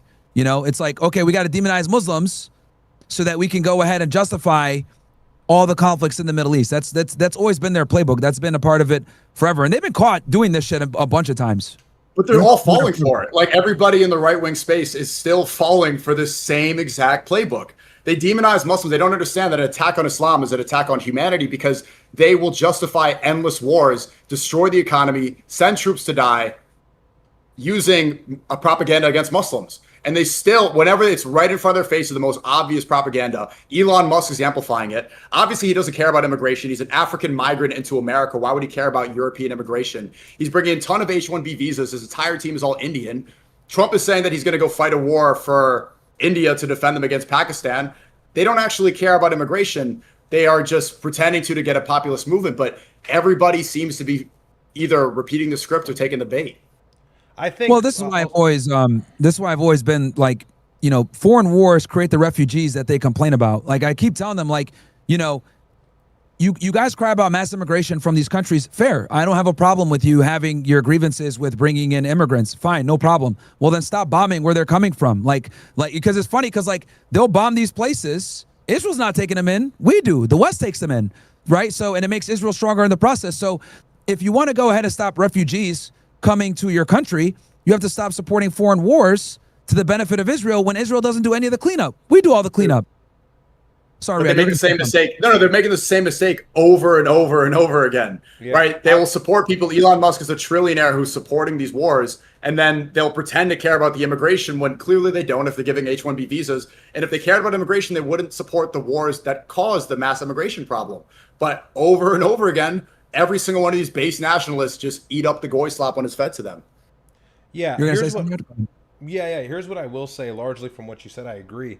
Look, the problem with Europe is they see a completely different immigration cycle than us. Like, the United States has, I think, a 1.3 Muslim population or something, like 1.3% of the country is Muslim. It's very small. And the Muslims that come here, like West Asian, Arab Muslims, even the brown ones, they assimilate very well. And what we see is like, okay, when they first get here, they have tons of kids. And then after that, they like assimilate to the normal American norm, and it's like 1 kid per household or even less. So the issue of like them taking over in the US is asinine. In Europe, there's a lot of them. Germany, a lot of Western Europe, they have come in these large numbers. And so there's been an uptick in crime in certain segments like SA and stuff like that. But these movies, like you said, are solely made with one political ideology stemming from like the far right to rile people up and kind of create this hunger of division. And that's why they're not allowed to show it in the movie theaters, by the way. A lot of these European countries had said that they're not going to air the movie because of how dangerous it could be if they do, and which is a good call because it probably would cause a lot of civil unrest. But I think they should have just played. What I will say, they should have kept it out. They should have just released it and like let it, because when you suppress it, it becomes stronger. But what I will say is, yeah, that is true. What I will say is I don't think people are buying it like that as much as like, okay, obviously you have some people that are talking about it and saying, oh, it does speak to some truth. But I see a ton of rhetoric on X saying this is Jewish. Like I see a lot of people like, all right, this is obviously trying to divide and really I would put say it's Christians mostly and Muslims. Pit Muslims and Christians against each other. Yeah, I mean, a lot of Muslims obviously call it out right away. Dude, every single nationalist fell for it. Every single one. Yeah. I saw Tristan Tate said that he wants to star in the sequel. I saw Patrick Bet-David say this movie will inspire terrorism, okay, but you should go see it right now. Well, Great PBD film. is gonna jump all over that. That's like his wet dream. He jumped all over it. Like that. The other one, this other dude, he was also saying that it was very funny, that it was great, that it was good, that he liked, and didn't even know that it was Israeli propaganda. Everybody took it. Everybody on the right wing. Steven Crowder said he liked it. People who should be aware of this all took the bait immediately. And I think it's showing a hatred that they have deep rooted that I wasn't aware of before, and I probably should have been. Especially when you see, when they don't talk about Sudan or when they get Gaza fatigue, they don't want to talk about the Gaza genocide anymore because they don't see Gazans as humans. They don't see Sudanese people as people. They embody a lot of the same ideologies that the Zionists have, about being superior, about being chosen and everyone else being subhuman. This is why they don't talk about like, oh, I don't want to talk about this. Let's talk about America. Well, what genocide is happening in America? There's none. It just is really revealing the true nature of many of these people on the right.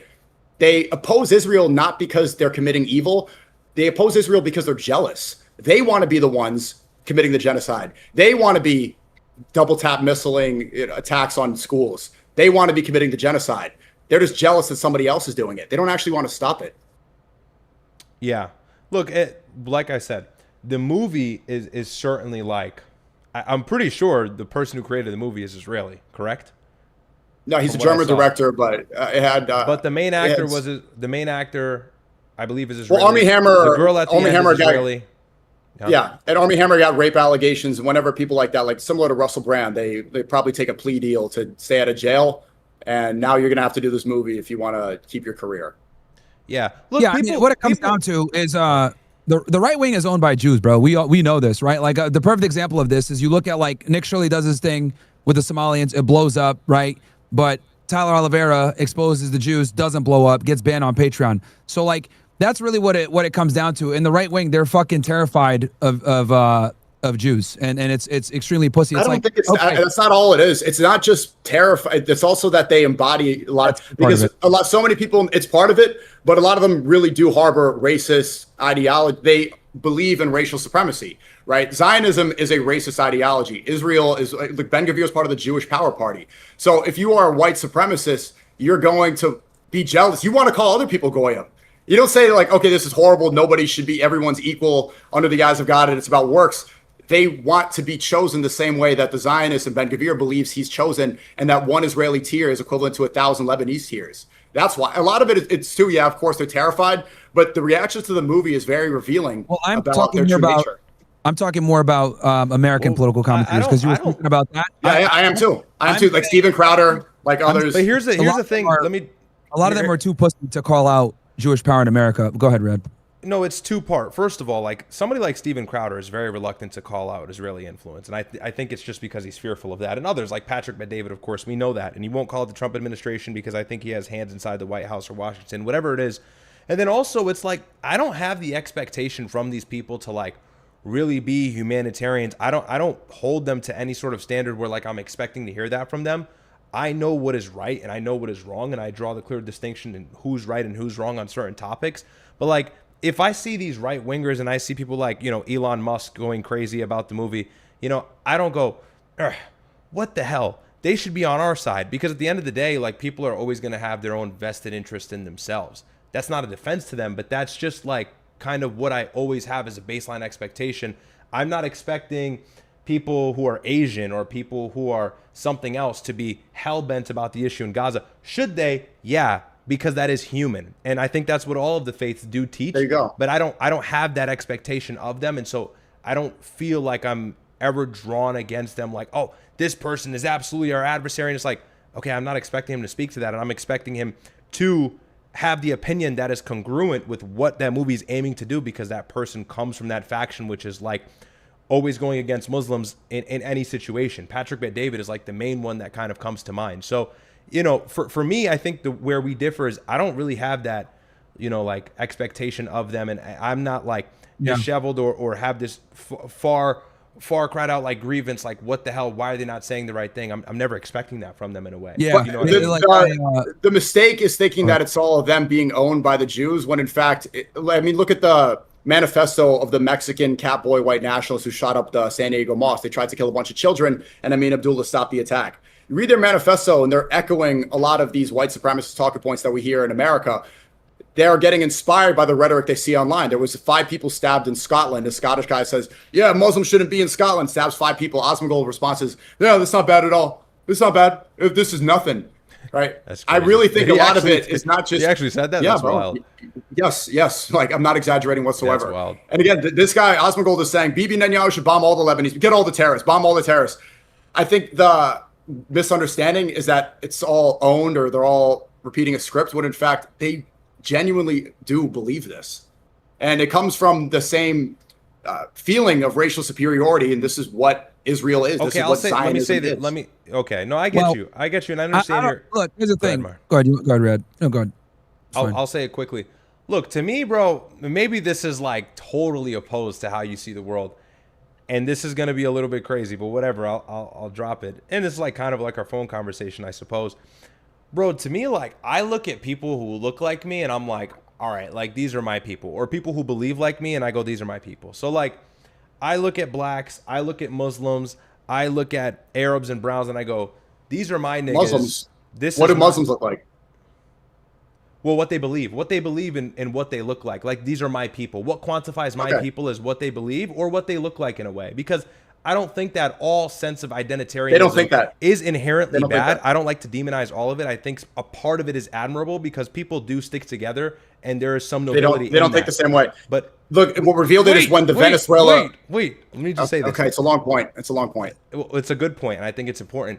So when I see other people do that, look, if somebody's saying I don't care about the people dying in Gaza, they're a piece of shit. Like, or I don't care about the issue of innocent people being ethnically cleansed, they're a piece of shit. I'm not trying to omit that fact or like shy away from that. But I just don't know if I think it's smart for Muslims or brown people or black people, whatever it is, to be upset about people who don't look like them, thinking differently than them for the interests of their own people, even if it falls in line with propaganda, because that's the propaganda they're going to fall in line with. That's what they look like. Does that kind of make sense to you? Like, I don't. That's what they're going to believe. I don't have. That's what they're going to believe. So I don't know why there's an issue when the cookie crumbles the way exactly it should. You know what I mean? I don't know how that would be useful of my time or beneficial to me to be disheveled over that. Because to me, it's like, bro, I'm worried about my own people and people that share beliefs with me. If somebody's like a white supremacist or somebody is an anti-Muslim or something like that, that's their lane. And for them, they're always going to say the things that are in opposition to what I believe in. So I don't see the good in fighting them. I see the good in fighting people that are actually like coming after my own livelihood or within destroying what I believe, which is people who are like from the inside out. What's happening in Sudan, like Israel's hands in Sudan. What would you say to that? I think that's a better use they're promoting a movie. Go ahead. Patrick Bet-David is knowingly saying that this movie is going to inspire vigilantes and terrorists. They know this. The whole point of the movie is to start a race war. Elon Musk is every day logging on X and trying to incite a race war. There's no debate about this. Yeah, but he's not, I don't think he's winning though. I don't think he's winning, especially in the U.S. I don't think that rhetoric is taking any precedent. That is, well, look, there was a San Diego attack that just happened. 5 people stabbed in Scotland. So these people that are celebrating and pushing this movie out are trying to get people hurt. Like this, terrorists are going to be inspired. That is the intention. So you're saying that this is not the main sort of the issue, but this is affecting the lives of people and maybe potentially everybody in this call. If people are going to be inspired to kill a Muslim immigrant into America to get people that don't look like them. And the difference is you're saying that you will see people as your own if you have the same beliefs. They don't think that way. Look at Venezuela, for example. They say Monroe Doctrine, the Western Hemisphere is ours, America first, all this stuff. Venezuela is predominantly Christian, far more Christian than America. None of them see Venezuelans as their own because they don't look like them. But this is Zionist ideology repeated with white people. But if that's the case, that's to their own fault. Like that would have not, like, why would that bother me? You know what I mean? Like if your because it could affect you. Because it can affect you. In what way? White Christians not teaming up with Christians? There was no. People pushing the anti-Muslim rhetoric is inspiring people. Like there was a mosque that just got firebombed in England yesterday. This Iranian diaspora guy said, like, yeah, I want to end Islam here. I want to free Iran. And he's lighting a mosque on fire. 5 people just got, I told you, like, now attacks are starting to happen more and more. There's a domino effect. Maybe, look, the political agenda by, like, the Elon Musk-esque movie, maybe that is inciting violence and sparking motivation in these people. I won't deny that. But what I'm saying is it is in the face of all of the waking up and the mass awakening that's happening and all of the anti-Israel coalition that has been built over the last 5 years, it's negligible in the face of that. And that's the biggest thing. Europe is, and I really want to make sure this is clear. And I don't want to say I don't care about Europe. Of course, like, the whole world matters to some degree.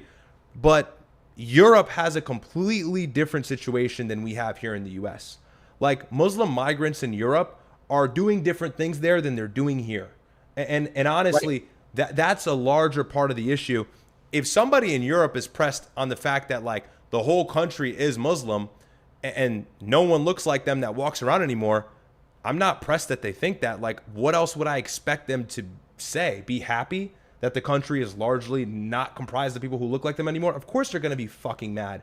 But if those people can understand the greater good and building a coalition and understanding why that's happening in their country, I think that's a better use of, like, our time to speak to. I don't know if that makes sense or that's connecting. There's no coalition because, as I explained, like, they're not actually anti-Israel. They're just jealous. They want to be doing it for themselves. They want to be on top. America first really means putting its citizens first, right? The military-industrial complex, which has now brought us to, what, $39 trillion in debt, $1 trillion every year increasing with inflation. This is because of the endless wars, right? They want to be on top geopolitically. They want to be the empire controlling the world. They want to be the dominant. But that speaks to my point. That's what else would you expect people to want? Not to control the world or have the most influence. That's the goal of, like, a lot of Muslims too, is to build the Khilafah back up and have control of the Middle East like we did under the Ottoman Empire.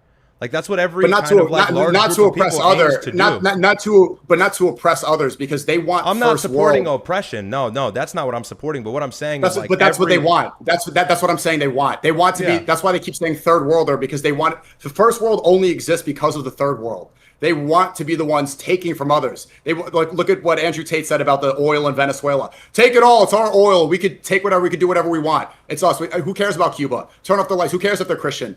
They don't see any sort of similarities in faith. It's only what they look like. And this is just Zionism for a different group. I saw that Myron was going to respond to this. I'm curious to what he has to say. No. I was just listening to what you guys were saying. It's fine. It's we've passed. Yeah, but, like, bro, to me, I'm like, this is what I'm trying to say. This is more important. I look at the world and I see 1 million Sudanese losing their homes and dying in mass numbers because a cucked out Gulf Arab state is bending to the Jews. That's more important to me than, like, a white person saying, oh, we need to take over Europe and we need to do what, we need to do in order to, like, make the entire Western Hemisphere ours. Like, that just doesn't bother me as much as, like, our people getting absolutely pummeled in the Middle East. And I think the best way to highlight that our people are getting pummeled in the Middle East is to continuously highlight the Israeli expansionist project and all of the hidden motives and all of the fruits of that expansionist project, which is ethnic cleansing and genocide of our people. So like that's the angle that I come at the world from. I get it. Like, okay, if these white nationalists are eating the movie up, obviously the movie has a huge, movies typically have like a very hidden political agenda. That one is clear. It's like straight up, that movie is fuck Muslims. Okay, we moved on from that. Anybody who's eating the slop up, they haven't passed the litmus test. If they really think that that's the greater message and that's all that you should take away from that movie. If somebody's smart, what they'll take away from that movie is this is obviously aimed to create a more divisive world, especially in Europe. But I can understand a partial grievance of the people in Europe, because if your place is being taken over, or there's a large amount of people who don't look like you entering your place and maybe not assimilating, of course they're going to be upset. Not saying I defend them or I stand with them. I'm not fucking white. That's their problem. But I understand why they're upset. Does that make sense? The other thing also to keep in mind is that, keep in mind with Europe, bro, these are all like socialist countries, right? So like for them, mass immigration affects them a lot more than it would affect us here, because when you have mass immigration, well, those people tap into the resources of your healthcare system, of all the other benefits that you pay a lot of taxes to pay into. These, you know, Canada, Europe, etc. These guys are paying 50-60% of their income on taxes. So for them, mass immigration is going to be a bit more, they're going to feel it more than we will over here, because we don't have the same enormous, you know, social safety nets like they do over there in Europe. So for them, it's like almost like, you know, putting a lighter to gas. It's even easier to push it. So like, we don't have the same issues here in the United States like they do in Europe. But that's another reason too why I think they're kind of aggravated, because a lot of these European countries are basically socialist countries. They're where our Democratic Party here in America is now. Well, that's where they want to be in like 10 years. They're ahead of us within the whole. The DSA is 10 years behind where Europe is right now, and that's where they want to get to. The grievances of the Europeans are being repeated here in America. Although the immigration is only 8% Muslim here, it's predominantly from China, from India, and from the southern Mexican border. Yeah, they are trying to use that anger. It's laughable when people mention like Muslims in America, because I'm like, bro, like there's not enough Muslims in America to actually like, you know, have this level of influence that they're fearing. If anything, it's really the Zionists and the Jews that have way more power, because they have representation in government, representation in tech, representation in media. They have overrepresentation in all the most powerful institutions that actually run this country. So when they turn around and say, oh, there's too much Muslims here or whatever, it's like laughable, because like they don't have the same political, you know, financial and motion that the Zionists do. Like we don't have a Muslim lobby in America where we're telling them pay money to Qatar and let's go ahead and pass legislation that's like protects Muslims. Like no, but we have an entire infrastructure built out for Jews. So it's more laughable here in America than it is in Europe. But sorry, go ahead. You were saying something. Yeah, I mean they're ramping it up like crazy. Look at the rhetoric from Loomer, from Randy Fine, from other congressmen. What's his name? Randy Gill. DeSantis is going around saying he's banning Sharia law. Look, all these people got the script. Yeah. Have you seen Joe Rogan? Joe Rogan is talking about how like Sharia law is not compatible. It's like where is he talking? There's no Sharia law being proposed as legislation in America, but every single one of the right-wing commentators are now repeating the same exact Zionist propaganda, and they're piggybacking off of the grievances in Europe to justify that anger here. I disagree with that. They're using it to try to say, look, see what's going on in Europe. We're next. Oh God, like that's a part of it. I disagree with that in totality. Like maybe there's a portion of that that's true. Trump is at war with Islam right now. He's at war with Iran. He's fighting Iran, and as a result, Lebanon is being attacked. All of these countries in the Middle East are being attacked. So what better for this administration? What better for the United States right now? Any other time than now to push anti-Islam rhetoric to motivate appetite and hunger for this war. That's part of the reason. I think there's a big desperation from the MAGA-based boomer Republican crowd to spark up anti-Islam rhetoric so this war can seem a little bit more justified, because at the end of the day, there's no other benefit for this war. Think about it. Nothing is actually benefiting the United States. There's nothing we can extract out of it. So the last thing that we have standing is saying, well, these are evil people. We got to kill them. So that's why the rhetoric is ramping up. But again, it's negligible in the face of the legitimate issues. The people who are going to own this country in the next 15 or 20 years are Indians, are Chinese. They are the ones coming in replacing high-skilled labor, not Muslims. And any person who's intelligent, who is actually smart and paying attention to the demographic shift and looking at metropolitan areas and how the demographics are changing overnight will tell you that Indians and Chinese and even to some degree South Americans are taking over not Muslims. That falls on its face. And I think all of the anti-Islam rhetoric that comes from even some of the bigger voices is shot down immediately, because that's not what people feel when they leave their houses. I don't think people are buying that up the way you think they are. You're always going to have your ignorant people that hate Islam and so whatever. But I don't know if like it's catching steam the way it did after like 9/11. I think that it's falling on its face. Well, that's the objective. Well it was. But that's their objective right now. But they failed. But they tried that already. They've exhausted that possibility. Right. If we continue to push back against these obvious lies. And my thing is, a lot of people are on the right side of this. Tucker Carlson is doing a fantastic job. He gets it. Anna Kasparian, she gets it. And some of these people, like, she's traditionally a left-wing person. Tucker Carlson is she, who else? Megyn Kelly?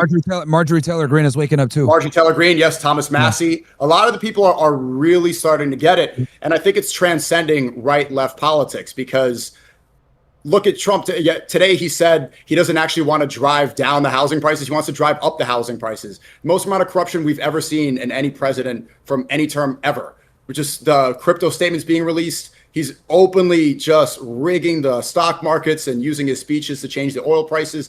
And my point is that people who have complete allegiance to the right wing, you might find yourself trapped and audience captured by people that don't get what's going on and just like hating Muslims because it's popular and because it feels good.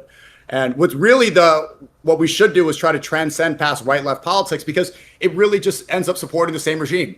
We know the playbook. The right-wing politician comes in, wars, bomb Muslims. You get like George W. Bush. Then you get a left-wing person. They need to clean up the results of the right wing. So they bring in tons of immigrants, tons of immigration. And then the right wing starts campaigning and saying, oh my God, look how bad immigration is. And then they get elected and then they bring more wars. And it's just this nonstop cycle of the exact same system that only supports Israel. Now, Israel has so much money. Netanyahu is saying he doesn't even need to rely on American dollars anymore. I think that Tucker Carlson, Massey, and these types, you also mentioned Marjorie Taylor Greene. People are starting to realize that the right-left paradigm, this is Candace Owens keeping you. Yeah, Candace Owens, perfect example. That this is keeping you in a cult where they're like, "Oh, are you a libtard? You're against Trump? Yeah. Oh, are you like a commie?" It's like, well, I'm not a communist, but Trump saying he wants to raise the housing prices, that's stupid. That doesn't make any sense. Mamdani's doing a fantastic job economically here. Disagree about so much of this stuff. He's chipping out at the LGBT parade. Some of the people are saying abolish prisons. That's retarded. But somebody needs to address the wealth inequality. But they're afraid to because they don't want to get called a libtard, because Michelle Obama's a man, because J.D. Vance is saying, oh, Biden fell asleep. Don't get audience captured and don't fall into a right-left cult. Because many of these people, especially on the right wing, they want to kill, like they hate you. Like they literally despise you, and they are celebrating and laughing at a movie that is advocating for your murder. Okay, I agree with a lot of pretty much everything you said is right, but I will disagree and push back, and it's okay. We're having a good conversation on there is no right and left. There definitely is right and left, and I think when you erase that distinction, you enter a dangerous territory. And I'll tell you why. They take that anti-Israel rhetoric and they use you in the anti-Israel rhetoric to Trojan horse to the finish line. And then once they get there, they go, remember the club, SNEAKO? Yeah, nigga, you're finished. Or they go back to all the things about, what did you say about 1933? And I don't think that these people are really locked in with us just because they say, I like Islam, but I also like gay people. And I also think that fascism is very evil, and we know a fascist regime that we should never talk about and cancel anybody. Look, I get it. The DSA is catching a lot of momentum. It just happened in Colorado. Hassan Piker platformed some Ethiopian lady who won, I think, a congressional seat or something. Socialism is here in the Democrat Party, bro. Yeah, in the 13th congressional district in New York. Mamdani endorsing 3 people and winning. Like, the Democrats are catching steam. But I think instead of like being like, all right, well look, they're doing it and they're kind of right on these things and they're more aligned with us. I think Mamdani is the most powerful Democrat in America right now. By far. I actually just met the lady that he endorsed. I think, I'm not sure who, she's the Palestinian. I just saw her on Steinway Street like 2 hours ago. Sorry, Ryad. Keep going. I was just going to add. No, I think he's no, all I'm saying, bro, is look, these people, there's an overlapping interest of anti-Israel rhetoric, but that should not be the end-all, be-all, and the standard should not be so low to the point where we're going, oh, they're anti-Israel? I'm jumping on board. Like, we should have a little bit of a higher standard and a little bit more polished decorum if we're going to choose out who we want to support, because there's tons of anti-Israel rhetoric from the right as well. And these are the same people that are not calling for the death of Muslims, like a Marjorie Greene, like a Candace Owens, like a Tucker Carlson, like a Thomas Massey, and so many others who follow them, millions who follow them, who are white and who do support what they're saying. So I think sometimes, I'll just finish with this. Wallah, SNEAKO, I'll finish. Wallah.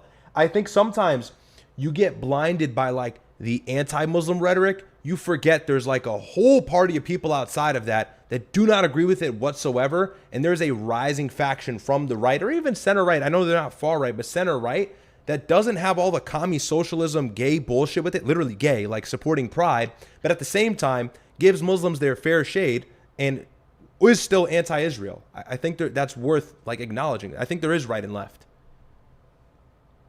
Myron, you gonna say something?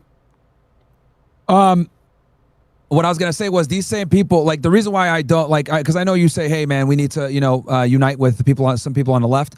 I don't think we can, because they're just they don't see people like me and you as human, SNEAKO. I know what you're saying. You're saying like a lot of these right wingers look at us as not human, but these people on the left don't either. They look at us as Nazis. They look at us as bigots. They look at us as fascists. So they hate us as well. And we all know that the progressives are far more okay with using violence against anyone that has any type of.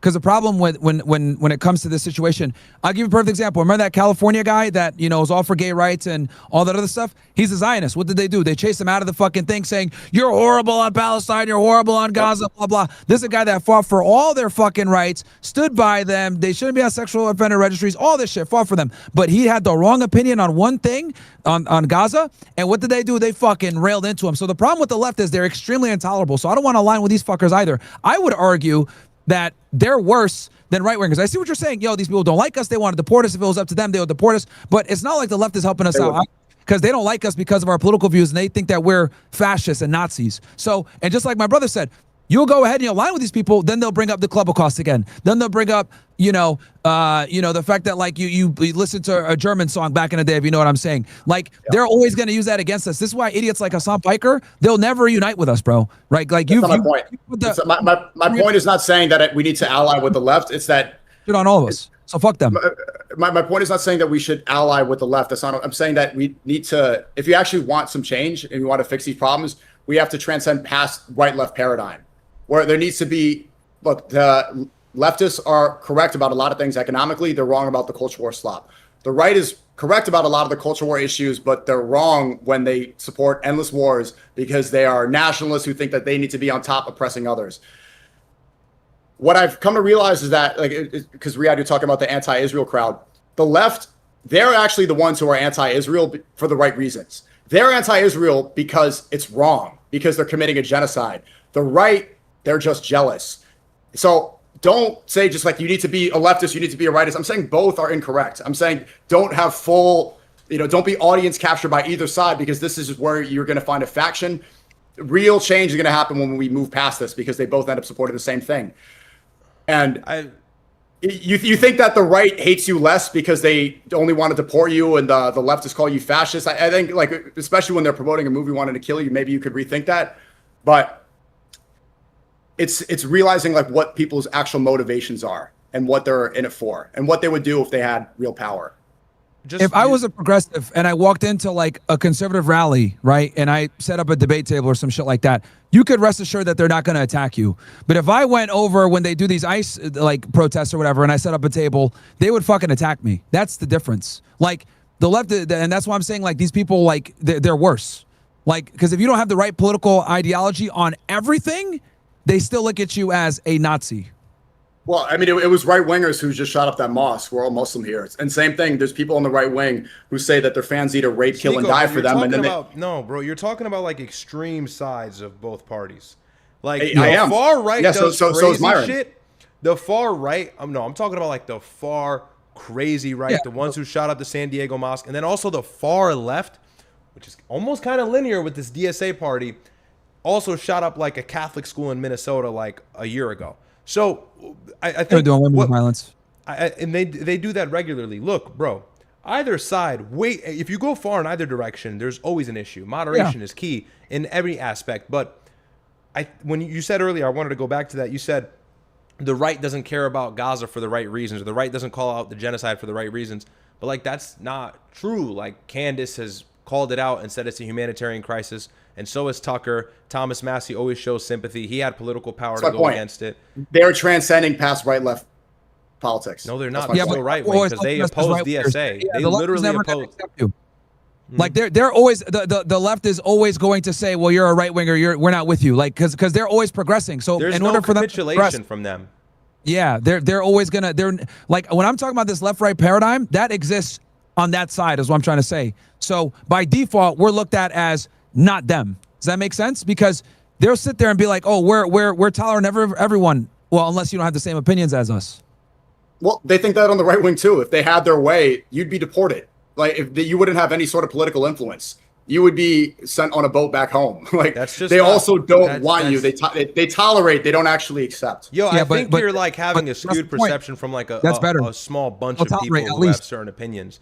Like Trump is far right. We can debate on the right. They don't do that over there on that side, dude. They don't debate on that side. We do it over here. They do it. Don't do it over there. Like a conversation like this would be unfathomable between some, some progressive motherfuckers. Like they just, because everyone has to agree, like everything, apartheid, genocide, colonial project, blah. Like it's like they all have to agree and have the same exact viewpoints. Like if they're not in line, it's like, get the fuck out of here. This is why establishment Democrats are having to shift, because now the Democrat Party is shifting to socialism. That is the new wave. Get on the fucking train or you're out. So that's what's happening. And I predict in 26 and 28, this is the DSA is going to take over. Because with them, it's like you either have our opinion or you're gone. You're out the tent. We don't fuck with you. Like they don't allow for debate like we do on our side over here. But it's kind of inevitable when you have somebody far right and you have all these endless wars and you create this wealth gap and you are only profiting trillionaires and then people celebrate trillionaires. Naturally, the citizens are going to need policies that swing the other way to correct it. It's just a constant pendulum swing. Wait, I just want to ask you, who do you think is representative of what do you think the majority right-wing belief is in the U.S. right now? Like, do you think it's deport anybody who's not white and all Muslims are terrorists? Because I just think that's not what it is anymore. The majority right-wing view, I think a good example from a streamer would be somebody like Osmond Gold. I think he has the largest audience of a right-wing type streamer. And he is saying the same things like Muslims are terrorists. He was like, did 7 hours on the grooming gangs, and that 250,000 was completely conflated. Obviously, it happened and it's horrible, I condemn it. But that estimation is so false. And they push it out specifically because they don't like immigrants and they falsely conflate non-white people with Muslims, even though Bosnia is a far whiter country than America is. Yeah, I think that they want to have a ethno-state, just like Israel. I think that they don't want non-whites. I think that they would want to like have remigration. They're very public about this, even though it's never going to happen in Europe. And I think they only want one religion. I think they want a theocracy. I think they want fascism. I don't think they want freedom of religion. I don't think they really want freedom of speech. I think they want it rights just for them. And I think they are jealous of Israel and want that for themselves. That's not Osmond Gold. I could see somewhat. I think Osmond Gold just is like a Fox News repeater. He gives all the Fox News takes. Yeah, the boomer Fox News takes. But like he gets price chat all the time for shilling for the Jews, though. You're completely you're completely disregarding like Carlson's influence. Like Tucker Carlson is gargantuous. Like he's huge. Pause. And like a lot of the people that watch him are actually older. Like he doesn't even have this young audience like that. Sure. Same thing. Candace has like all the moms, and she has a huge reach as well. Thomas Massey being unseated was a big deal and woke a lot of people up to how much influence AIPAC has and how Trump moved in unison with them. So I think there's a part of the right party. I think you're supporting my point. Party, which is good. They're making a third party, which I would probably would probably align more with. But it's still going to be considered right wing, SNEAKO. Like it's still going to be. That's what I'm saying. It's not, bro. Yeah. It is still right and left. The paradigm's always going to exist, bro, because these motherfuckers don't look at us as them. They'll never be in a tent with us. Forget the foreign policy. It's still neither right. Neither does the right wing. They want you deported. I mean, and I think if you ask Tucker, Candace, Massey, okay, go ahead. You don't think that these people want you deported and want you out and don't want you in some sort of influence and they don't want Muslims in America? Sure, some will, but a lot more. But a lot of them are far more moderate on this topic than people on the left that you're agreeing. Like I'd rather be with someone from the far right than someone from the far left. Like on the far right, they can have their views or whatever, but on the far left, they legit want to kill me. They want me gone. I'm a bigot. I hate women. I'm a misogynist. Like they want me dead. Here they might say, well, maybe we need to deport them or you could stay. But like on the left, they want me dead, bro. They want. I don't have to worry about getting sniped by a fucking right winger. I'm gonna get sniped by a left wing person. SNEAKO, Well, if you were walking into the San Diego Mosque that day, that could have been. Okay, you. What are you saying, Ryad? SNEAKO, you have the perception that like being right wing and not being white means like you're on your knees sucking white dick. I just don't think that's true. I don't think that's true whatsoever. Is that what you're insinuating? Because I just want to simplify this. Because if that's the case, then that's completely wrong. Yeah, and by extension, you know how the people always say like Indians are a Jewish bioweapon? Because Islam is a right-wing religion. And it's pretty brown. It is. It is. I mean, Islam is capitalist and socialist at the same time. No, it allows for free market, but it also has correct charity and it corrects things. Women the way shouldn't leave their house in Islam, bro. Islam is neither. Islam is neither. Islam is right. The right wingers want the Roman Empire. I just talked to Richard Spencer. He's saying he wants and Muslims want a new Khilafah. We want the Mahdi. Look, their idea of conservative values is not conservative values. It's the Roman Empire. It's a white ethno-state. It has nothing to do with actual conservatism. I don't care. Why do you think they hate, bro, Ryad? They hate the hijab.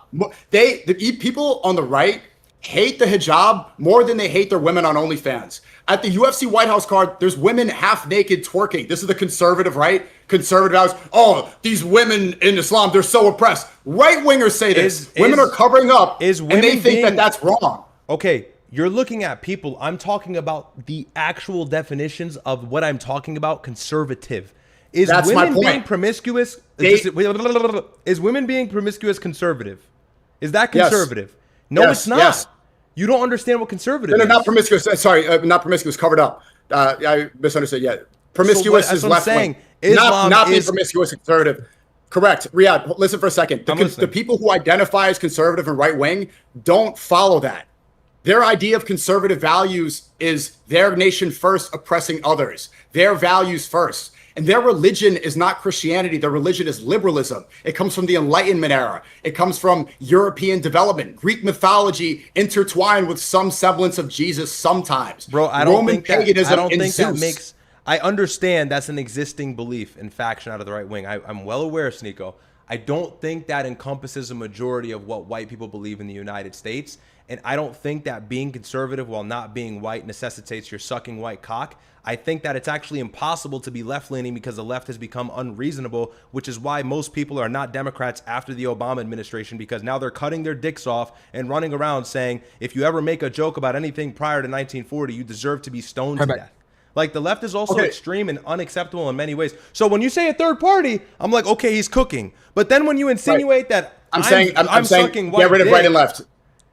I'm saying get rid of this this right-left paradigm and transcend that. I think Tucker, Candace, Massey, these people would agree. The pretext for the Iran war was Trump needed to free the women of Iran of their oppressive hijab. MAGA accounts are posting videos of women stripping of their burqa to now be free. Tommy Robinson protests in the UK. The far right.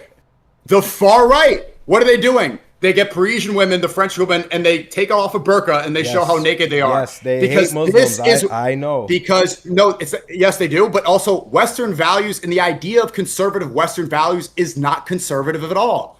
It's women being free. It's women being open. Is feminism. But the point, right wingers are as liberal as the people they complain about. They just don't even know it. They're brainwashed. But okay, SNEAKO, you did it again. You're not talking about a majority of right wingers in the U.S. Name one white right winger who is okay with the hijab. Tucker Carlson. He transcends right and left, and he would tell you that. If you no, he doesn't. He's literally Republican. He's literally right. He said he's leaving this current GOP, but he is Republican. Bro, this nigga lives in Maine. He lives in Maine, bro. So Tucker Carlson. Isn't that a left state? That's a left state. Let me get this off. That's a left state. Tucker Carlson, Candace Owens, Thomas Massey. There's another one that I can't remember. Even Megyn Kelly at this point to some degree. Marjorie Greene. And there's more that are smaller. They're all clearly right-wing. And what necessitates them being right-wing is opposing this new DSA Democratic coalition that's now being built on the left. They oppose that strongly. They've condemned it, all of them on X.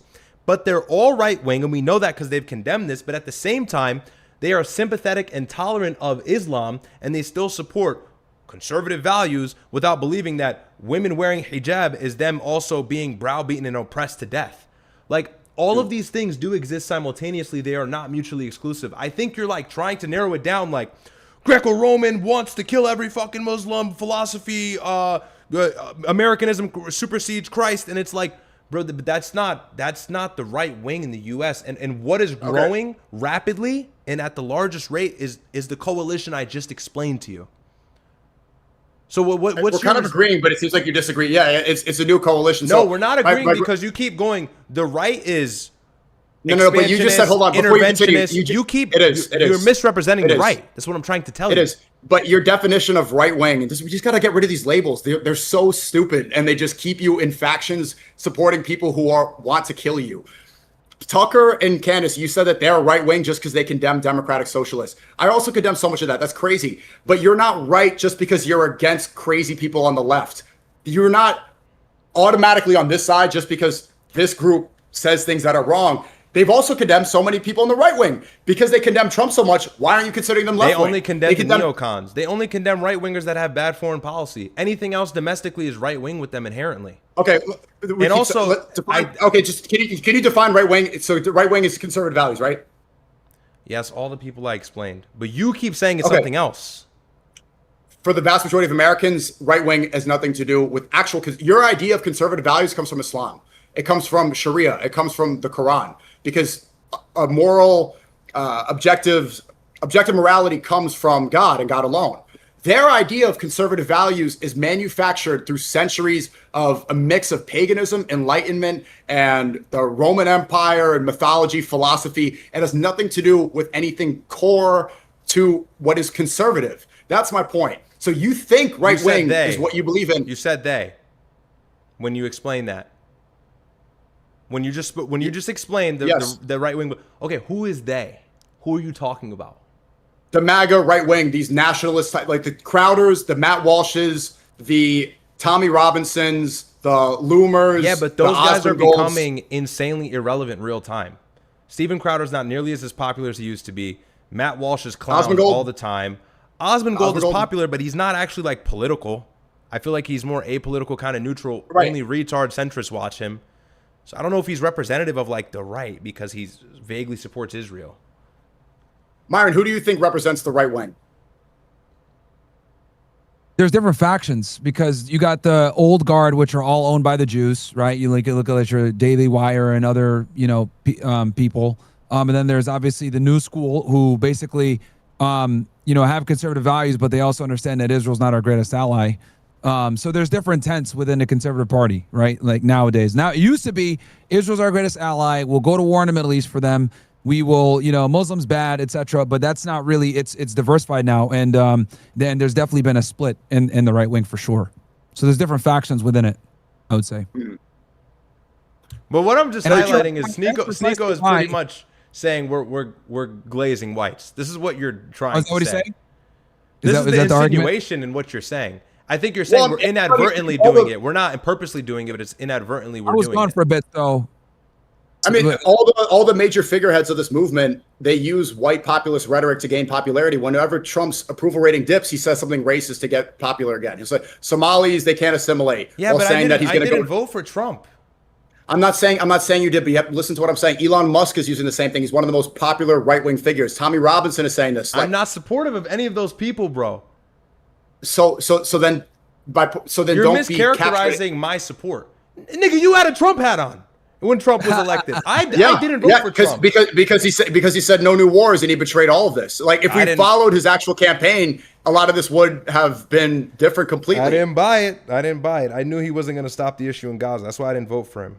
So, I mean, bro, maybe my right wing is maybe I'm the third party, I guess. I don't know, but I think that I represent a realistic, very large growing faction of the right wing. And I don't think that's right wing. That's like I agree with pretty much everything you're saying, but I just don't think that's wings and this will keep you captured into factions and cults and groups that prevent you from saying the truth. I see a lot of people that think they're right are afraid to talk about the wealth gap or the debt crisis or the rent problem because they don't want to get called a communist. Just don't get audience captured. Don't get caught in the cult. The problem is that, like, because you're talking about like the wealth gap or whatever, that's always going to exist in a capitalist society, bro. Like that's just like if you're able to create wealth, by definition, that means other people are going to be poor. Like, not everyone can have wealth. So like I see what you're saying, but like that is and I get it. Like on the left, like, you know, socials, that's like economic populism, whatever. But the reality is, if you're going to live in a capitalist country like America, there's always going to be a wealth gap. So you're going to have to fundamentally change the entire structure of creating a living in the United States if you want to stop that wealth gap, because the wealth gap exists exactly because of capitalism. It's wider than it's ever been. The discrepancy has never been this large. There's trillionaires now. Like people who say right-wing MAGA, they're supporting a trillionaire. I mean, Elon Musk is pretending to care about normal citizens. He doesn't care at all. The people that are in charge of pushing right-wing talking points are buying islands in Argentina to escape if there's a revolt. They know what's inevitable. When people aren't able to pay for their own food anymore, that's when a society actually collapses. That's when people go outside and protest. Okay, so SNEAKO, you're not left-wing. You're not right-wing. So what are you? And who will you be voting for in 2028? I'm Muslim. Alhamdulillah. So am I. Alhamdulillah, I'm Muslim. I'm Muslim. But Muslims are not forced to only just be Muslim and completely omit political standing in the country that they pay taxes and reside in. So after being a Muslim, which is first, alhamdulillah, is always going to exist, SNEAKO. It's always going to exist in America. As long as we're in a capitalist society, unfortunately, the ability to create enormous wealth is also going to come at the cost of other people not having wealth, because that's just the way it goes, because it's a capitalist country. Now, but this country was created on the idea that the government is supposed to serve by the people, for the people. It's no longer that way. It only serves the top oligarch class, the tech world order, the Peter Thiels, the so Elon Musk. Is DSA going to serve us? Is DSA going to serve us, or they're going to serve poor people? DSA is not the solution to these problems. I've never made that claim. You keep thinking that just because I'm opposing this. But you're like, okay, so what would you oppose it to then? But you're against DSA. You're also against the like mainstream MAGA right-wing base. Fair. I highlighted a very balanced coalition that's gaining tons of popularity. All the names I said, Tucker, Candace, etc. I agree. Okay, but though you can, I hope you interview them, ask them if they're right-wing. They'll say, yeah, I'm right-wing. I'm just not MAGA. So there's over-conflation here. Like, we don't have to. And the misunderstanding is misunderstanding of definitions, right? Of what conservative values really are, which we established. Yeah, but I think, again, like, there's this insinuation that, like, because you're right wing, you are glazing whites. And I'm like, bro, that's not true, you know? But, I mean, you know, it is what it is. We've gone in circles endlessly at this point. But, yeah. I mean, look, dude, you're giving some left wing talking points right now with, like, you know, wealth disparity or whatever. But like the reality is that's just going to exist in a capitalist country. It is what it is, and the only way to combat that is you're going to need to basically effectuate some type of socialism or communism to stop that wealth gap, like that. Because the thing is that with capitalism, people are gonna your capitalism ends with your greed, and a lot of people are going to say, I want to be a trillionaire, I want to be a multi-billionaire, I want to blah blah blah. So it rewards people that are super greedy. That's what capitalism is. It's capitalizing on opportunity when others don't to make even more money. So the very same thing that creates prosperity also creates, you know. Do you see the writing on the wall? Where is this going to? How is this going to end up for the American empire, for America as a nation? Well, all I'm saying is that you're making an argument that we need to fix the wealth, like the wealth disparity. I'm saying it's going to be very difficult to do that because capitalism inherently is going to create this wealth disparity because of the system in of itself. So where are we going with this wealth gap continuing to increase? The wealth gap can also be aided by capitalism, just not glazing immigrants and allowing a mass amount of them and then allowing them to have kids and capitalize off of birth tourism. Like, those are things where if we mitigate that, we can prioritize Americans more and subsidize more things. And like that's an America first, like, literal beneficial policy where if there is less immigration, then we can focus more bandwidth on Americans. It's actually that simple. But if these people take office, if these people continue on their momentum spree, then people who are born here will have the under priority. They won't be as prioritized. That's very obvious. These people are very sympathetic to people who weren't born here. And as much as like that's, I guess you can argue from a moral framework, that's a good thing. They're good people, I suppose. That isn't beneficial for you or I. Like, that's the fact. I think capitalism supports immigration. I mean, Elon Musk benefits off of mass immigration. Immigration is not an evil thing. Immigration is a great thing. It's helped the United States significantly. But mass migration illegally, 10 million in like 2 years under Biden, that's bad. And there needs to be moderation in that. People don't see the issue is that the capitalists who benefit the most off of this greed actually want more illegal immigrants because they are the hardest workers and they cost the least amount of money to pay. Their salaries are lower. They're going to work harder. Of course, they want to have tons and tons of people working for below minimum wage under the table. Capitalism supports illegal immigration because a small business or any sort of business is going to want to hire the cheapest, hardest working labor. And Myron, where do you see this going? If you don't think that, you know, this is inevitable. Well, I was just addressing your because you were talking about the wealth gap, and I'm saying, look, the wealth gap is going to exist in a capitalist society, just inherent. The way to fix it is, number one, okay. So if you want to go ahead and stop the wealth gap and like kind of stop the bleeding as you're claiming, you're going to have to kind of take what I call like a hybrid approach. And we're going to have to be very right wing on some things, but then you can maybe be a bit more of an economic populist on some others. So the problem with the DSA and these like, you know, these fucking socialists is that they want to give social safety nets while simultaneously not handling the immigration problem. If you want to be able to give people like benefits afforded by the state, you must stop immigration immediately. You have to stop the bleeding because what's going to happen is you only have finite resources. So you must stop immigration no matter what you do. You have to create you have to have strong borders and an extremely ruthless immigration system that doesn't just let people in. So we would have to completely redo our immigration system. Once you stop the bleeding and the people coming in, now we can start talking about creating some type of institutions as social safety nets. And I did a whole like post. I think I read to you like my healthcare plan, abortion plan, how I would deal with it. But in order for you to effectuate these things where the government, well, you know, for the people, by the people, like you were claiming before, well, it's got to be for the people, by the people that are U.S. citizens, and you have to stop the immigration first. And this is why we're not going to stop it. Well, that's the problem is that like if you want to effectuate this stuff that you're talking about, stopping these gaps or whatever, you have to stop immigration first, so that only the people that are citizens get the benefits of said country. They're not incentivized to. Capitalism is not going to incentivize people to stop the mass immigration. They pretend to be against immigration. They really just spread hate on Muslims. But it's only anti-Muslim. It does benefit them. Elon Musk is a bitch. Like I've always said, I don't like Elon Musk at all. I've been calling him Julon Musk for a minute. Like fuck Elon Musk. I don't like him at all. Same thing with Trump. Trump promised to stop the immigration. He pulled all my shit because I said the H-1B visa is a scam that literally, which it is. But he employs all those people. So I see your perspective because he's a fucking wild hypocrite. But this is what capitalism incentivizes. They are not ever going to stop. The immigration is just going to continue. Trump's appointed Supreme Court justice. What did he do? He blocked the changing of the birthright citizenship. Like the people that pretend to be anti-immigration, they'll use anti-Islamic rhetoric to make people believe, the white populist movement believe that they're really on their side, and they're not.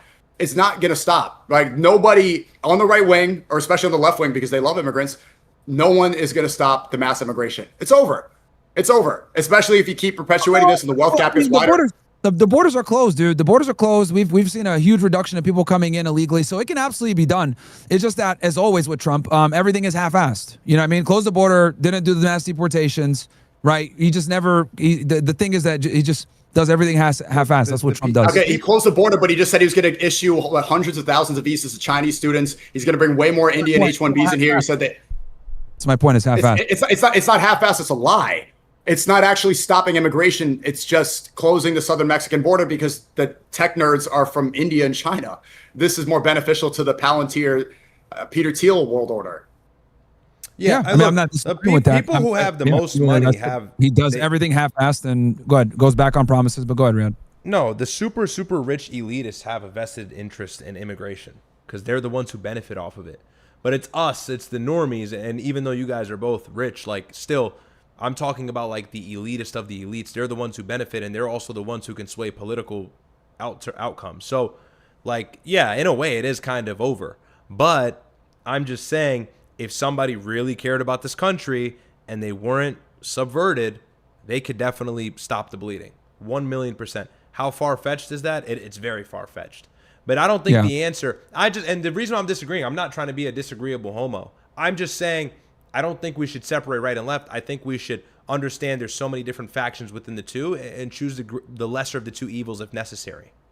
Go ahead. There's always going to be, I see what you're saying, SNEAKO. The left-right paradigm is retarded. I see what you're, like in theory, I can see what you're saying. What I'm saying is that it's always going to exist. And I would argue it's always going to exist because the people on the left are always going to need to demonize us and put us in some kind of box, which they always fucking do.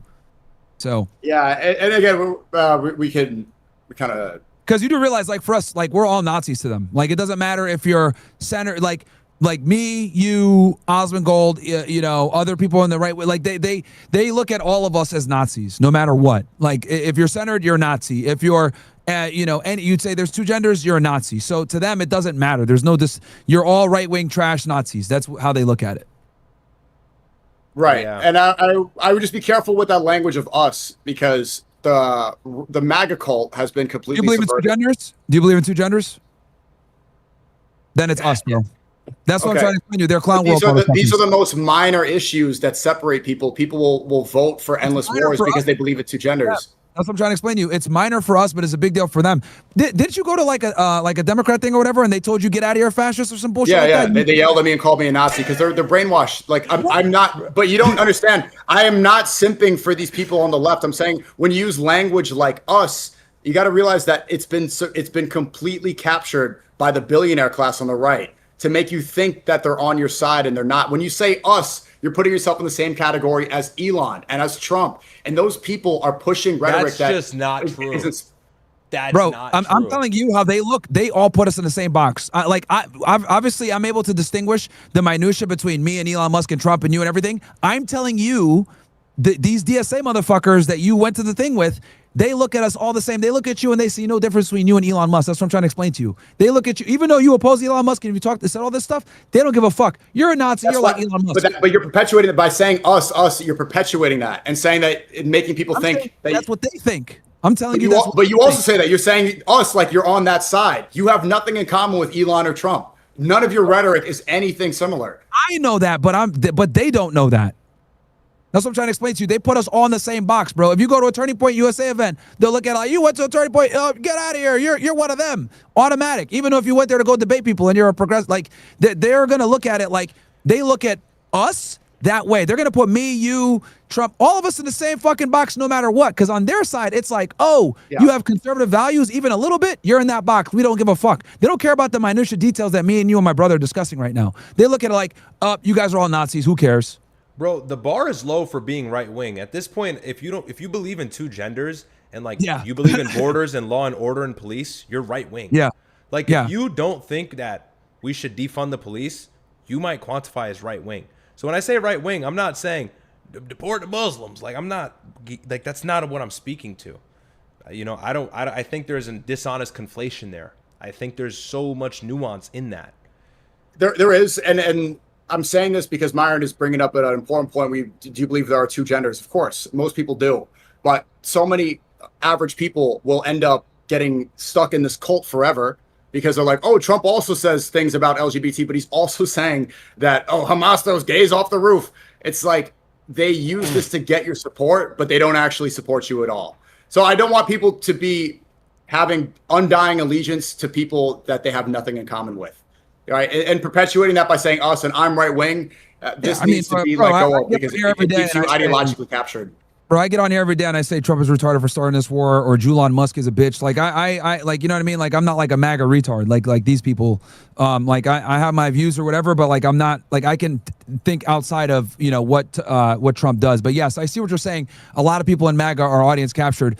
And I do like what like MTG and Tucker are doing, where they're like creating another party because like the Republican Party, the GOP is cucked. It's absolutely cucked, and I do like that they're making a third party. But what I'm trying to say is, even though they make this new party, understand that all the people in the DSA, all the people from that camp, with Mamdani and Hassan Pikers and Kyle Kalinskis and fucking AOCs or whatever, they're all gonna look at us as the same. Even if MTG and Tucker make another party, they're gonna say, oh, y'all niggas are all MAGA anyway. We don't give a fuck. You guys are all Nazis. It doesn't matter, dude. Like these people are extremely intolerant. That's all I'm saying.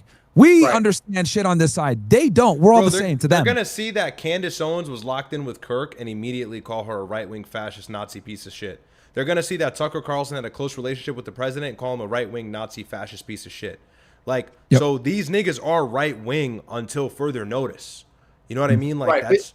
And also, maybe we shouldn't write them off the same way that you're willing to extend an olive branch to so many people on the right wing and see, give them the benefit of the doubt and say, okay, let me convince you that it's actually, Jewish propaganda, these movies that are being promoted. I think you should approach the left the same way because they're the ones chanting F-APAC.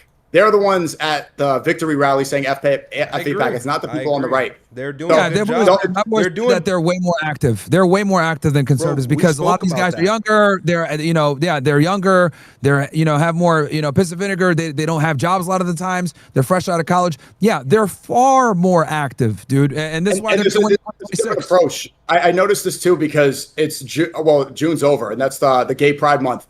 New York City, that was have you noticed that there were no rainbow flags on Target and Walmart? It was like there was the amount compared to 23 and 24. It was crazy. Like left-wing people were saying that we're here, we're queer, we're coming for your show. It was disgusting. Mamdani is the pro-LGBT guy, right? The Muslim who's also a socialist. And this was the least amount of pride that I've seen in New York City ever. And he's the most pro-LGBT mayor. So his approach. I think Trump enacted like a one flag only executive order when he first came in. If I'm not mistaken, he signed like 100 of those things. But I think he might have. I think he enacted an executive order like a one flag policy where gay flags can be put up publicly like that in certain places. I think that might be a part of it. It's the least amount of influence that culture war woke.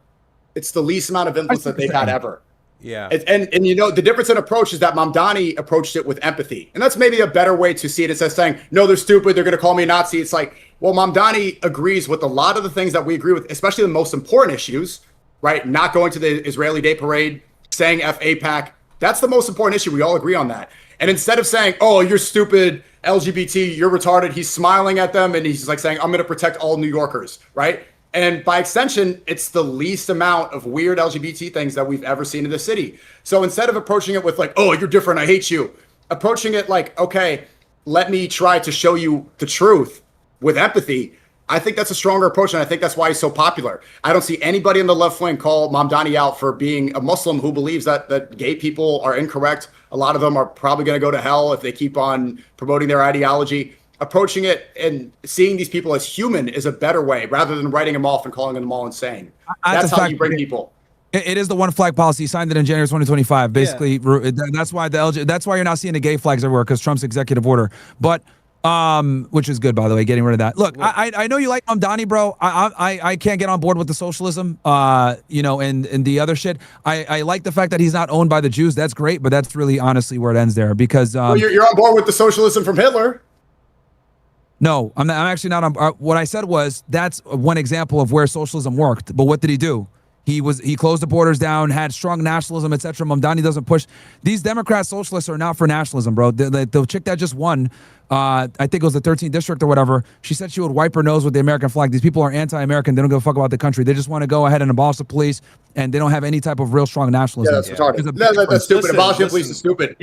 Socialism only works if you're a nationalist, and we've seen Hitler use that model and it worked. You cannot do socialism. You cannot be a socialist while simultaneously, advocating for immigrants and open borders, all those other shit like Mamdani does. These motherfuckers are retarded. Let's see the nuance in it. Okay. Maybe there'd be more national pride. The youth, more of them are starting to hate America than before. What has America accomplished with its foreign policy in the last 100 years that's been positive? With the foreign policy? Foreign policy, actually, not in the last 100 years, a couple things. Took down the Soviet Union. I've been saying the foreign policy is retarded forever. So I'm not a fan of. I think that's one of the number one things we need to fix is our foreign policy. America's foreign policy interventionalists. Is especially bad in the Middle East. That's the worst. It's never been worse anywhere else except the Middle East. But I wanted to quickly say something. I agree, bro. Mamdani's funny. He's personable. Good speaker. He's smart. He's very smart. Say what you want about him. But there's just certain things I can't get on board with. And, that's what it is. Agree to disagree. I'll wait for the ideal right-wing Muslim Sudanese nigga to pull up, and he'll get my vote. No, I'm joking. But I'll wait for a more idealistic person who's more aligned with me with these kinds of things. But it is safe to say that these Democrats are going to take over. They have a lot of momentum, and everybody he's sponsoring is winning, and their anti-Israel rhetoric is winning the hearts of literally everybody, and they have more balls to talk about it than the right does. Nobody on the right has the balls to go against AIPAC the way they do. And the only one that did it got absolutely smoked, and that's Thomas Massey. So, and they still kind of tip through it. They don't talk about, they're not going to talk about Jewish supremacy or Jewish power. They leave it as Zionism, right? So they can't even go all the way because they don't want to be called a bigot. So I get what you're saying, SNEAKO. at least identify the problem to some degree, though they might, you know, albeit identify from a humanitarian perspective. But the bottom line is that though we disagree and we both dislike Israel, they're still fucking losers. And I can't get on board with Mamdani and socialists because they don't have the critical component. If you're gonna run socialism, you must add national to it. You must be a nationalist in the same process. Otherwise, just end up having open borders and everyone just it doesn't benefit the people.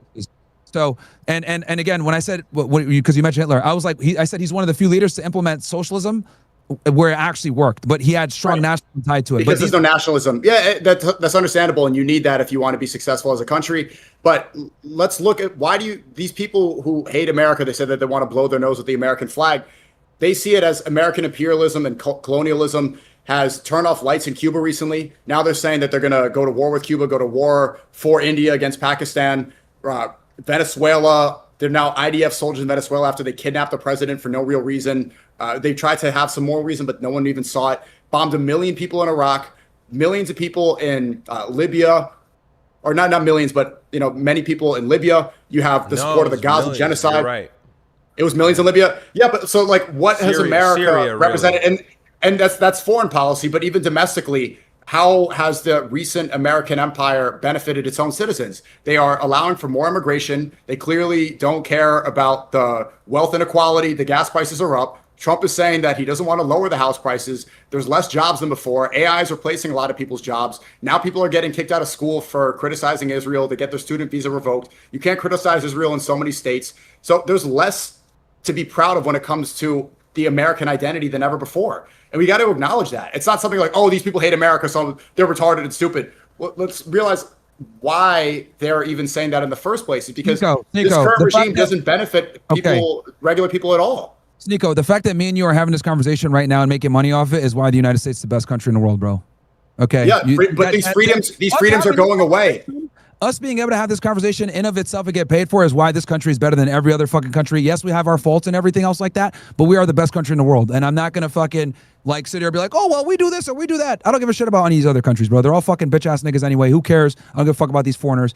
It's this country is the best country in the world, and it's given us a bunch of opportunities, and we don't even know what we have, bro. Let's be honest. We're on here giving our opinions, giving our takes, getting paid for it. Where else can you do this? Like openly like this? We can't do this in any of these Muslim countries. We can't do this in Saudi Arabia. I can't say that the fucking MBS is a bitch ass nigga or he's killed a bunch of Yemenis. I can't say that over there. I can't. We have to dance around so many subjects here too. We have our freedoms. In the UAE, they're killing a bunch of Sudanese because gold, and they're a bunch of bitch ass golf niggas. I can't say any of that. So we might have our faults, but we're still better than everyone else.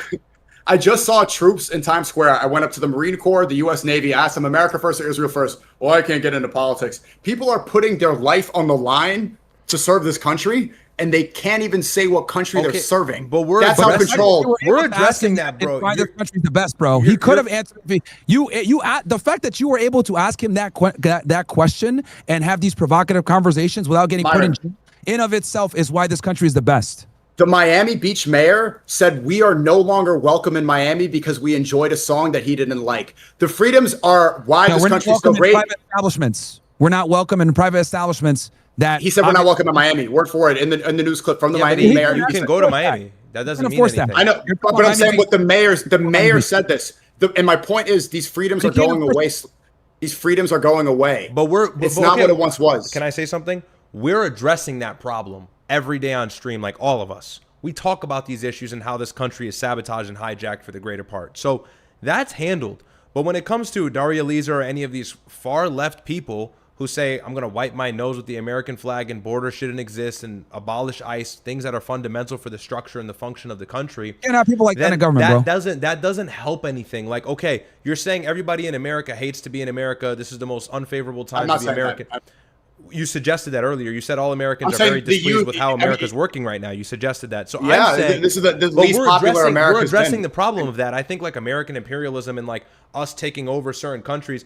Yeah, maybe there's a negative or a positive to that, but that's like not going to remedy all of this anti-American rhetoric. Like everything you're saying right now is like, I know you're not, but it stems from and it comes from the same place, like this anti-American rhetoric where we hold this vendetta against the country that we're born in and reap the benefits of, because they do a little bad thing here in the Gulf of Mexico, or they do a little bad thing here in the East. And it's like, bro, we're against all the things that don't favor America. How far else do we need to go voting for these niggas who hate the country? That's not going to help anything. Anti-American rhetoric is not going to help. But you vaguely defended that lady, like making that statement that she would blow. Like, so I'm trying to. No. I'm saying instead of writing them out, just don't write these people out. I think Mamdani's approach was very effective. Approach these people, American, bro. But I don't think these people really like the country, bro. I think they they're don't. pro Dude. everywhere else except America. Yo, he endorsed a woman that ended up winning that literally said she would blow her nose with the American flag. He used to say defund the police. All these people are they're very un-American. Mamdani, that's what I'm trying to tell you. These socialists don't give a fuck about the United States. Like, they don't. A lot of these people that are coming up, they don't care about the United States. They just want to say a bunch of bullshit like, well, colonialism, imperialism, all this, like, all these stupid ass left-wing buzz terms. It's like, all right, dude, look, you want to go ahead and complain and say Israel's a colonial, apartheid, imperial state? Fine, it is true. They are doing colonization in today's day and age. But the reality is the reason why the United States is as powerful as it is and we have the opportunities that we have is because of colonialism. It's a dark part of our history. It's there. It is what it is. Every country is guilty of it. And every world power has it. So it is what it is. Like, we're not going to change that. But the reason why we have so much prosperity is because of what we've done in the past and how we run our country. So it's like leftists try to like say, oh, we're ashamed for our past and everything else like that. Let's rewrite it. Well, you benefit off of what we have right now. Like the fact that these socialists have the freedom of speech that they have to say the retarded shit that they say because it's the United States. Whereas like we and you couldn't have this conversation in a lot of these Muslim countries. Let's be honest. We can't have this conversation in any of these Muslim countries. But it's not just the left wing. The right wing is just as complicit. The FBI gets tagged every day from a right wing commentator. Laura Loomer tries to get me arrested, tries to get me investigated every day because I'm saying things that are pro-Islam. Have they come they wanted to get to that point. She could want it all she wants, but you have been arrested because you have the First Amendment and you can say what you want. You're not hearing what I'm saying. The right wing is as complicit in un-American behavior as the left wing. When they are now trying to push legislation where criticizing Israel is illegal, where they're trying to re-censor social media, where they're selling it over to Israelis. Are you classifying Laura Loomer as the right wing? Like not just that the right wing also abandoned the idea of freedom of religion. The freedoms that we could practice our religion here, given to us by the founding fathers, the right wing are now saying that should be taken away. That this is only. Who's saying that? SNEAKO, I don't think anyone said that. What are you talking about? You need to come down to Miami, bro. You've been in New York too long, nigga. Dude, are you kidding me? You haven't heard people on the right wing say that Muslims shouldn't. We can go back to this. Like Muslims shouldn't pray in Times Square. This is a Christian nation that we don't have freedom of religion. That's freedom is also the freedom to practice your faith. So be careful. You just said right wingers are trying to take away freedom of religion. That's very different to praying in Times Square. So if that's what you mean, okay. But that's like you're dragging it. Did you see the debate with the far right, the far right young fascists that debated Mehdi Hasan on Jubilee? And this is representative of a major faction in the new right wing that doesn't like MAGA. They want a Christian ethno state. They want Christian only values. They want to rewrite the Constitution. They're never gonna. Whoever they is, they're not gonna get that. They're not going to get just that. Like the left wing. Just like the left wing is not going to be able to abolish prisons. My point is, people on the right are as complicit as un-American. And they're not censored. This is what you're missing. Yo, bro, how many times have you been censored for right-wing views? A million. Like, literally a million. How many times has Hassan Piker been censored and he's even farther left than you are right? He still has a platform, which is why he can platform all of these fucking Democratic people who are running for Congress, and they win votes. Hassan Piker just told his audience of 10,000 to call local people to vote for this Ethiopian lady who just won a congressional seat, who's also on board with the DSA campaign of abolishing borders and getting rid of ICE and stuff. So exactly what is the issue? It's the censorship that doesn't actually come from the right. That's not true. Well, he just got banned from the UK. He just got the UK banned him. They tried to call him a terrorist. That's not America. The MAGA. That's not America. The MAGA right. The MAGA. Hold on. Ban SNEAKO. It was real quick. Also, the MAGA administration just issued a subpoena. They just tried to get him investigated because he was giving water to Cuba. This was from the right wing too. Yeah, and this is okay. But he's not censored. Now listen, bro. I don't know. They want to jail him. They want to put him in jail. I SNEAKO, please let me bring you to reality, bro. If this happened to you, Hassan Piker would be throwing a party, nigga. He would be fucking that's wrong. jumping. Ryad, no. Now I'm gonna fight on this. I agree. Fuck that. We treat them how they treat us, bro. And by the way, he's dealing with Cuba, which is a foreign adversary that trades our intelligence with Russia. And Russia's our number one enemy. So we should have sympathy for him. Fuck that nigga. No, fuck that. Russia's not our number one enemy. Israel is. And no, also, Russia's actually the greatest threat to the United States right now. Outside of Israel, probably the China threat. In the long term. It's probably China. It's China and Russia. It's China and Russia. Yeah, Cuba's Okay. so both. And by the way, Riyad, Cuba that's the plays problem. with Cuba's in bed with both of those countries, and Hassan Piker has so much love for Cuba. So I'm just saying, bro, like, but you don't fight what's wrong with what's wrong more. If you're like, oh, but he would do this to me, it's like, what is that's this not Christianity gonna turn bring the us- other cheek, nigga? We're Muslim, nigga. We fight back. Fuck that, nigga. Right, Let but him go to jail. You Fuck fight, that no, nigga. You No, fight bro. against injustice. You fight against the greater He's issue. You fight unjust against because if you got arrested, he'd throw a party. Is he just?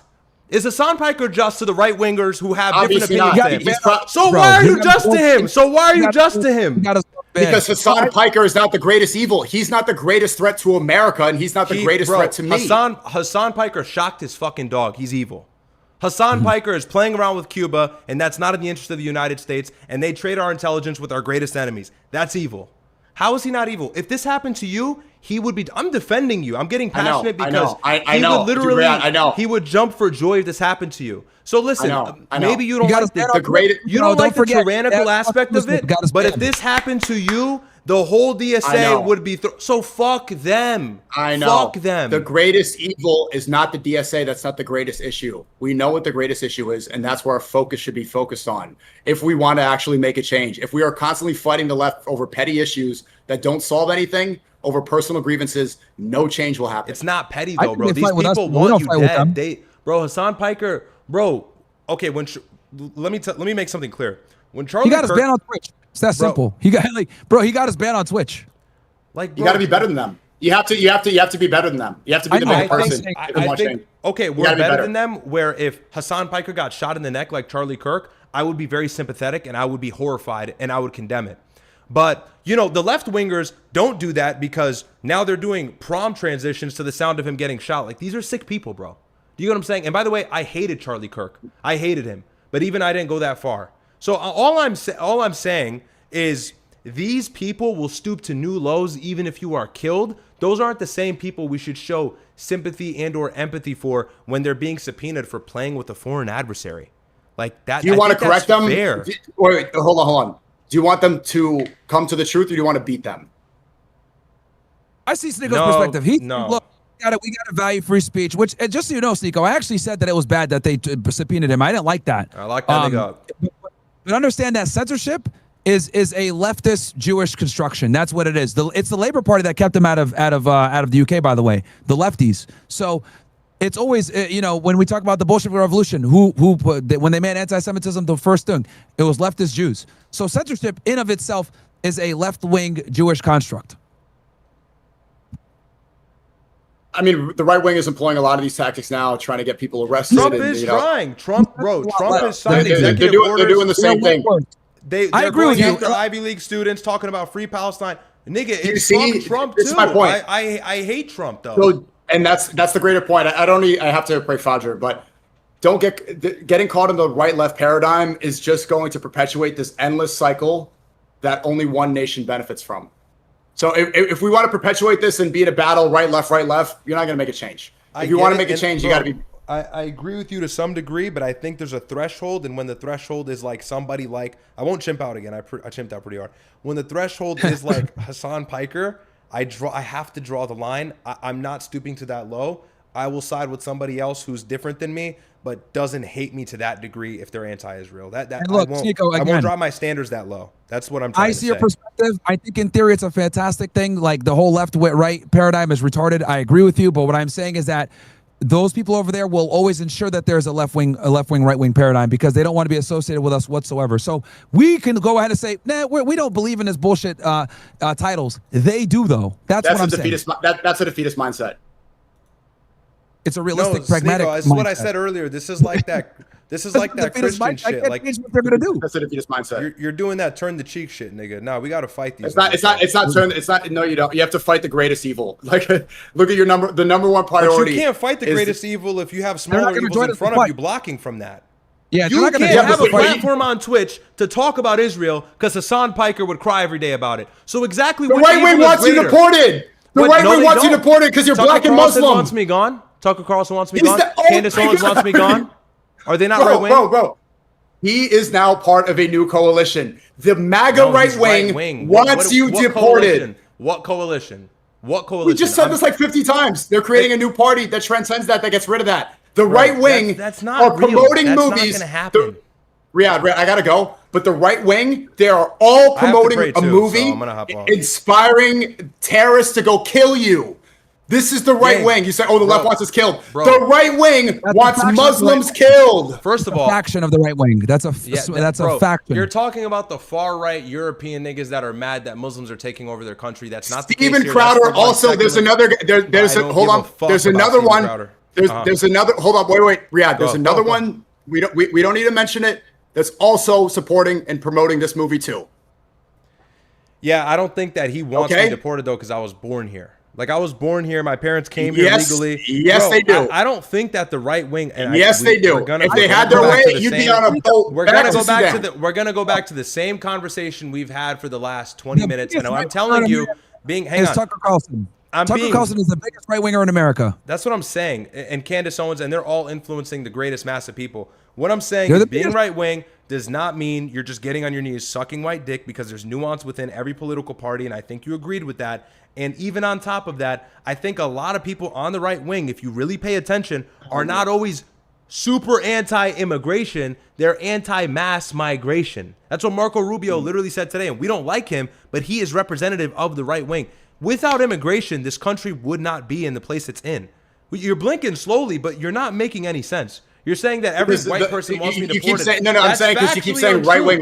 You're getting like emotionally and culturally captured. No, I'm not. They want you gone, Ryad. They want you gone. They do. No, that's not true. They do. That's not true. Patrick Bet-David wants you gone. Steven Crowder wants you gone. The other one too wants you gone. They don't want you in this country. Bro, the biggest right winger in America, SNEAKO, the biggest right winger in America fucks with us, bro. So you can't say the Tucker right Carlson. wing won't talk on. Wait, hold on. Tucker Carlson is now getting called an Islamic jihadist by people we both know, is getting called a third worldist, and they're saying that he's sympathizing with Muslims and he's now a liberal Democrat. They are trying to excommunicate him from this paradigm because they want people, they want a populist movement. He is to you, to the vast majority of them, they're trying to kick him out of that. So let go of these labels, bro. It doesn't help you. You're completely omitting these people. Tucker Carlson is popular as fuck. Yeah. Also, Candace Owens is very popular. All these people that don't want us deported, SNEAKO, like me and you, the brown people, they're also very popular, and they entertain right-wing talking points.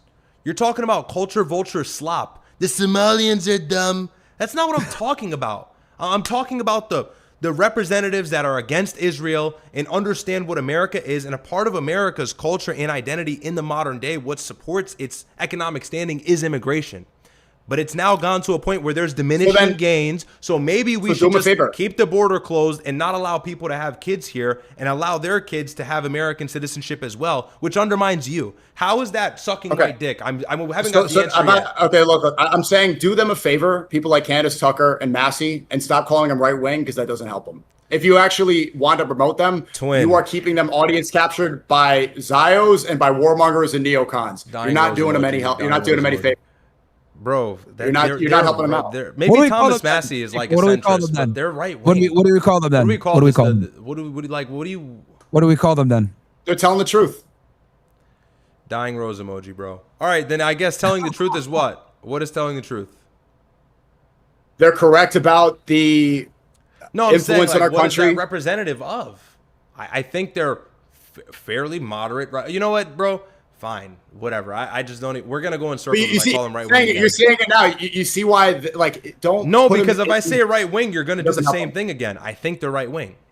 Do you think it helps them? Do you think these? I think it absolutely does, bro. I think it's more demonized to say you're left wing, because when you say you're left wing, that means you support bodily mutilation. I'm saying both. Don't say these both. But keep you captured. Not realistic, SNEAKO. Like, we live in a country that's separated by two political parties. We can't play in this fairy tale. This is reality. And there's Republicans and Democrats. They have different economic interests, social interests. There are things that differentiate people typically within two different segments, which is why we created these terms. Yeah, I get it. It's a little bit goyish. I get it. It's a little bit matrixy, but you got to play the game a little bit so you can get the right person in office or the right people in power.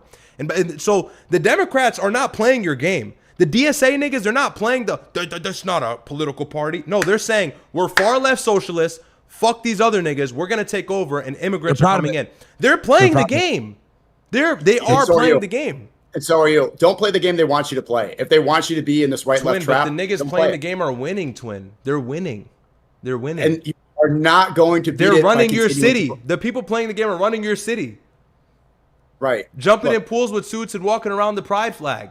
They're winning. Actually, no, they're not. Actually, no, they're not. The left has been far more successful at creating a new system because the Democrats are all panicking right now because the DSA took over. And they're scared. You're making my point. The Democrats are capitulating for the DSA because they have so much motion, but they still call themselves DSA, Democratic Socialists of America. They're still left wing. But they won't call them. They don't call themselves left wing. They won't call themselves Democrats. They let go of that right left paradigm and focus on. I'm pretty sure Zohran Mamdani said I'm a left wing socialist several times during his mayoral debates. I'm pretty sure he said that verbatim. Yeah, no, they all say it with their chest now, bro. I've never heard him say that. They all, dude.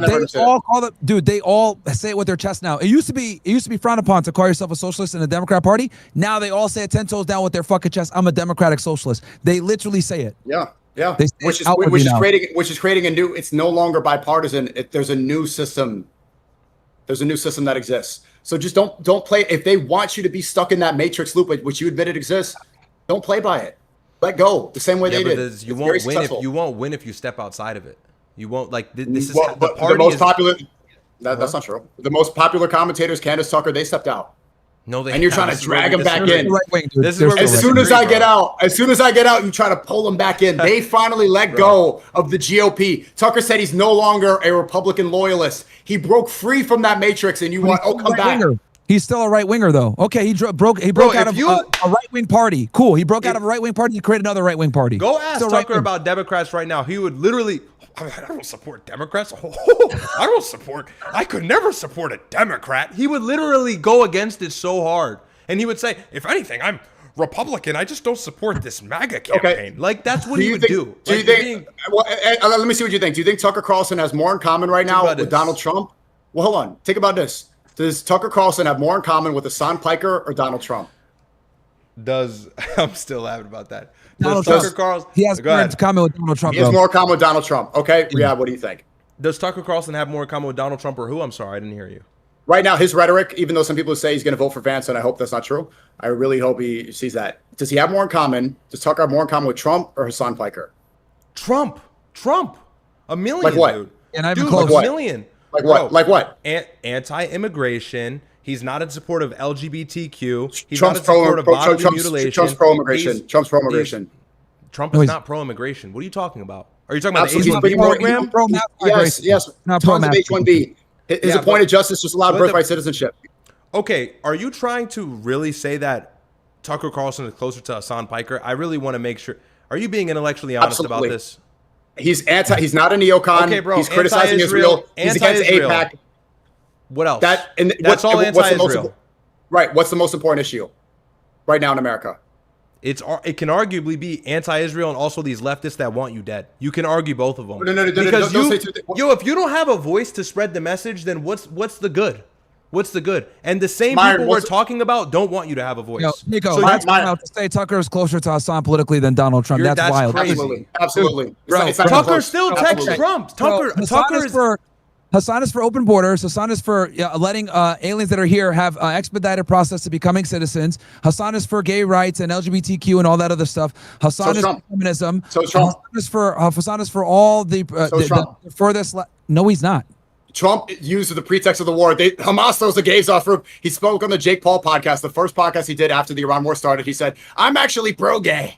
He didn't do any. He just used that for populist rhetoric. He's allowing what's Caitlyn Jenner to be part of his movement. He's not. It has nothing to do with being pro. What has he changed? For mutilation. Myron, what's the most? Hassan is even further than that. Hassan believes in the whole tranny bullshit. Kids can transition. He believes in all that shit. With him, it's like no restriction. Those like are minor you can do what issues. you want. Like progressives, like with them, they look at it like as long as I'm not hurting anyone, I should be able to do it. That's their rhetoric. Like with Donald Trump, at least there's a line. Like he'll be like, okay, you want to be gay? Fine. Yo, just don't ask, don't tell. You're not gonna transition kids. We're not gonna have mass immigration. We're not gonna have open borders. Hassan's for all that. So like the thing that don't even believe in God.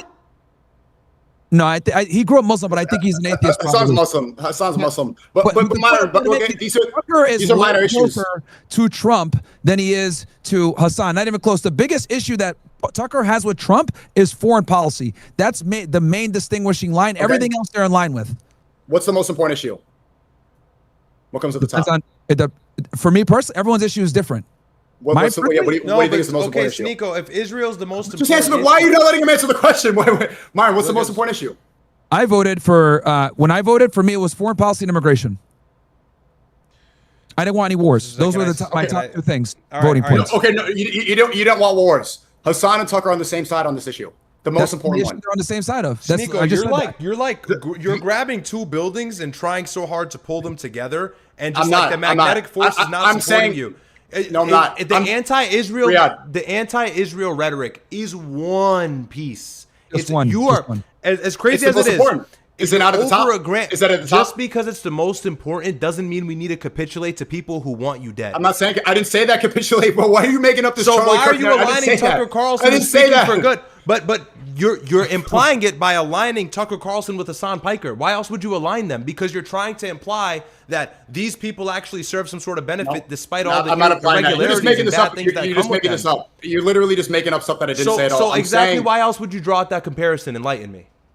Because you're proving my point that people get separated by culture war issues that never change. Prisons are not going to get abolished. Nothing changes with LGBT. Okay. Nothing changes with these minor transgender bathroom issues. Sure. These are unimportant because nothing actually gets changed with them. The most important issue that people can actually vote for, not really at all. They do. And Trump is not. In a lot, you can make a very strong case that Trump is not actually anti-immigration. The point is the most important issue is where people should align. You want to talk about other policies, bro? They literally differ on every single point except for foreign policy when it comes to Israel. Everything, like Hassan is obviously a democratic socialist. Tucker Carlson is a hardcore fucking capitalist. Like they're different on virtually everything, bro. The only thing not only that is the wars in the Middle East are retarded. Also, a war on Muslims. It's a spiritual war. They're using the Crusader rhetoric. Hassan is sympathetic to Muslims and Tucker. It's the only thing that they agree on. Everything else, they're completely different, dude. So, but you both agree the most important issue, correct? Remember, you asked this question was, SNEAKO, is he more aligned with Donald Trump or Hassan? We said, whoa, he's way more aligned with Donald Trump. The only thing they're not aligned with is the Israel shit. SNEAKO, this is which is at the top. I'm trying to tell you, you're being unfair to yourself because you're saying, okay, I'll slightly capitulate. I'll say fuck it. I'll say fuck it. You know what, Hassan Piker, let me shake your hand. You're anti-Israel. Fuck it. This is for the greater good. I don't disagree. I don't agree with you on everything. Let me shake your hand. But do you think he would do that with you? I didn't say that. I didn't, bro. Dude, I don't know why you're saying this. That's what you're saying, bro. You're literally doing Hassan Piker apologetics right now. I'm not. No, so I'm not. Why else liken him to not someone like Tucker Carlson who's getting everything right in your perspective? Why liken those two? Because letting yourself... You're drawing them closer than Tucker Carlson to the administration, and by the way, he's like locked in with Vance. So what sense does this make? Go ahead, go. Yeah, the locked in with Vance thing, I hope that's not true and that there's a valid argument there. I'm not going to lie, it's true, but go ahead. Don't get trapped with culture war issues that they don't really care about and that they use for populist rhetoric. This is how we get captured in this matrix that stays here forever and that supports the same system. The most important issue is what we need to focus on, not minor differences that never get changed. Okay, that's the point. I agree. SNEAKO, if there was no, let me agree with a caveat. If there was no anti-Israel rhetoric at all coming from people who are more aligned with right-wing politics, which I think are right-wingers, then, and it was 2010 where no one was aware of this issue, then I'd say, okay, you know what? Maybe worth it. It's just not necessary in 2026. Everybody fucking hates Israel. They're doing polling and research. Most Americans sympathize with Palestinians over Israelis. Do we need to go this far and liken these niggas to the people that actually think like us in so that we can get this anti-Israel politician and then an open border? Like, even if they can't do it, this is what they want. And so what can they do? They can probably censor you, make your life harder. That's just not worth it. I don't see the fair deal in that. And they never want to work with us, bro. Hassan will never sit down with someone like me or you because he would shoot you in your face if he could. He hates you. He literally hates you. Mm-hmm. Okay. I'm going to go pray. Hopefully some of this stuff made some sense. Appreciate you guys. Interesting discussion as always. It's always a good discussion. I think we're discussing semantics, honestly, but where I think we're aligned on a lot of different things. Maybe not economically, but that's all good. It's a good discussion regardless. You're getting off completely, or are you just gonna pray and come back on? I need to make Gozo. I need to take a shower. Or how much longer are you gonna stay on?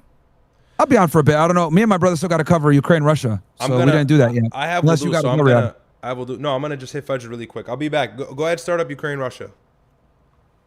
Shit. Okay, then I'll just. All right, then I'll. Yeah, if you guys are all good, well, I don't want to hold you guys on. If you guys were gonna just like pray and go to sleep or whatever, yeah, I'll do what you guys gonna do. I'm gonna stay on. Yo, then let's do Ukraine, Russia tomorrow.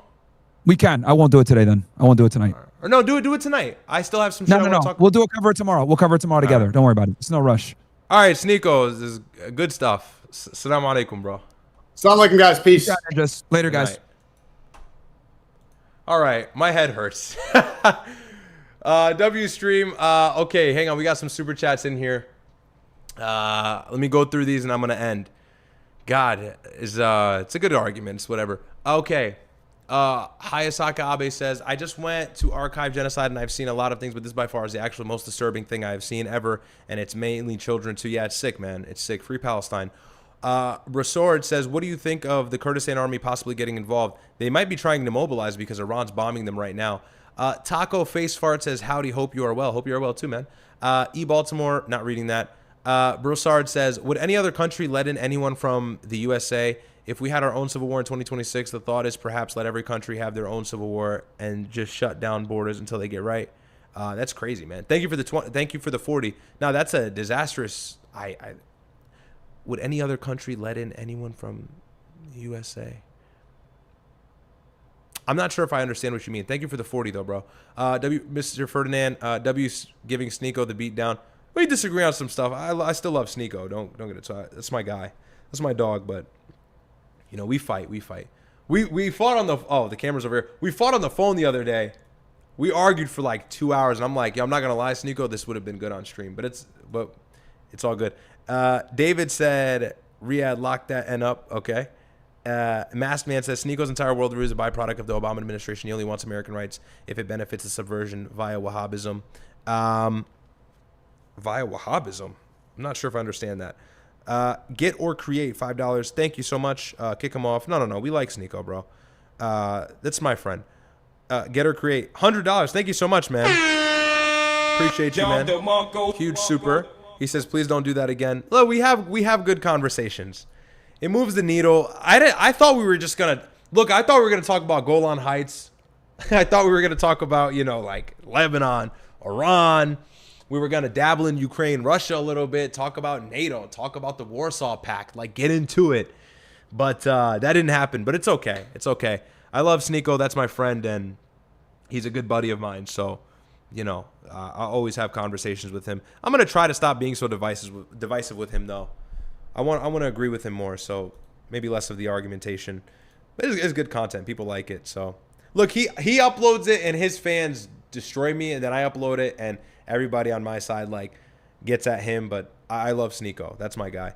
But thank you so much for the 100 again. Another Don DeMarco for you. Appreciate that, my friend. Thank you so much for the support. You guys make the ship go. So God bless.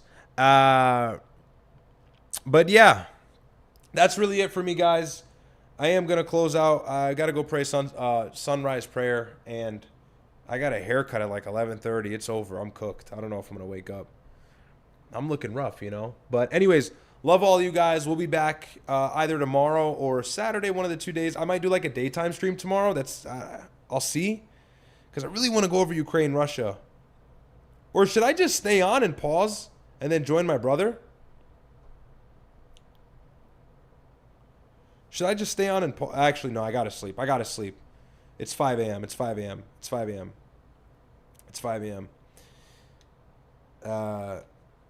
But love you guys. Thank you so much for all the support. I appreciate all the guys who are watching on my end. You know, trying to grind as much as I can for you guys. So much love. Very tired. It's not easy to debate like that for a long time, but I think it's a fruitful conversation, and hopefully it gets clipped up. We get the benefit of a lot of people reacting to it, right? Because it's like, bro, at least let that get some traction online. But love all you guys again. I always love streaming. Super fun to me. So I love to do it.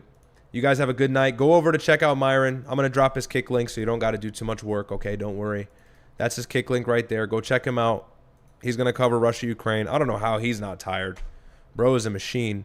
That's pinned in there. Go check out Myron. And please, please, when you get over there, even if you're not going to stay and watch, just go over to his stream and say, W Myron, W Big Bro. I want you to say W Big Bro and show him some love. Other than that, I love all of you guys. Have a great night. Get some rest. You guys should all be sleeping anyways. Hopefully you don't work tomorrow. And enjoy your Independence Day weekend. Enjoy time with the family. Stay safe. No fireworks. Don't blow your damn hands off.